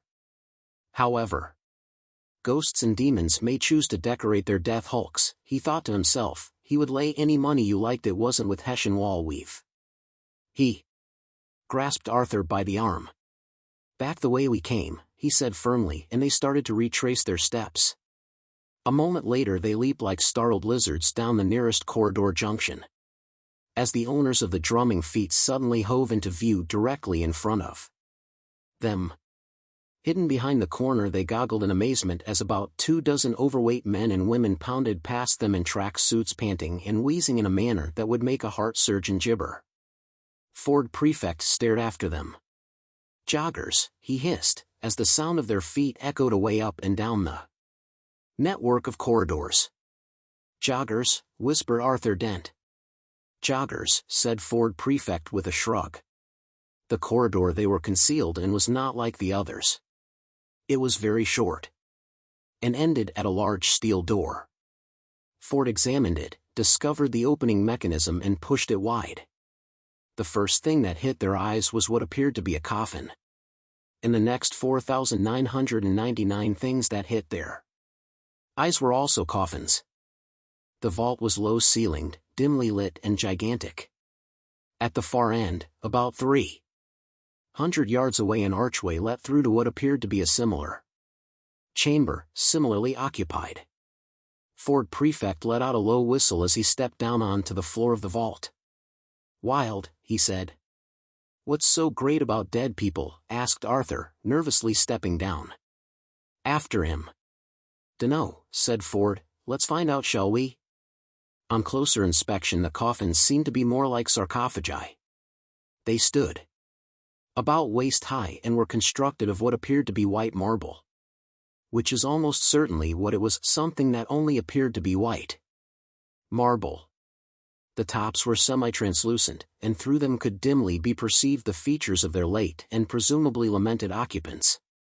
They were humanoid, and had clearly left the troubles of whatever world it was they came from far behind them, but beyond that little else could be discerned. Rolling slowly round the floor between the sarcophagi was a heavy, oily white gas which Arthur at first thought might be there to give the place a little atmosphere until he discovered that it also froze his ankles. The sarcophagi too were intensely cold to the touch. Ford suddenly crouched down beside one of them. He pulled a corner of his towel out of his satchel and started to rub furiously at something. "Look, there's a plaque on this one," he explained to Arthur. "It's frosted over." He rubbed the frost clear and examined the engraved characters. To Arthur they looked like the footprints of a spider that had had one too many of whatever it is that spiders have on a night out, but Ford instantly recognized an early form of galactic Easereed. It says Golgafrinch Mark Fleet, Ship B, Hold 7, Telephone Sanitizer. Second class and a serial number. "A telephone sanitizer," said Arthur. "A dead telephone sanitizer? Best kind. But what's he doing here?" Ford peered through the top at the figure within. "Not a lot," he said, and suddenly flashed one of those grins of his which always made people think he'd been overdoing things recently and should try to get some rest. He scampered over to another sarcophagus. A moment's brisk towel work and he announced, "This one's a dead hairdresser." "Whoopee." The next sarcophagus revealed itself to be the last resting place of an advertising account executive, the one after that contained a second-hand car salesman, third class. An inspection hatch let into the floor suddenly caught Ford's attention, and he squatted down to unfasten it, thrashing away at the clouds of freezing gas that threatened to envelope him. A thought occurred to Arthur. If these are just coffins, he said, why are they kept so cold? Or, indeed, why are they kept anyway, said Ford, tugging the hatchway open. The gas poured down through it. Why in fact is anyone going to all the trouble? An expense of carting 5,000 dead bodies through space? 10,000, said Arthur, pointing at the archway through which the next chamber was dimly visible. Ford stuck his head down through the floor hatchway. He looked up again. 15,000, he said, there's another lot down there. 15 million, said a voice. That's a lot, said Ford, a lot. Turn around slowly, barked the voice, and put your hands up. Any other move, and I blast you into tiny bits. Hello, said Ford, turning round slowly, putting his hands up and not making any other move. Why, said Arthur Dent, isn't anyone ever pleased to see us? Standing silhouetted in the doorway through which they had entered the vault was the man who wasn't pleased to see them. His displeasure was communicated partly by the barking, hectoring quality of his voice and partly by the viciousness with which he waved a long silver kilo-zap gun at them. The designer of the gun had clearly not been instructed to beat about the bush. Make it evil, he'd been told. Make it totally clear that this gun has a right end and a wrong end. Make it totally clear to anyone standing at the wrong end that things are going badly for them. If that means sticking all sort of spikes and prongs and blackened bits all over it, then so be it. This is not a gun for hanging over the fireplace or sticking in the umbrella stand, it is a gun for going out and making people miserable with. Ford and Arthur looked at the gun unhappily.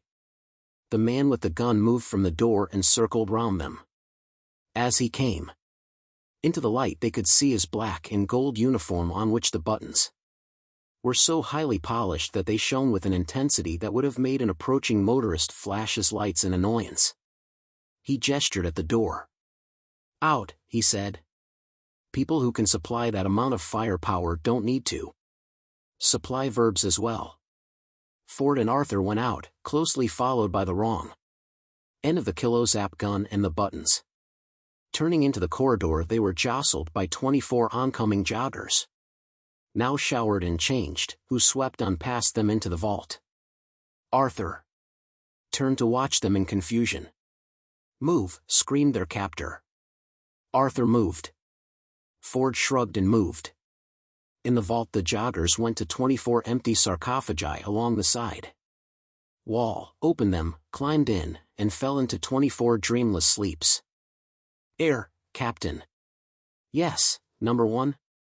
Just heard a sort of report thingy from number 2. Oh, dear. High up in the bridge of the ship, the captain stared out into the infinite reaches of space with mild irritation. From where he reclined beneath a wide domed bubble, he could see before and above them the vast panorama of stars through which they were moving, a panorama that had thinned out noticeably during the course of the voyage. Turning and looking backwards, over the vast 2-mile bulk of the ship, he could see the far denser mass of stars behind them, which seemed to form almost a solid band. This was the view through the galactic center from which they were traveling, and indeed had been traveling for years, at a speed that he couldn't quite remember at the moment, but he knew it was terribly fast. It was something approaching the speed of something or other, or was it 3 times the speed of something else? Jolly impressive anyway. He peered into the bright distance behind the ship, looking for something. He did this every few minutes or so, but never found what he was looking for. He didn't let it worry him, though. The scientist chaps had been very insistent that everything was going to be perfectly all right, providing nobody panicked and everybody got on and did their bit in an orderly fashion. He wasn't panicking. As far as he was concerned, everything was going splendidly. He dabbed at his shoulder with a large frothy sponge. It crept back into his mind that he was feeling mildly irritated about something. Now what was all that about? A slight cough alerted him to the fact that the ship's first officer was still Standing nearby. Nice chap, number 1. Not of the very brightest, had the odd spot of difficulty doing up his shoelaces, but jolly good officer material for all that. The captain wasn't a man to kick a chap when he was bending over trying to do up his shoe laces, however long it took him.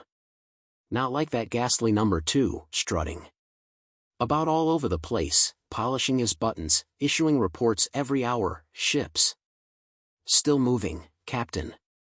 Still on course, Captain. Oxygen levels still being maintained, Captain. Give it a miss, was the captain's vote. Ah yes, that was the thing that had been irritating him. He peered down at number 1. Yes, Captain, he was shouting something or other about having found some prisoners. The captain thought about this. Seemed pretty unlikely to him, but he wasn't one to stand in his officer's way. Well, perhaps that'll keep him happy for a bit, he said. He's always wanted some. Ford Prefect and Arthur Dent trudged onwards up the ship's apparently endless corridors. Number 2 marched behind them, barking the occasional order about not making any false moves or trying any funny stuff. They seemed to have passed at least a mile of continuous brown Hessian wall weave. Finally they reached a large steel door which slid open when number 2 shouted at it. They entered. To the eyes of Ford Prefect and Arthur Dent, the most remarkable thing about the ship's bridge was not the 50-foot diameter hemispherical dome which covered it, and through which the dazzling display of stars shone down on them. To people who have eaten at the restaurant at the end of the universe, such wonders are commonplace. Nor was it the bewildering array of instruments that crowded the long circumferential wall around them. To Arthur this was exactly what spaceships were traditionally supposed to look like, and to Ford it looked thoroughly antiquated. It confirmed his suspicions that Disaster Area's stunt ship had taken them back at least 1 million, if not 2 million, years before their own time. No, the thing that really caught them off balance was the bath. The bath stood on a 6-foot pedestal of rough-hewn blue water crystal and was of a Baroque monstrosity not often seen outside the Maximedellin Museum of Diseased Imaginings. An intestinal jumble of plumbing had been picked out in gold leaf rather than decently buried at midnight in an unmarked grave. The taps and shower attachment would have made a gargoyle jump. As the dominant centerpiece of a starship bridge, it was terribly wrong, and it was with the embittered air of a man who knew this that number 2 approached it. Captain, sir, he shouted through clenched teeth, a difficult trick, but he'd had years during which to perfect it. A large genial face and a genial foam-covered arm popped up above the rim of the monstrous bath. Ah, hello, number 2, said the captain, waving a cherry sponge. Having a nice day? Number 2 snapped even further to attention than he already was. I have brought you the prisoners I located in Freezer Bay 7, sir, he yapped. Ford and Arthur coughed in confusion. Hello, they said. The captain beamed at them. So number 2 had really found some prisoners. Well, good for him, thought the captain. Nice to see a chap doing what he's best at. Oh, hello there, he said to them. Excuse me not getting up, having a quick bath. Well, gin and tonics all round then. Look in the fridge, number 1. Certainly, sir. It is a curious fact, and one to which no one knows quite how much importance to attach, that something like 85% of all known worlds in the galaxy, be they primitive or highly advanced, have invented a drink called gin and tonics, or GNNTN9, or gin and donix, or any one of 1,000 or more variations on the same phonetic theme. The drinks themselves are not the same, and vary between the Savalvian Chinanto/Nigs, which is ordinary water server at slightly above room temperature, and the Gagrakakin's Gin Anthony KS, which kills cows at 100 paces, and in fact the one common factor between all of them, beyond the fact that the names sound the same, is that they were all invented and Named before the worlds concerned made contact with any other worlds. What can be made of this fact? It exists in total isolation. As far as any theory of structural linguistics is concerned, it is right off the graph, and yet it persists. Old structural linguists get very angry when young structural linguists go on about it.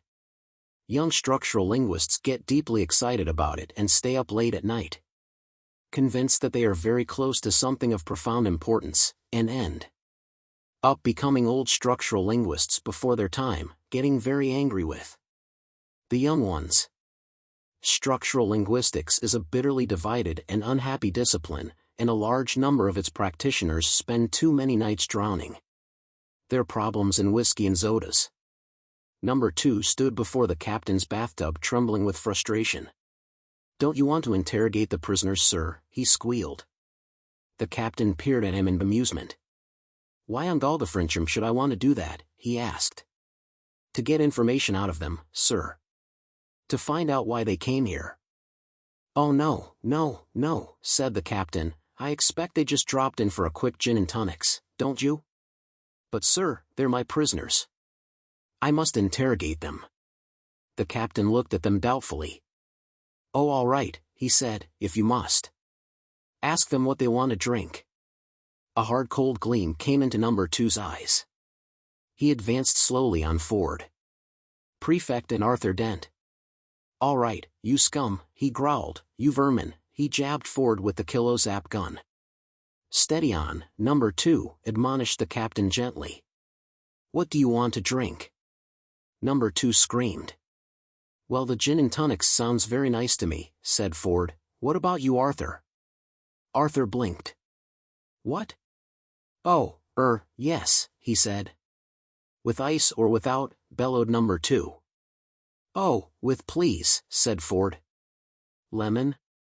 "Yes please," said Ford. "And do you have any of those little biscuits? You know, the cheesy ones?" "I'm asking the questions," howled number 2, his body quaking with apoplectic fury. Number 2, said the captain softly. "Sir? Push off, would you, there's a good chap.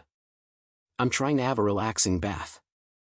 Number 2's eyes narrowed and became what are known in the shouting and killing people trade as cold slits, the idea presumably being to give your opponent the impression that you have lost your glasses or are having difficulty keeping awake. Why this is frightening is an, as yet, unresolved problem. He advanced on the captain, his, number 2's, mouth a thin hard line. Again. Tricky to know why this is understood as fighting behavior. If, whilst wandering through the jungle of trawl, you were suddenly to come upon the fabled ravenous bug-bladder beast, you would have reason to be grateful if its mouth was a thin hard line rather than, as it usually is, a gaping mass of slavering fangs.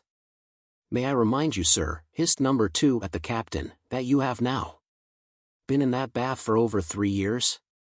This final shot delivered, number 2 spun on his heel and stalked off to a corner to practice darting eye movements in the mirror. The captain squirmed in his bath. He gave Ford Prefect a lame smile. "Well, you need to relax a lot in a job like mine," he said. Ford slowly lowered his hands. It provoked no reaction. Arthur lowered his.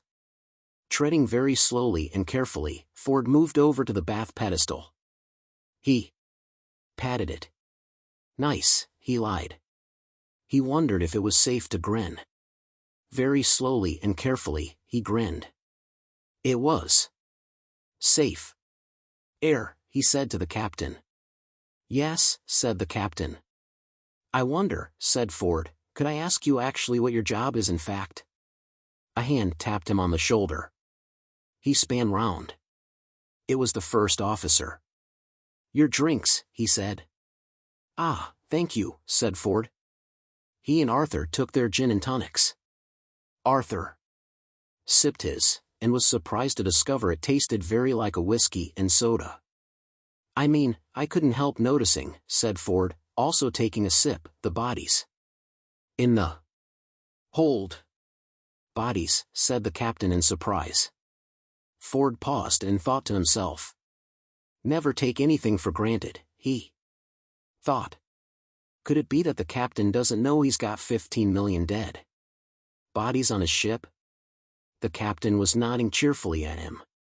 He also appeared to be playing with a rubber duck. Ford looked around.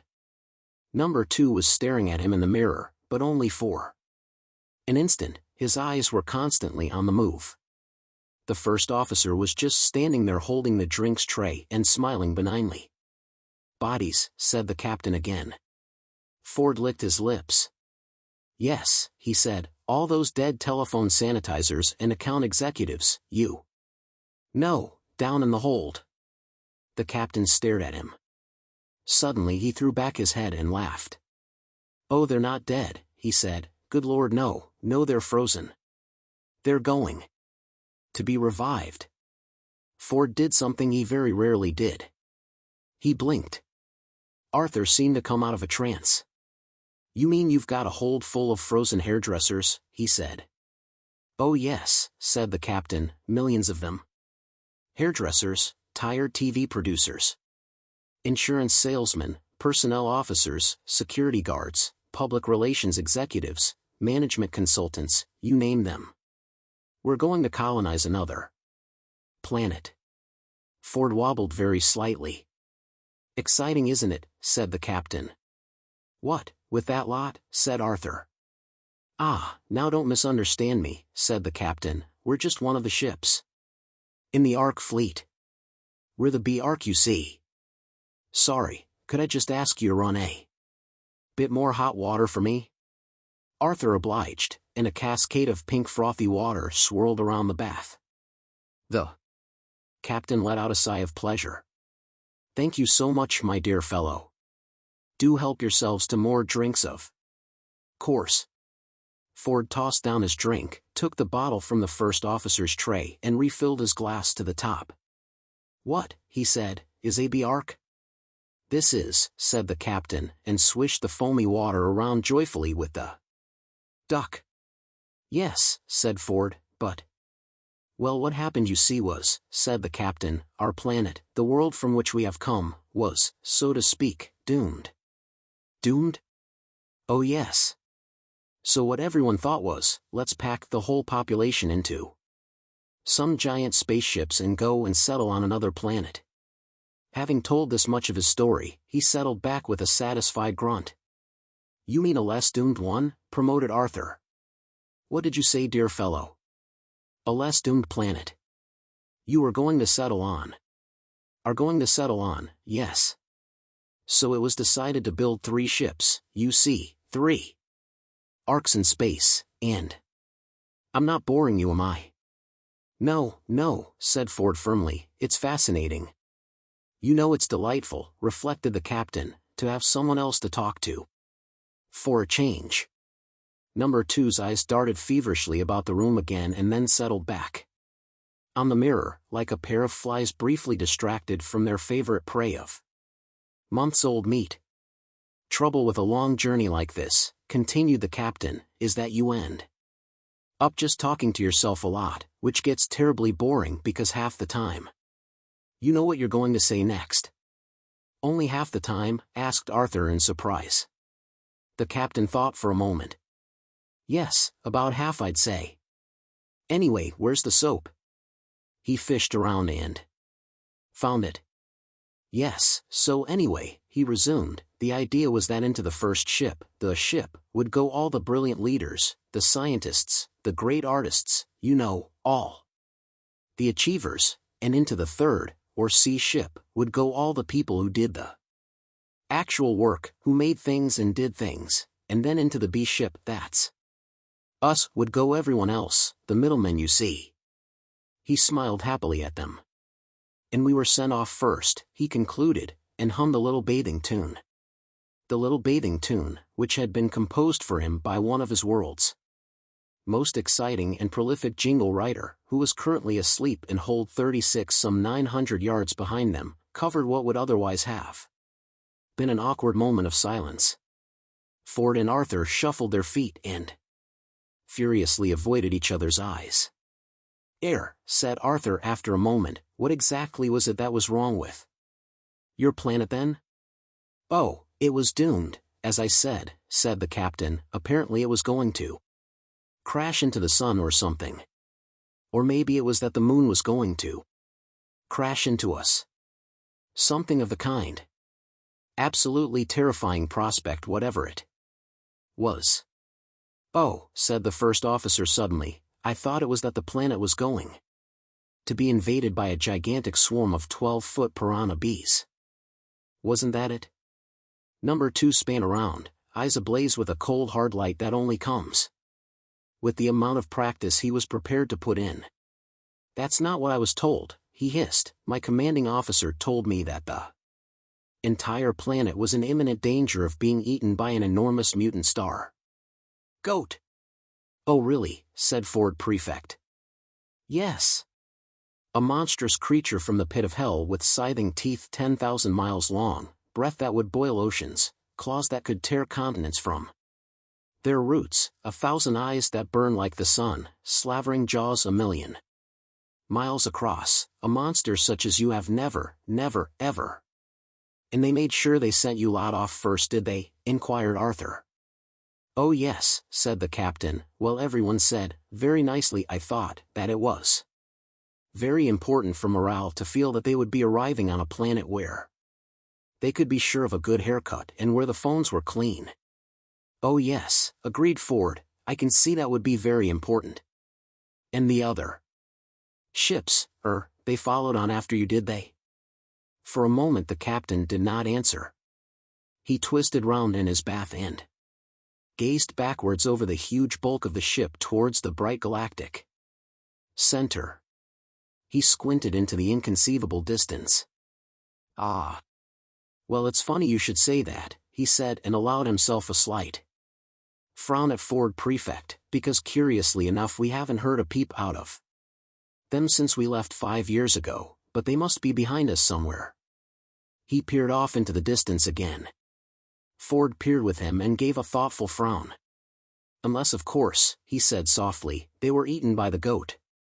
Ah yes, said the captain with a slight hesitancy creeping into his voice, the goat. His eyes passed over the solid shapes of the instruments and computers that lined the bridge. They winked away innocently at him. He stared out at the stars, but none of them said a word. He glanced at his first and second officers, but they seemed lost in their own thoughts for a moment. He glanced at Ford Prefect, who raised his eyebrows at him. It's a funny thing, you know, said the captain at last, but now that I actually come to tell the story to someone else, I mean, does it strike you as odd, number 2? Error, said number 2. Well, said Ford, I can see that you've got a lot of things you're going to talk about, so, thanks for the drinks, and if you could sort of drop us off at the nearest convenient planet. Ah, well, that's a little difficult, you see, said the captain, because our trajectory thingy was preset before we left Golgafrincham. I think partly because I'm not very good with figures. You mean we're stuck here on this ship, exclaimed Ford, suddenly losing patience with the whole charade. When are you meant to be reaching this planet? You're meant to be colonizing? Oh, we're nearly there, I think, said the captain, any second now. It's probably time I was getting out of this bath, in fact. Oh, I don't know though, why stop just when I'm enjoying it? So we're actually going to land in a minute? Well, not so much land, in fact, not actually land as such, no, What are you talking about? Said Ford sharply. Well, said the captain, picking his way through the words carefully, I think as far as I can remember we were programmed to crash on it. Crash, shouted Ford and Arthur. Yes, said the captain, yes, it's all part of the plan, I think. There was a terribly good reason for it which I can't quite remember at the moment. It was something to with, Ford exploded. You're a load of useless bloody loonies, he shouted. Ah yes, that was it, beamed the captain, that was the reason.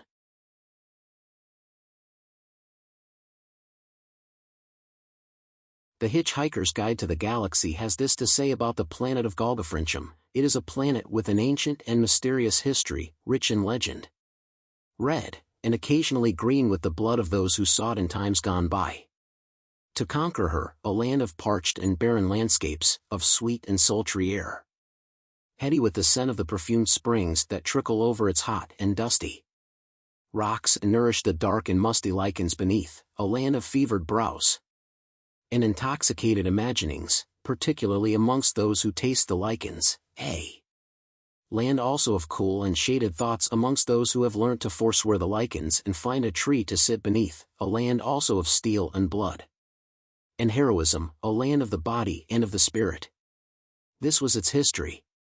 And in all this ancient and mysterious history, the most mysterious figures of all were without doubt those of the great circling poets of Arium.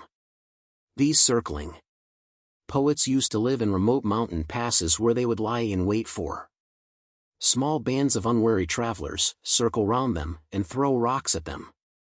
And when the travelers cried out, saying why didn't they go away and get on with writing some poems instead of pestering people with all this rock-throwing business, they would suddenly stop, and then break into one of the 794 great song cycles of Vasilian.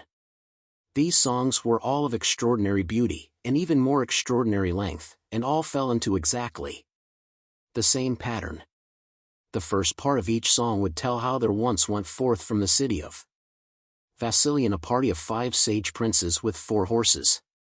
The princes, who are of course brave, noble and wise, travel widely in distant lands, fought giant ogres, pursue exotic philosophies, take tea with weird gods and rescue beautiful monsters from ravening princesses before finally announcing that they have achieved enlightenment and that their wanderings are therefore accomplished. The second, and much longer, part of each song would then tell of all their bickerings about which one of them is going to have to walk back. All this lay in the planet's remote past. It was, however, a descendant of one of these eccentric poets who invented the spurious tales of impending doom which enabled the people of Golgafrincham to rid themselves of an entire useless third of their population. The other 2/3 stayed firmly at home and lived full, rich, and happy lives until they were all suddenly wiped out by a virulent disease contracted from a dirty telephone. That night the ship crash-landed onto an utterly insignificant little green-blue planet which circled a small unregarded yellow sun in the uncharted backwaters of the unfashionable end of the western spiral arm of the galaxy. In the hours preceding the crash, Ford Prefect had fought furiously but in vain to unlock the controls of the ship from their preordained flight path. It had quickly become apparent to him that the ship had been programmed to convey its payload safely, and uncomfortably, to its new home but to cripple itself beyond repair. In the process, its screaming, blazing descent through the atmosphere had stripped away most of its superstructure and outer shielding, and its final inglorious belly flop into a murky swamp had left its crew only a few hours of darkness during which to revive and offload its deep-frozen and unwanted cargo, for the ship began to settle almost at once, slowly appending its gigantic bulk in the stagnant slime. Once or twice during the night it was starkly silhouetted against the sky as burning meteors, the detritus of its descent, flashed across the sky. In the gray pre-dawn light it let out an obscene roaring gurgle and sank forever into the stinking depths. When the sun came up that morning it shed its thin watery light over a vast area, heaving with wailing hairdressers, public relations executives, opinion pollsters, and the rest, all clawing their way desperately to dry land. A less strong-minded sun would probably have gone straight back down again. But it continued to climb its way through the sky, and after a while the influence of its warming rays began to have some restoring effect on the feebly struggling creatures. Countless numbers had, unsurprisingly, been lost to the swamp in the night, and millions more had been sucked down with the ship, but those that survived still numbered hundreds of thousands, and as the day wore on they crawled out over the surrounding countryside, each looking for a few square feet of solid ground on which to collapse and recover from their nightmare ordeal. 2 figures moved further afield. From a nearby hillside, Ford Prefect and Arthur Dent watched the horror of which they could not feel apart. "Filthy dirty trick to pull," muttered Arthur. Ford scraped a stick along the ground and shrugged. "An imaginative solution to a problem, I'd have thought," he said. "Why can't people just learn to live together in peace and harmony?" said Arthur. Ford gave a loud, very hollow laugh. "42, he said with a malicious grin. "No, doesn't work." "Never mind." Arthur looked at him as if he'd gone mad, and, seeing nothing to indicate the contrary, realized that it would be perfectly reasonable to assume that this had in fact happened. "What do you think will happen to them all?" he said after a while. "In an infinite universe anything can happen," said Ford, "even survival." "Strange but true." A curious look came into his eyes as they passed over the landscape and then settles again on the scene of misery below them. "I think they'll manage for a while," he said. Arthur looked up sharply. "Why do you say that?" he said. Ford shrugged. "Just a hunch," he said, and refused to be drawn to any further questions. "Look," he said suddenly. Arthur followed his pointing finger.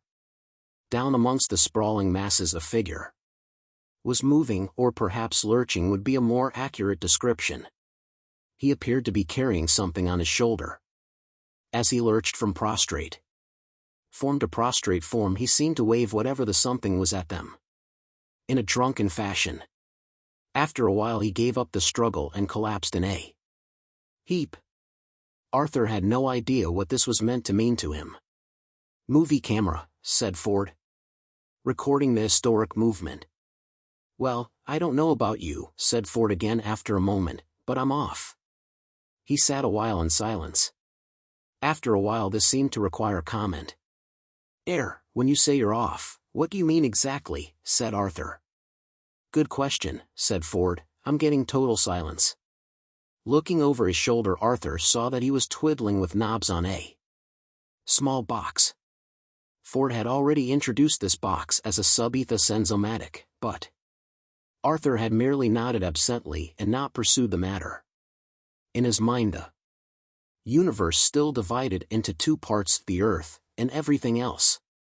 The Earth, having been demolished to make way for a new hyperspace bypass, meant that this view of things was a little lopsided, but Arthur tended to cling to that lopsidedness as being his last remaining contact with his home. Sub-etha sensomatics belonged firmly in the everything else category. "Not a sausage," said Ford, shaking the thing. Sausage, thought Arthur to himself as he gazed listlessly at the primitive world about him, what I wouldn't give for a good Earth sausage. "Would you believe," said Ford in exasperation, "that there are no transmissions of any kind within light years of this benighted tip? Are you listening to me?" "What?" said Arthur. "We're in trouble," said Ford. "Oh," said Arthur. This sounded like month-old news to him. "Until we pick up anything on this machine," said Ford, "our chances of getting off this planet are zero. It may be some freak standing wave effect in the planet's magnetic field, in which case we just travel round and round till we find a clear reception area. Coming?" He picked up his gear and strode off. Arthur looked down the hill. The man with the movie camera had struggled back up to his feet just in time to film one of his colleagues collapsing. Arthur picked a blade of grass and strode off after Ford. "I trust you had a pleasant meal," said Zarniwoop to Zaphod and Trillian as they rematerialized on the bridge of the starship Heart of Gold and lay panting on the floor. Zaphod opened some eyes and glowered at him. "You," he spat. He staggered to his feet and stomped off to find a chair to slump into. He found one and slumped into it. "I have programmed the computer with the improbability coordinates pertinent to our journey," said Zarniwoop. "We will arrive there very shortly. Meanwhile, why don't you relax and prepare yourself for the meeting?" Zaphod said nothing. He got up again and marched over to a small cabinet from which he pulled a bottle of old Jenks spirit. He took a long pull at it. "And when this is all done," said Zaphod savagely, "it's done, all right?" I'm free to go and do what the hell I like and lie on beaches and stuff? It depends what transpires from the meeting, said Zarniwoop. Zaphod, who is this man, said Trillian shakily, wobbling to her feet. What's he doing here? Why is he on our ship? He's a very stupid man, said Zaphod, who wants to meet the man who rules the universe. Ah, said Trillian, taking the bottle from Zaphod and helping herself, a social climber. The major problem, one of the major problems, for there are several, one of the many major problems with governing people is that of whom you get to do it, or rather of who manages to get people to let them do it to them. To summarize, it is a well-known fact that those people who most want to rule people are, ipso facto, those least suited to do it. To summarize the summary, anyone who is capable of getting themselves made president should on no account be allowed to do the job. To summarize the summary of the summary, people are a problem. And so this is the situation we find, a succession of galactic presidents who so much enjoy the fun and palaver of being in power that they very rarely notice that they're not. And somewhere in the shadows behind them, who can possibly rule if no one who wants to do it can be allowed to? On a small obscure world somewhere in the middle of nowhere, in particular. Nowhere, that is, that could ever be found, since it is protected by a vast field of improbability to which only 6 men in this galaxy have a key. It was raining. It was bucketing down, and had been for hours. It beat the top of the sea into a mist, it pounded the trees, it churned and slopped a stretch of scrubby land near the sea into a mud bath. The rain pelted and danced on the corrugated iron roof of the small shack that stood in the middle of this patch of scrubby land. It obliterated the small rough pathway that led from the shack down to the seashore and smashed apart the neat piles of interesting shells which had been placed there. The noise of the rain on the roof of the shack was deafening within, but went largely unnoticed by its occupant, whose attention was otherwise engaged. He was a tall, shambling man with rough straw-colored hair that was damp from the leaking roof. His clothes were shabby, his back was hunched, and his eyes, though open, seemed closed. In his shack was an old beaten-up armchair, an old scratched table, an old mattress, some cushions, and a stove that was small but warm. There was also an old and slightly weather-beaten cat, and this was currently the focus of the man's attention. He bent his shambling form over it. Pussy, pussy, pussy, he said, kuchiko cheeky kuchiko, pussy want his fish. Nice piece of fish, pussy want it. The cat seemed undecided on the matter. It pawed rather condescendingly at the piece of fish the man was holding out, and then got distracted by a piece of dust on the floor. Pussy not eat his fish, pussy get thin and waste away, I think, said the man. Doubt crept into his voice. I imagine this is what will happen, he said, but how can I tell? He proffered the fish again. Pussy think, he said, eat fish or not eat fish. I think it is better if I don't get involved. He sighed. I think fish is nice, but then I think that rain is wet, so who am I to judge? He left the fish on the floor for the cat, and retired to his seat. Ah, I seem to see you eating it, he said at last, as the cat exhausted the entertainment possibilities of the speck of dust and pounced onto the fish. I like it when I see you eat the fish, said the man, because in my mind you will waste away if you don't. He picked up from the table a piece of paper and the stub of a pencil. He held one in one hand and the other in the other, and experimented with the different ways of bringing them together. He tried holding the pencil under the paper, then over the paper, then next to the paper. He tried wrapping the paper round the pencil, he tried rubbing the stubby end of the pencil against the paper, and then he tried rubbing the sharp end of the pencil against the paper. It made a mark, and he was delighted with the discovery, as he was every day. He picked up another piece of paper from the table. This had a crossword on it. He studied it briefly and filled in a couple of clues before losing interest. He tried sitting on one of his hands and was intrigued by the feel of the bones of his hip. Fish come from far away, he said, or so I'm told. Or so I imagine I'm told. When the men come, or when in my mind the men come in their 6 black ships. Do they come in your mind too? What do you see, pussy? He looked at the cat, which was more concerned with getting the fish down as rapidly as possible than it was with these speculations. And when I hear their questions, do you hear questions? What do their voices mean to you? Perhaps you just think they're singing songs to you. He reflected on this, and saw the flaw in the supposition. Perhaps they are singing songs to you, he said, and I just think they're asking me questions. He paused again. Sometimes he would pause for days, just to see what it was like. Do you think they came today? He said. I do. There's mud on the floor, cigarettes and whiskey on the table, fish on a plate for you and a memory of them in my mind. Hardly conclusive evidence, I know, but then all evidence is circumstantial. And look what else they've left me. He reached over to the table and pulled some things off it. Crosswords, dictionaries, and a calculator.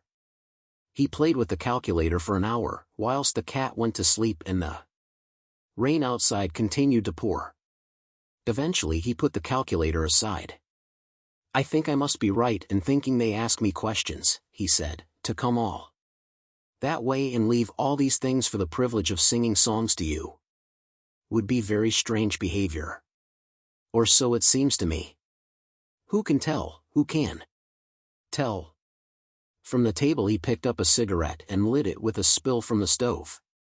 He inhaled deeply and sat back. I think I saw another ship in the sky today, he said at last. A big white one. I've never seen a big white one, just the 6 black ones. And the 6 green ones. And the others who say they come from so far away. Never a big white one. Perhaps 6 small black ones can look like one big white one at certain times. Perhaps I would like a glass of whiskey. Yes, that seems more likely. He stood up and found a glass that was lying on the floor by the mattress. He poured in a measure from his whiskey bottle. He sat again. Perhaps some other people are coming to see me, he said. 100 yards away, pelted by the torrential rain, lay the Heart of Gold. Its hatchway opened, and 3 figures emerged, huddling into themselves to keep the rain off their faces. In there, shouted Trillian above the noise of the rain. Yes, said Zarniwoop. That shack? Yes. Weird, said Zaphod. But it's in the middle of nowhere, said Trillian. We must have come to the wrong place. You can't rule the universe from a shack. They hurried through the pouring rain, and arrived, wet through, at the door. They knocked. They shivered. The door opened. Hello, said the man. Ah, excuse me, said Zarniwoop, I have reason to believe. Do you rule the universe? Said Zaphod. The man smiled at him. I try not to, he said. Are you wet? Zaphod looked at him in astonishment. Wet? He cried. Doesn't it look as if we're wet? That's how it looks to me, said the man, but how you feel about it might be an altogether different matter. If you feel warmth makes you dry, you'd better come in. They went in. They looked around the tiny shack, Zarniwoop with slight distaste, Trillian with interest, Zaphod with delight. Hey, said Zaphod, what's your name? The man looked at them doubtfully. I don't know. Why, do you think I should have one? It seems very odd to give a bundle of vague sensory perceptions a name. He invited Trillian to sit in the chair. He sat on the edge of the chair, Zarniwoop leaned stiffly against the table and Zaphod lay on the mattress. Wowie, said Zaphod, the seat of power. He tickled the cat. Listen, said Zarniwoop, I must ask you some questions. All right, said the man kindly, you can sing to my cat if you like.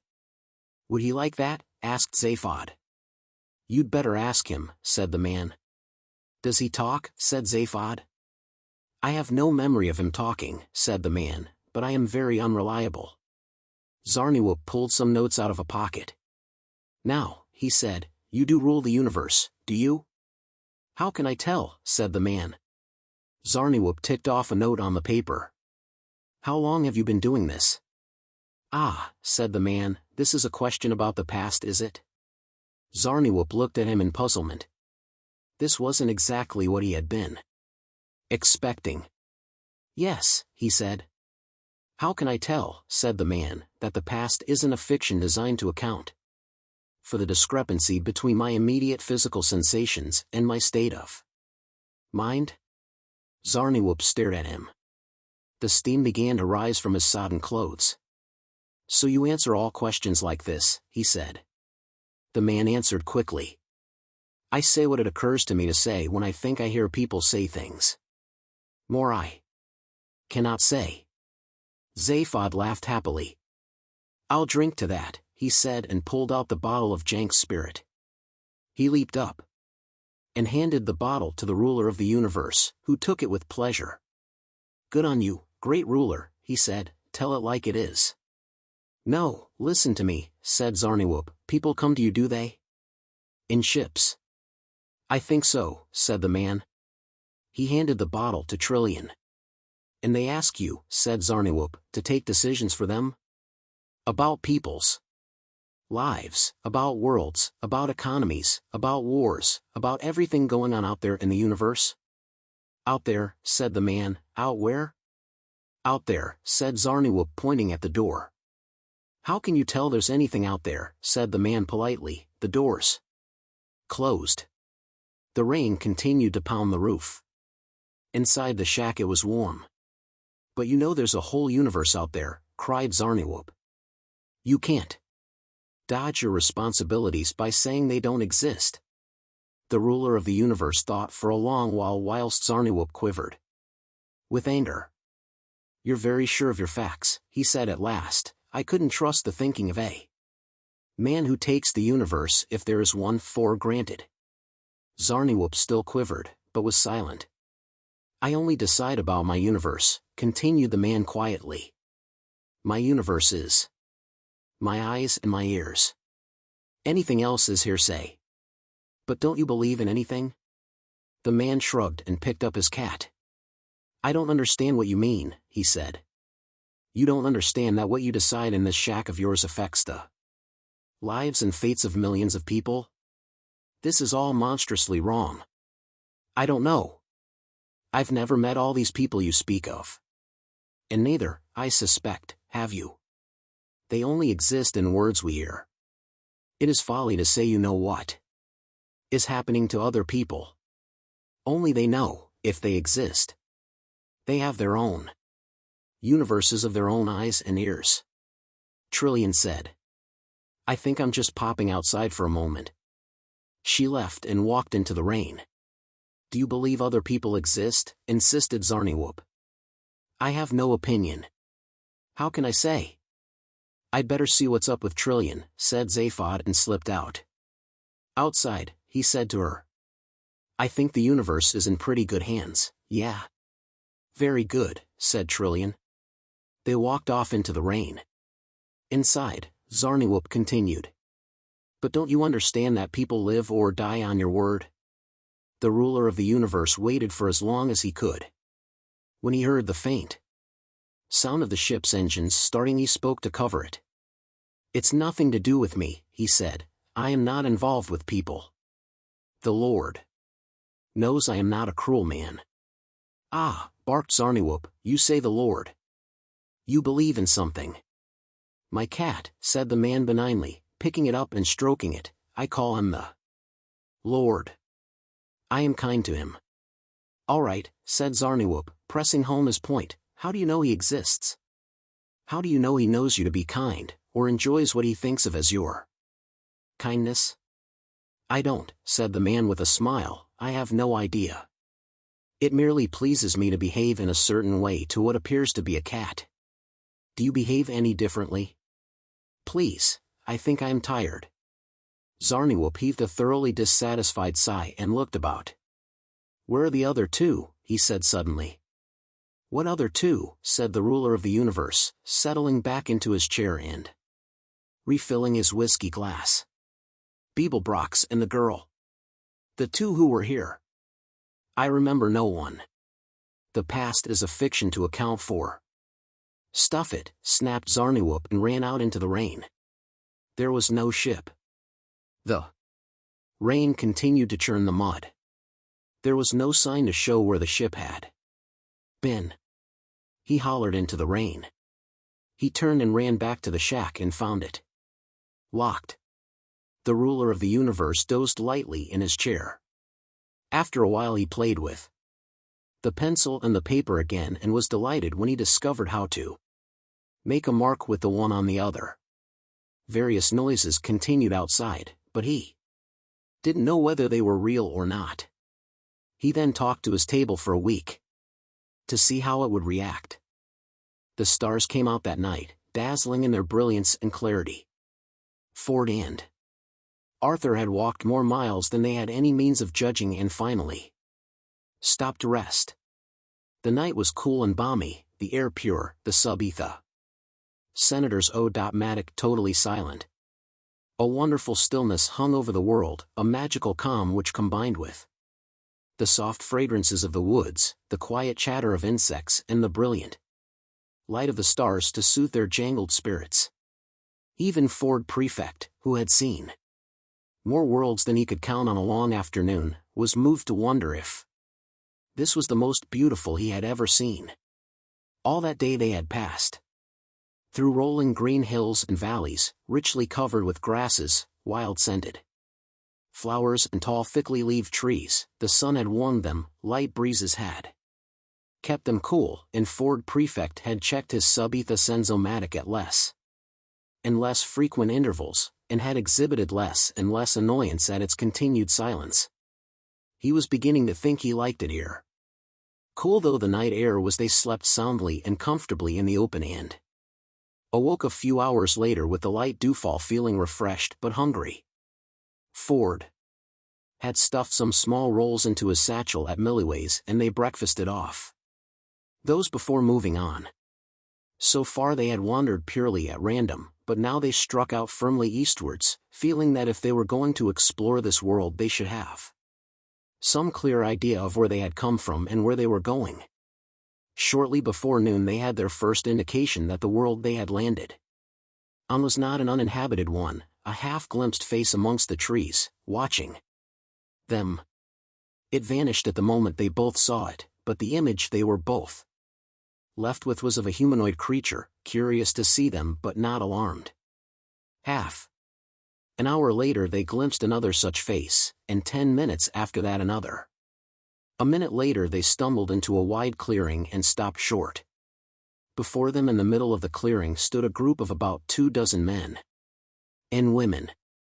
They stood still and quiet facing Ford and Arthur. Around some of the women huddled some small children, and behind the group was a ramshackle array of small dwellings made of mud and branches. Ford and Arthur held their breath. The tallest of the men stood a little over 5 feet high. They all stooped forward slightly, had longish arms and lowish foreheads, and clear bright eyes with which they stared intently at the strangers. Seeing that they carried no weapons and made no move towards them, Ford and Arthur relaxed slightly. For a while the two groups simply stared at each other, neither side making any move. The natives seemed puzzled by the intruders, and whilst they showed no sign of aggression they were quite clearly not issuing any invitations.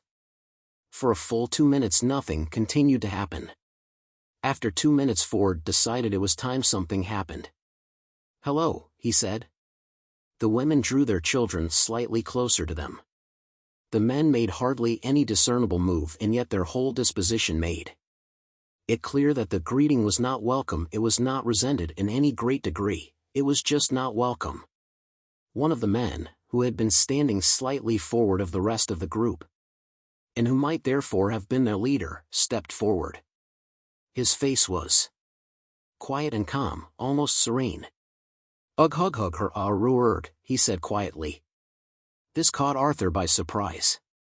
He had grown so used to receiving an instantaneous and unconscious translation of everything he heard via the babblefish lodged in his ear that he had ceased to be aware of it, and he was only reminded of its presence now by the fact that it didn't seem to be working. Vague shadows of meaning had flickered at the back of his mind, but there was nothing he could get any firm grasp on. He guessed, correctly as it happens, that these people had as yet evolved no more than the barest rudiments of language, and that the babblefish was therefore powerless to help. He glanced at Ford, who was infinitely more experienced in these matters.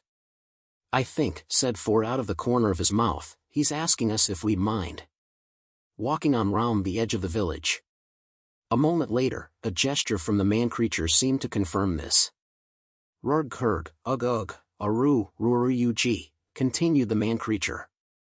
"The general gist," said Ford, "as far as I can make out, is that we are welcome to continue our journey in any way we like, but if we would walk round his village rather than through it, it would make them all very happy. So what do we do?" "I think we make them happy," said Ford. Slowly and watchfully they walked round the perimeter of the clearing. This seemed to go down very well with the natives, who bowed to them very slightly and then went about their business. Ford and Arthur continued their journey through the wood. A few hundred yards past the clearing they suddenly came upon a small pile of fruit lying in their path. Berries that looked remarkably like raspberries and blackberries, and pulpy, green-skinned fruit that looked remarkably like pears.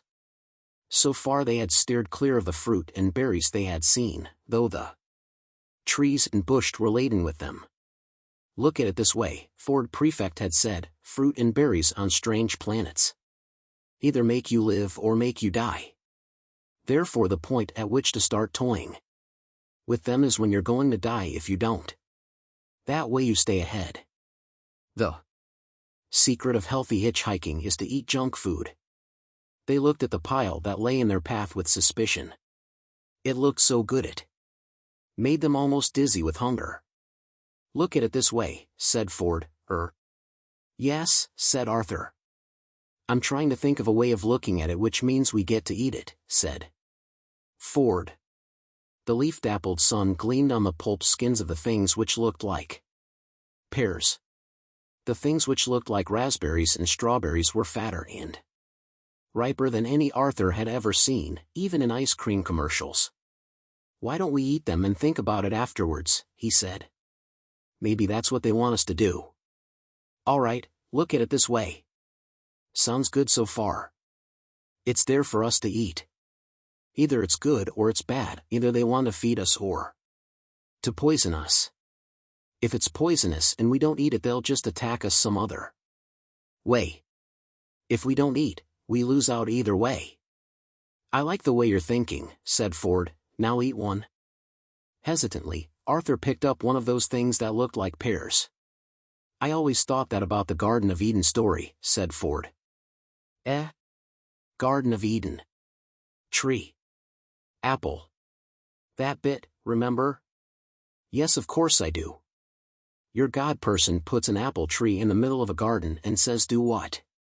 You like guys, oh, but don't eat the apple." Surprise, surprise, they eat it and he leaps out from behind a bush shouting gotcha. It wouldn't have made any difference if they hadn't eaten it. Why not? Because if you're dealing with somebody who has the sort of mentality which likes leaving hats on the pavement with bricks under them, you know perfectly well they won't give up. They'll get you in the end. What are you talking about? Never mind, eat the fruit. You know, this place almost looks like the Garden of Eden. Eat the fruit. Sounds quite like it too. Arthur took a bite from the thing which looked like a pear. "It's a pear," he said. A few moments later, when they had eaten the lot, Ford Prefect turned round and called out, "Thank you. Thank you very much," he called, "you're very kind." They went on their way. For the next 50 miles of their journey eastward they kept on finding the occasional gift of fruit lying in their path, and though they once or twice had a quick glimpse of a native man-creature amongst the trees, they never again made direct contact They decided they rather liked a race of people who made it clear that they were grateful simply to be left alone. The fruit and berries stopped after 50 miles, because that was where the sea started. Having no pressing calls on their time, they built a raft and crossed the sea. It was reasonably calm, only about 60 miles wide, and they had a reasonably pleasant crossing, landing in a country that was at least as beautiful as the one they had left. Life was, in short, ridiculously easy, and for a while at least they were able to cope with the problems of aimlessness and isolation by deciding to ignore them. When the craving for company became too great, they would know where to find it, but for the moment they were happy to feel that the Golgafrinchans were hundreds of miles behind them. Nevertheless, Ford Prefect began to use his sub-etha sensomatic more often. Again. Only once did he pick up a signal, but that was so faint and from such enormous distance that it depressed him more than the silence that had otherwise continued unbroken. On a whim they turned northwards. After weeks of traveling they came to another sea, built another raft and crossed it. This time it was harder going, the climate was getting colder.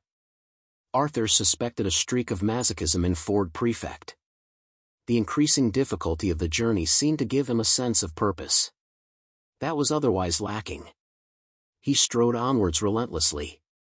Their journey northwards brought them into steep mountainous terrain of breathtaking sweep and beauty. The vast, jagged, snow-covered peaks ravished their senses. The cold began to bite into their bones. They wrapped themselves in animal skins and furs which Ford Prefect acquired by a technique he once learned from a couple of ex-warlike monks running a mind-surfing resort in the hills of Hunnian. The galaxy is littered with ex-warlike monks, all on the make, because the mental control techniques the order have evolved as a form of devotional discipline are frankly sensational, and extraordinary numbers of monks leave the order just after they have finished their devotional training and just before they take their final vows to stay locked in small metal boxes for the rest of their lives. Ford's technique seemed to consist mainly of standing still for a while and smiling. After a while an animal, a deer perhaps, would appear from out of the trees and watch him cautiously. Ford would continue to smile at it, his eyes would soften and shine, and he would seem to radiate a deep and universal love, a love which reached out to embrace all of creation. A wonderful quietness would descend on the surrounding countryside, peaceful and serene, emanating from this transfigured man. Slowly the deer would approach, step by step, until it was almost nuzzling him, whereupon Ford Prefect would reach out to it and break its neck. Pheromone control, he said it was, you just have to know how to generate the right smell. A few days after landing in this mountainous land they hit a coastline which swept diagonally before them from the southwest to the northeast, a coastline of monumental grandeur, deep majestic ravines, soaring pinnacles of ice, fjords. For 2 further days they scrambled and climbed over the rocks and glaciers. Awestruck with beauty. Arthur, yelled Ford suddenly. It was the afternoon of the second day. Arthur was sitting on a high rock watching the thundering sea smashing itself against the craggy promontories. Arthur, yelled Ford again. Arthur looked to where Ford's voice had come from, carried faintly in the wind. Ford had gone to examine a glacier, and Arthur found him there crouching by the solid wall of blue ice. He was tense with excitement, his eyes darted up to meet Arthur's. Look, he said, look. Arthur looked. He saw the solid wall of blue ice.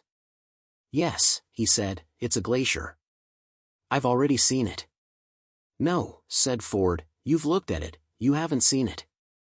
Look. Ford was pointing deep into the heart of the ice. Arthur peered, he saw nothing but vague shadows. Move back from it, insisted Ford, look again. Arthur moved back and looked again. No, he said, and shrugged. What am I supposed to be looking for? And suddenly he saw it. You see it? He saw it. His mouth started to speak, but his brain decided it hadn't got anything to say yet and shut it again. His brain then started to contend with the problem of what his eyes told it they were looking at, but in doing so relinquished control of the mouth, which promptly fell open again. Once more gathering up the jaw, his brain lost control of his left hand, which then wandered around in an aimless fashion. For a second or so the brain tried to catch the left hand without letting go of the mouth, and simultaneously tried to think about what was buried in the ice, which is probably why the legs went and Arthur dropped restfully to the ground. The thing that had been causing all this neural upset was a network of shadows in the ice, about 18 inches beneath the surface. Looked at it from the right angle, they resolved into the solid shapes of letters from an alien alphabet, each about 3 feet high, and for those, like Arthur, who couldn't read Magrathian, there was above the letters the outline of a face hanging in the ice. It was an old face, thin and distinguished, careworn but not unkind. It was the face of the man who had won an award for designing the coastline. They now knew themselves to be standing on. A thin whine filled the air. It whirled and howled through the trees, upsetting the squirrels. A few birds flew off in disgust. The noise danced and skittered round the clearing. It hooped, it rasped, it generally offended. The captain, however, regarded the lone bagpiper with an indulgent eye. Little could disturb his equanimity. Indeed, once he had got over the loss of his gorgeous bath during that unpleasantness in the swamp all those months ago, he had begun to find his new life remarkably congenial. A hollow had been scooped out of a large rock which stood in the middle of the clearing, and in this he would bask daily whilst attendants sloshed water over him. Not particularly warm water, it must be said, as they hadn't yet worked out a way of heating it. Never mind, that would come, and in the meantime search parties were scouring the countryside far and wide for a hot spring, preferably one in a nice leafy glade. And if it was near a soap mine, perfection. To those who said that they had a feeling soap wasn't found in mines, the captain had ventured to suggest that perhaps that was because no one had looked hard enough, and this possibility had been reluctantly acknowledged. No, life was very pleasant, and the greatest thing about it was that when the hot spring was found, complete with leafy glade and sweet, and when in the fullness of time the cry came reverberating across the hills that the soap mine had been located and was producing 500 cakes a day, it would be more pleasant still. It was very important to have things to look forward to. Wail, wail, screech, wail, howl, honk, squeak went the bagpipes, increasing the captain's already considerable pleasure at the thought that any moment now they might stop. That was something he looked forward to as well. What else was pleasant, he asked himself. Well, so many things, the red and gold of the trees, now that autumn was approaching, the peaceful chatter of scissors a few feet from his bath where a couple of hairdressers were exercising their skills on a dozing art director and his assistant, the sunlight gleaming off the 6 shiny telephones lined up along the edge of his rock-hewn bath. The only thing nicer than a phone that didn't ring all the time, or indeed at all, was 6 phones that didn't ring all the time, or indeed at all. Nicest of all was the happy murmur of all the hundreds of people slowly assembling in the clearing around him to watch the afternoon committee meeting. The captain punched his rubber duck playfully on the beak.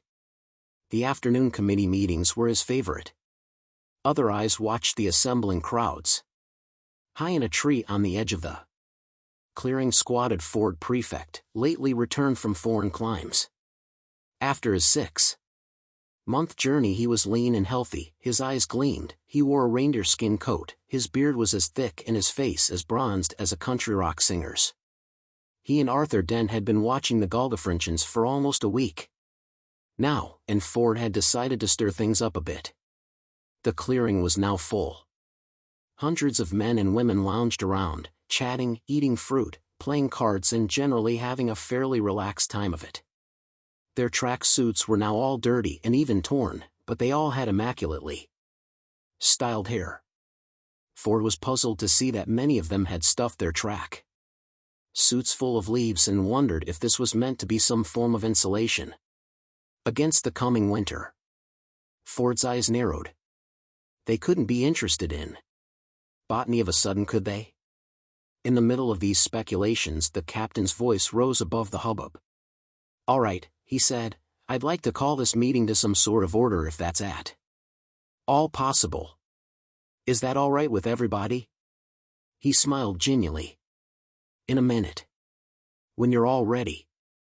The talking gradually died away and the clearing fell silent, except for the bagpiper, who seemed to be in some wild and uninhabitable musical world of his own. A few of those in his immediate vicinity threw some leaves to him. If there was any reason for this, then it escaped Ford Prefect for the moment. A small group of people had clustered round the captain, and one of them was clearly beginning to speak. He did this by standing up, clearing his throat, and then gazing off into the distance as if to signify to the crowd that he would be with them in a minute. The crowd, of course, were riveted and all turned their eyes on him. A moment of silence followed, which Ford judged to be the right dramatic moment to make his entry. The man turned to speak. Ford dropped down out of the tree. "Hi there," he said. The crowd swiveled round. "Ah, my dear fellow," called out the captain, "got any matches on you? Or a lighter? Anything like that?" "No," said Ford, sounding a little deflated. It wasn't what he'd prepared. He decided he'd better be a little stronger on the subject. "No, I haven't," he continued, "no matches. Instead, I bring you news." "Pity," said the captain, "we've all run out, you see. Haven't had a hot bath in weeks." Ford refused to be headed off. "I bring you news," he said, "of a discovery that might interest you." "Is it on the agenda?" snapped the man whom Ford had interrupted. Ford smiled a broad country rock singer smile. "Now, come on," he said. "Well, I'm sorry," said the man huffily, "but speaking as a management consultant of many years' standing, I must insist on the importance of observing the committee structure." Ford looked round the crowd. "He's mad, you know," he said. "This is a prehistoric planet."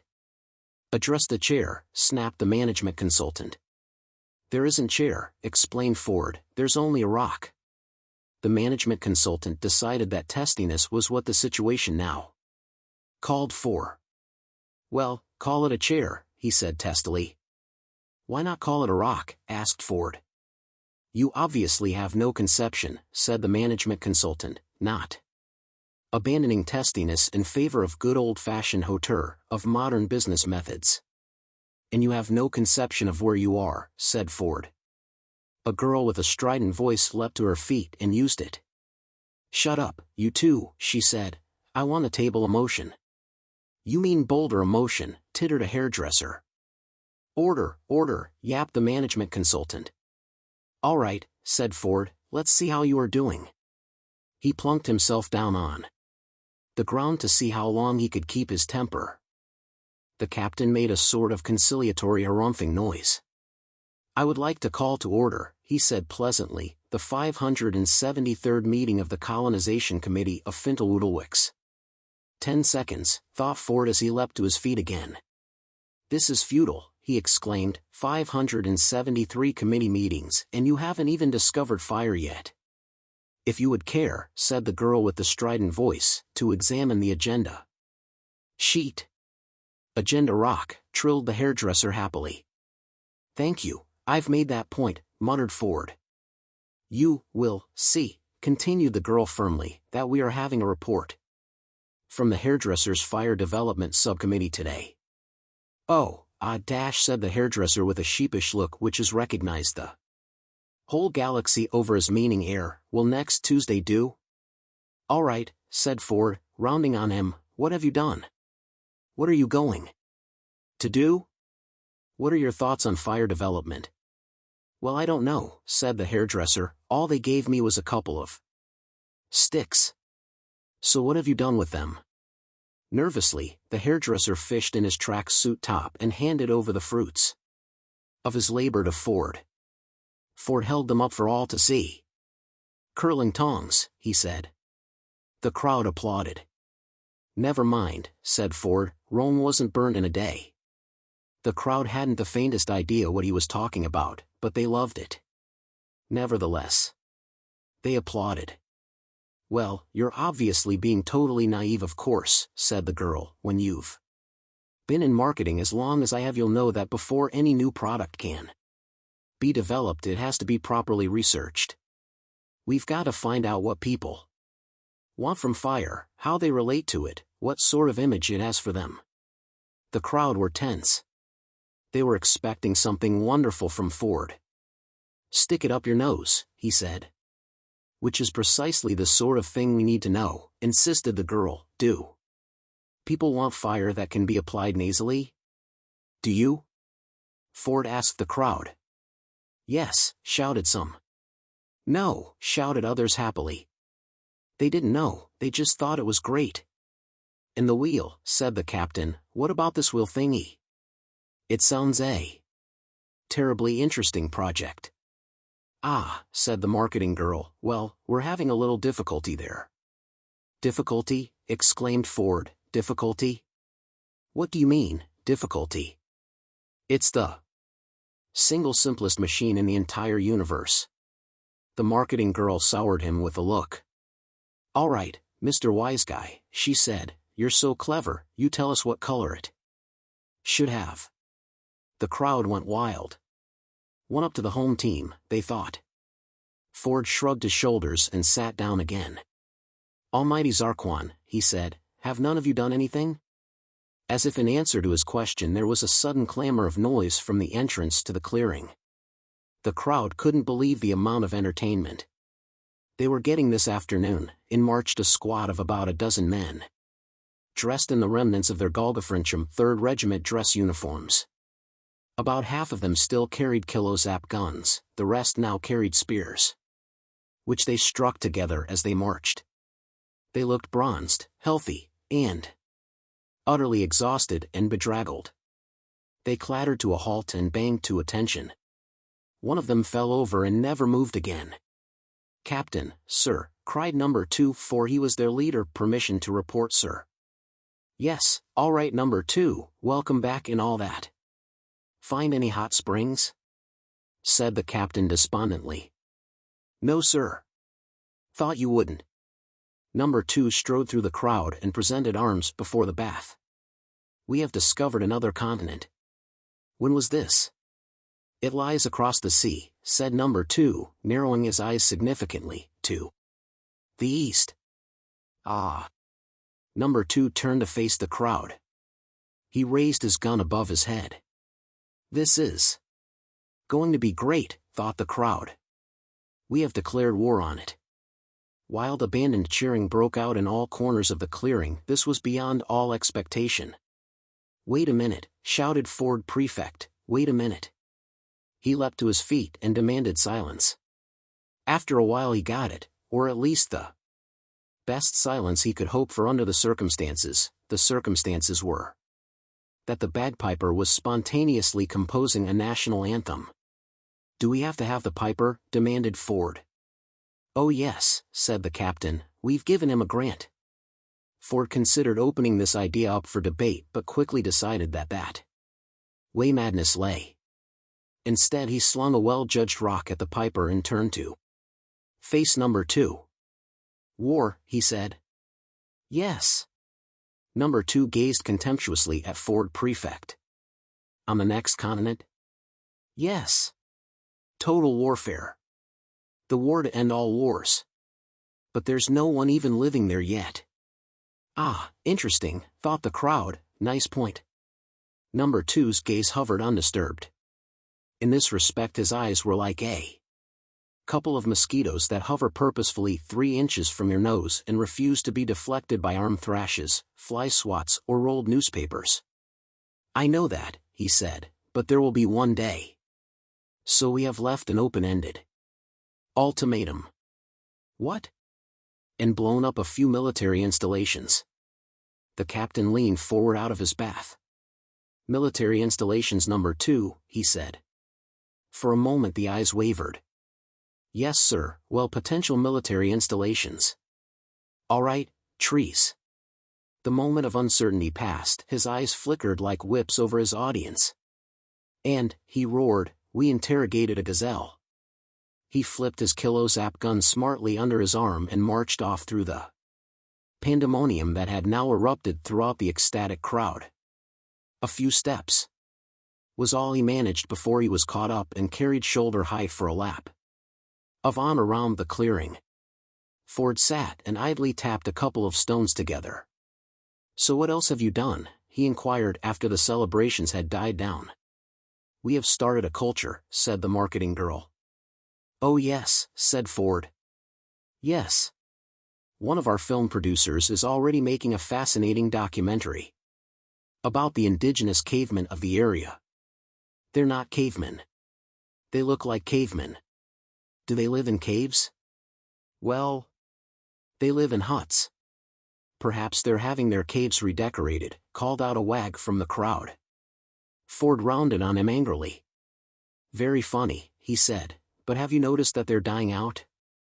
On their journey back, Ford and Arthur had come across 2 derelict villages and the bodies of many natives in the woods, where they had crept away to die. Those that still lived were stricken and listless, as if they were suffering some disease of the spirit rather than the body. They moved sluggishly and with an infinite sadness. Their future had been taken away from them. Dying out, repeated Ford. Do you know what that means? We shouldn't sell them any life insurance, called out the wag again. Ford ignored him and appealed to the whole crowd. Can you try and understand, he said, that it's just since we've arrived that they've started dying out. In fact, that comes over terribly well in this film, said the marketing girl, and just gives it that poignant twist which is the hallmark of the really great documentary. The producer's very committed. He should be, muttered Ford. I gather, said the girl, turning to address the captain who was beginning to nod off, that he wants to make one about you next, Captain. Oh really, he said, coming to with a start, that's awfully nice. He's got a very strong angle on it, you know, the burden of responsibility, the loneliness of command. The captain hummed and hawed about this for a moment. Well, I wouldn't overstress that angle, you know, he said finally, one's never alone with a rubber duck. He held the duck aloft and it got an appreciative round from the crowd. All the while, the management consultant had been sitting in stony silence, his fingertips pressed to his temples to indicate that he was waiting and would wait all day if it was necessary. At this point he decided he would not wait all day after all, he would merely pretend that the last half hour hadn't happened. He rose to his feet. If, he said tersely, we could for a moment move on to the subject of fiscal policy. Fiscal policy, whooped Ford Prefect, fiscal policy. The management consultant gave him a look that only a lungfish could have. Copied. Fiscal policy, he repeated, that is what I said. How can you have money, demanded Ford, if none of you actually produces anything? It doesn't grow on trees, you know. If you would allow me to continue. Ford nodded dejectedly. Thank you. Since we decided a few weeks ago to adopt the leaf as legal tender, we have, of course, all become immensely rich. Ford stared in disbelief at the crowd who were murmuring appreciatively at this, and greedily fingering the wads of leaves with which their track suits were stuffed. But we have also, continued the management consultant, run into a small inflation problem on account of the high level of leaf availability, which means that, I gather, the current going rate has something like 3 deciduous forests buying 1 ship's peanut. Murmurs of alarm came from the crowd. The management consultant waved them down. So in order to obviate this problem, he continued, and effectively revaluate the leaf, we are about to embark on a massive defoliation campaign, and, burn down all the forests. I think you'll all agree that's a sensible move under the circumstances. The crowd seemed a little uncertain about this for a second or two until someone pointed out how much this would increase the value of the leaves in their pockets, whereupon they let out whoops of delight and gave the management consultant a standing ovation. The accountants amongst them looked forward to a profitable autumn. "You're all mad," explained Ford Prefect. "You're absolutely barmy," he suggested. "You're a bunch of raving nutters," he opined. The tide of opinion started to turn against him. What had started out as excellent entertainment had now, in the crowd's view, deteriorated into mere abuse, and since this abuse was in the main directed at them, they wearied of it. Sensing this shift in the wind, the marketing girl turned on him. "Is it perhaps in order," she demanded, "to inquire what you've been doing all these months then? You and that other interloper have been missing since the day we arrived." "We've been on a journey," said Ford. "We went to try and find out something about this planet." "Oh," said the girl archly, "doesn't sound very productive to me." "No? Well, have I got news for you, my love. We have discovered this planet's future." Ford waited for this statement to have its effect. It didn't have any. They didn't know what he was talking about. He continued. "It doesn't matter a pair of fetid dingoes' kidneys what you all choose to do from now on. Burn down the forests, anything, it won't make a scrap of difference. Your future history has already happened. 2 million years you've got, and that's it. At the end of that time your race will be dead, gone, and good riddance to you. Remember that, 2 million years. The crowd muttered to itself in annoyance. People as rich as they had suddenly become shouldn't be obliged to listen to this sort of gibberish. Perhaps they could tip the fellow a leaf or two and he would go away.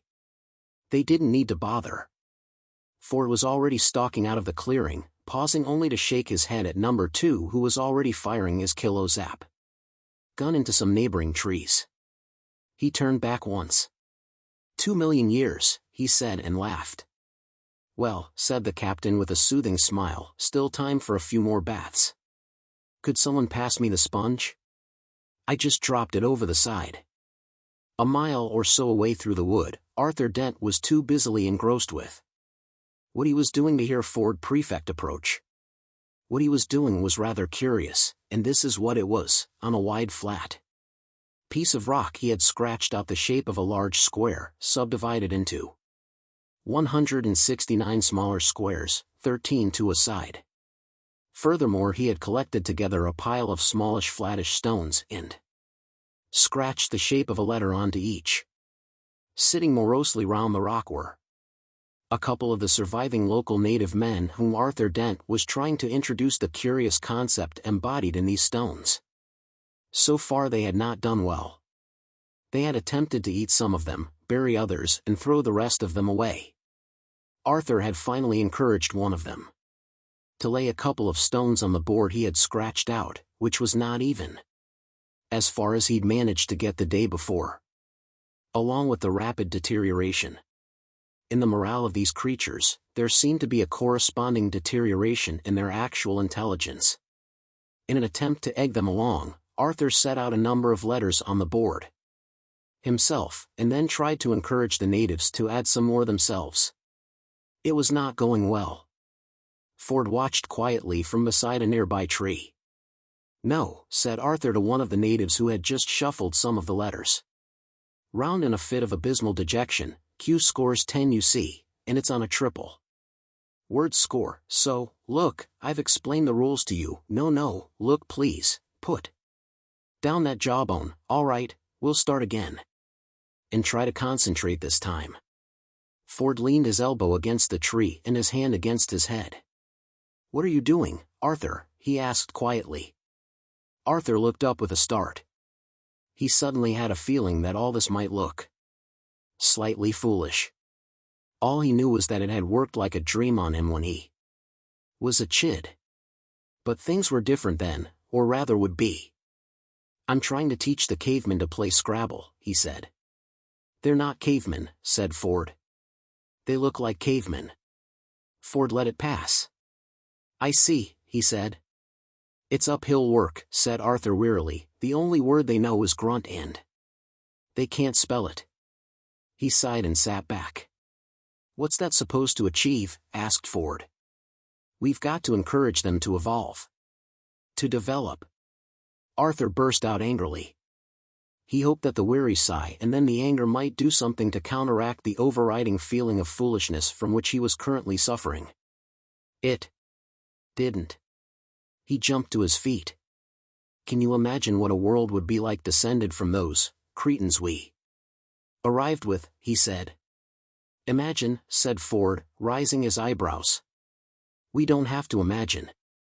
We've seen it. But, Arthur waved his arms about hopelessly. We've seen it, said Ford, there's no escape. Arthur kicked at a stone. Did you tell them what we've discovered? He asked. Said Ford, not really concentrating. Norway, said Arthur, Slartibartfast's signature in the glacier. Did you tell them? What's the point, said Ford, what would it mean to them? Mean, said Arthur, mean? You know perfectly well what it means. It means that this planet is the Earth. It's my home. It's where I was born. Said Ford. All right, will be. Yes, in 2 million years' time. Why don't you tell them that? Go and say to them, excuse me, I'd just like to point out that in 2 million years' time I will be born just a few miles from here. See what they say. They'll chase you up a tree and set fire to it. Arthur absorbed this unhappily. Face it, said Ford, those zeebs over there are your ancestors, not these poor creatures here. He went over to where the ape-men creatures were rummaging listlessly with the stone letters. He shook his head. Put the Scrabble away, Arthur, he said, it won't save the human race, because this lot aren't going to be the human race. The human race is currently sitting round a rock on the other side of this hill making documentaries about themselves. Arthur winced. There must be something we can do, he said. A terrible sense of desolation thrilled through his body that he should be here, on the Earth which had lost its future in a horrifying arbitrary catastrophe and which now seemed set to lose its past as well. No, said Ford, there's nothing we can do. This doesn't change the history of the Earth, you see, this is the history of the Earth. Like it or leave it, the Golgafrinchans are the people you are descended from. In 2 million years they get destroyed by the Vogons. History is never altered, you see, it just fits together. Like a jigsaw. Funny old thing, life, isn't it? He picked up the letter Q and hurled it into a distant pivot bush where it hit a young rabbit. The rabbit hurtled off in terror and didn't stop till it was set upon and eaten by a fox which choked on one of its bones and died on the bank of a stream which subsequently washed it away.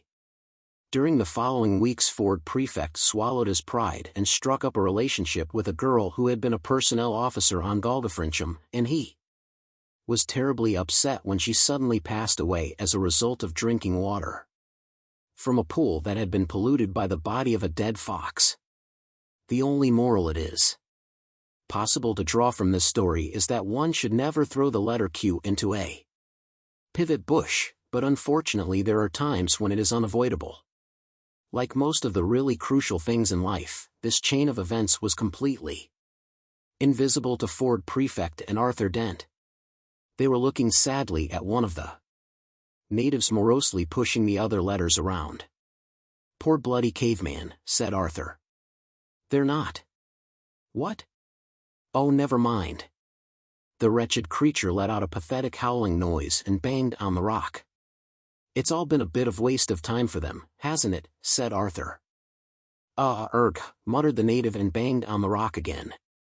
They've been out-evolved by telephone sanitizers. Ugh, gr, insisted the native, continuing to bang on the rock.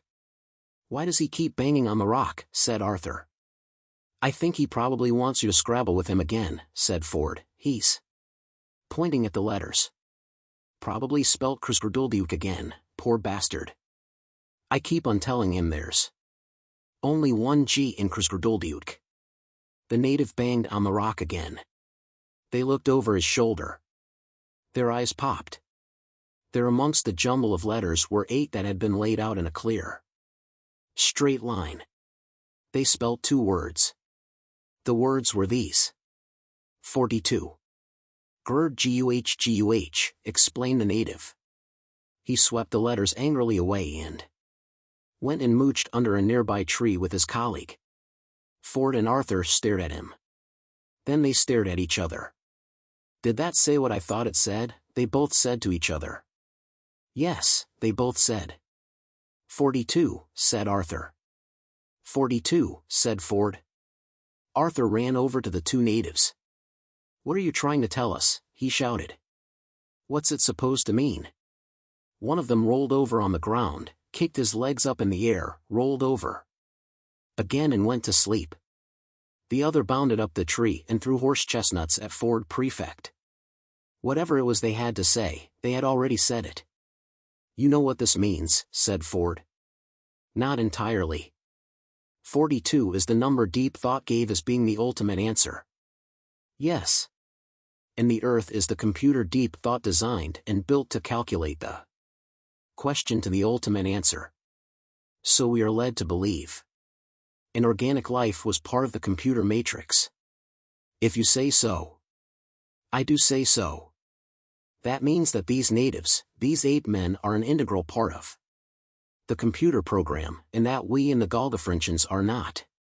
But the cavemen are dying out and the Golgafrinchans are obviously set to replace them. Exactly. So do you see what this means? What? Cock up, said Ford Prefect. Arthur looked around him. This planet is having a pretty bloody time of it, he said. Ford puzzled for a moment. Still, something must have come out of it, he said at last, because Marvin said. He could see the question printed in your brainwave patterns. But probably the wrong one, or a distortion of the right one. It might give us a clue. Though if we could find it. I don't see how we can though. They moped about for a bit. Arthur sat on the ground and started pulling up bits of grass, but found that it wasn't an occupation he could get deeply engrossed in. It wasn't grass he could believe in, the trees seemed pointless, the rolling hills seemed to be rolling to nowhere, and the future seemed just a tunnel to be crawled through. Ford fiddled with his sub-etha sensomatic. It was silent. He sighed and put it away. Arthur picked up one of the letter stones from his homemade Scrabble set. It was a T. He sighed and out it down again. The letter he put down next to it was an I. That spelt IT. He tossed another couple of letters next to them. They were an S and an H as it happened. By a curious coincidence, the resulting word perfectly expressed the way Arthur was feeling about things just then. He stared at it for a moment. He hadn't done it deliberately, it was just a random chance. His brain got slowly into first gear.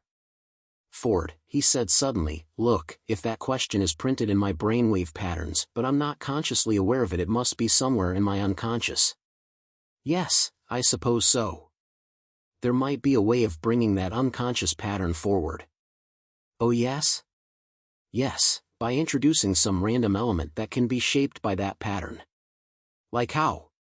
Like by pulling Scrabble letters out of a bag blindfolded. Ford leapt to his feet. Brilliant, he said. He tugged his towel out of his satchel and with a few deft knots transformed it into a bag.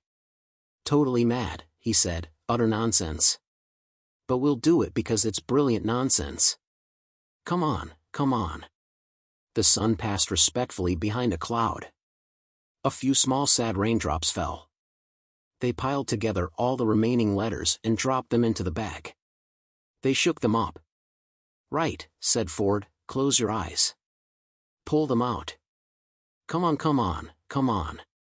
Arthur closed his eyes and plunged his hand into the towelful of stones. He jiggled them about, pulled out 4 and handed them to Ford. Ford laid them along the ground in the order he got them. W, said Ford, H, A, T. What? He blinked. I think it's working, he said. Arthur pushed 3 more at him. D-O-Y. Doy. Oh, perhaps it isn't working, said Ford. Here's the next 3.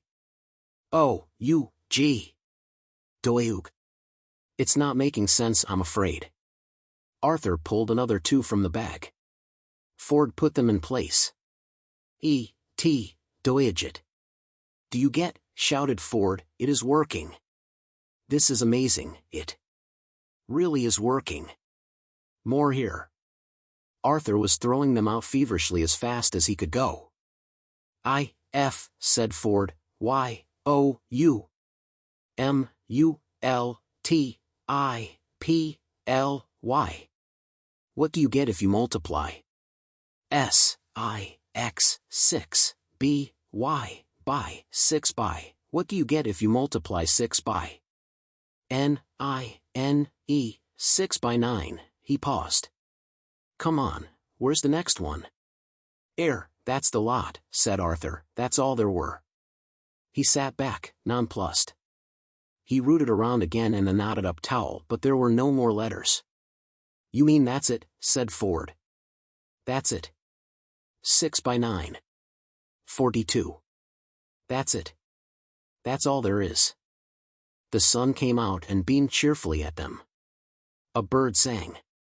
A warm breeze wafted through the trees and lifted the heads of the flowers, carrying their scent away through the woods.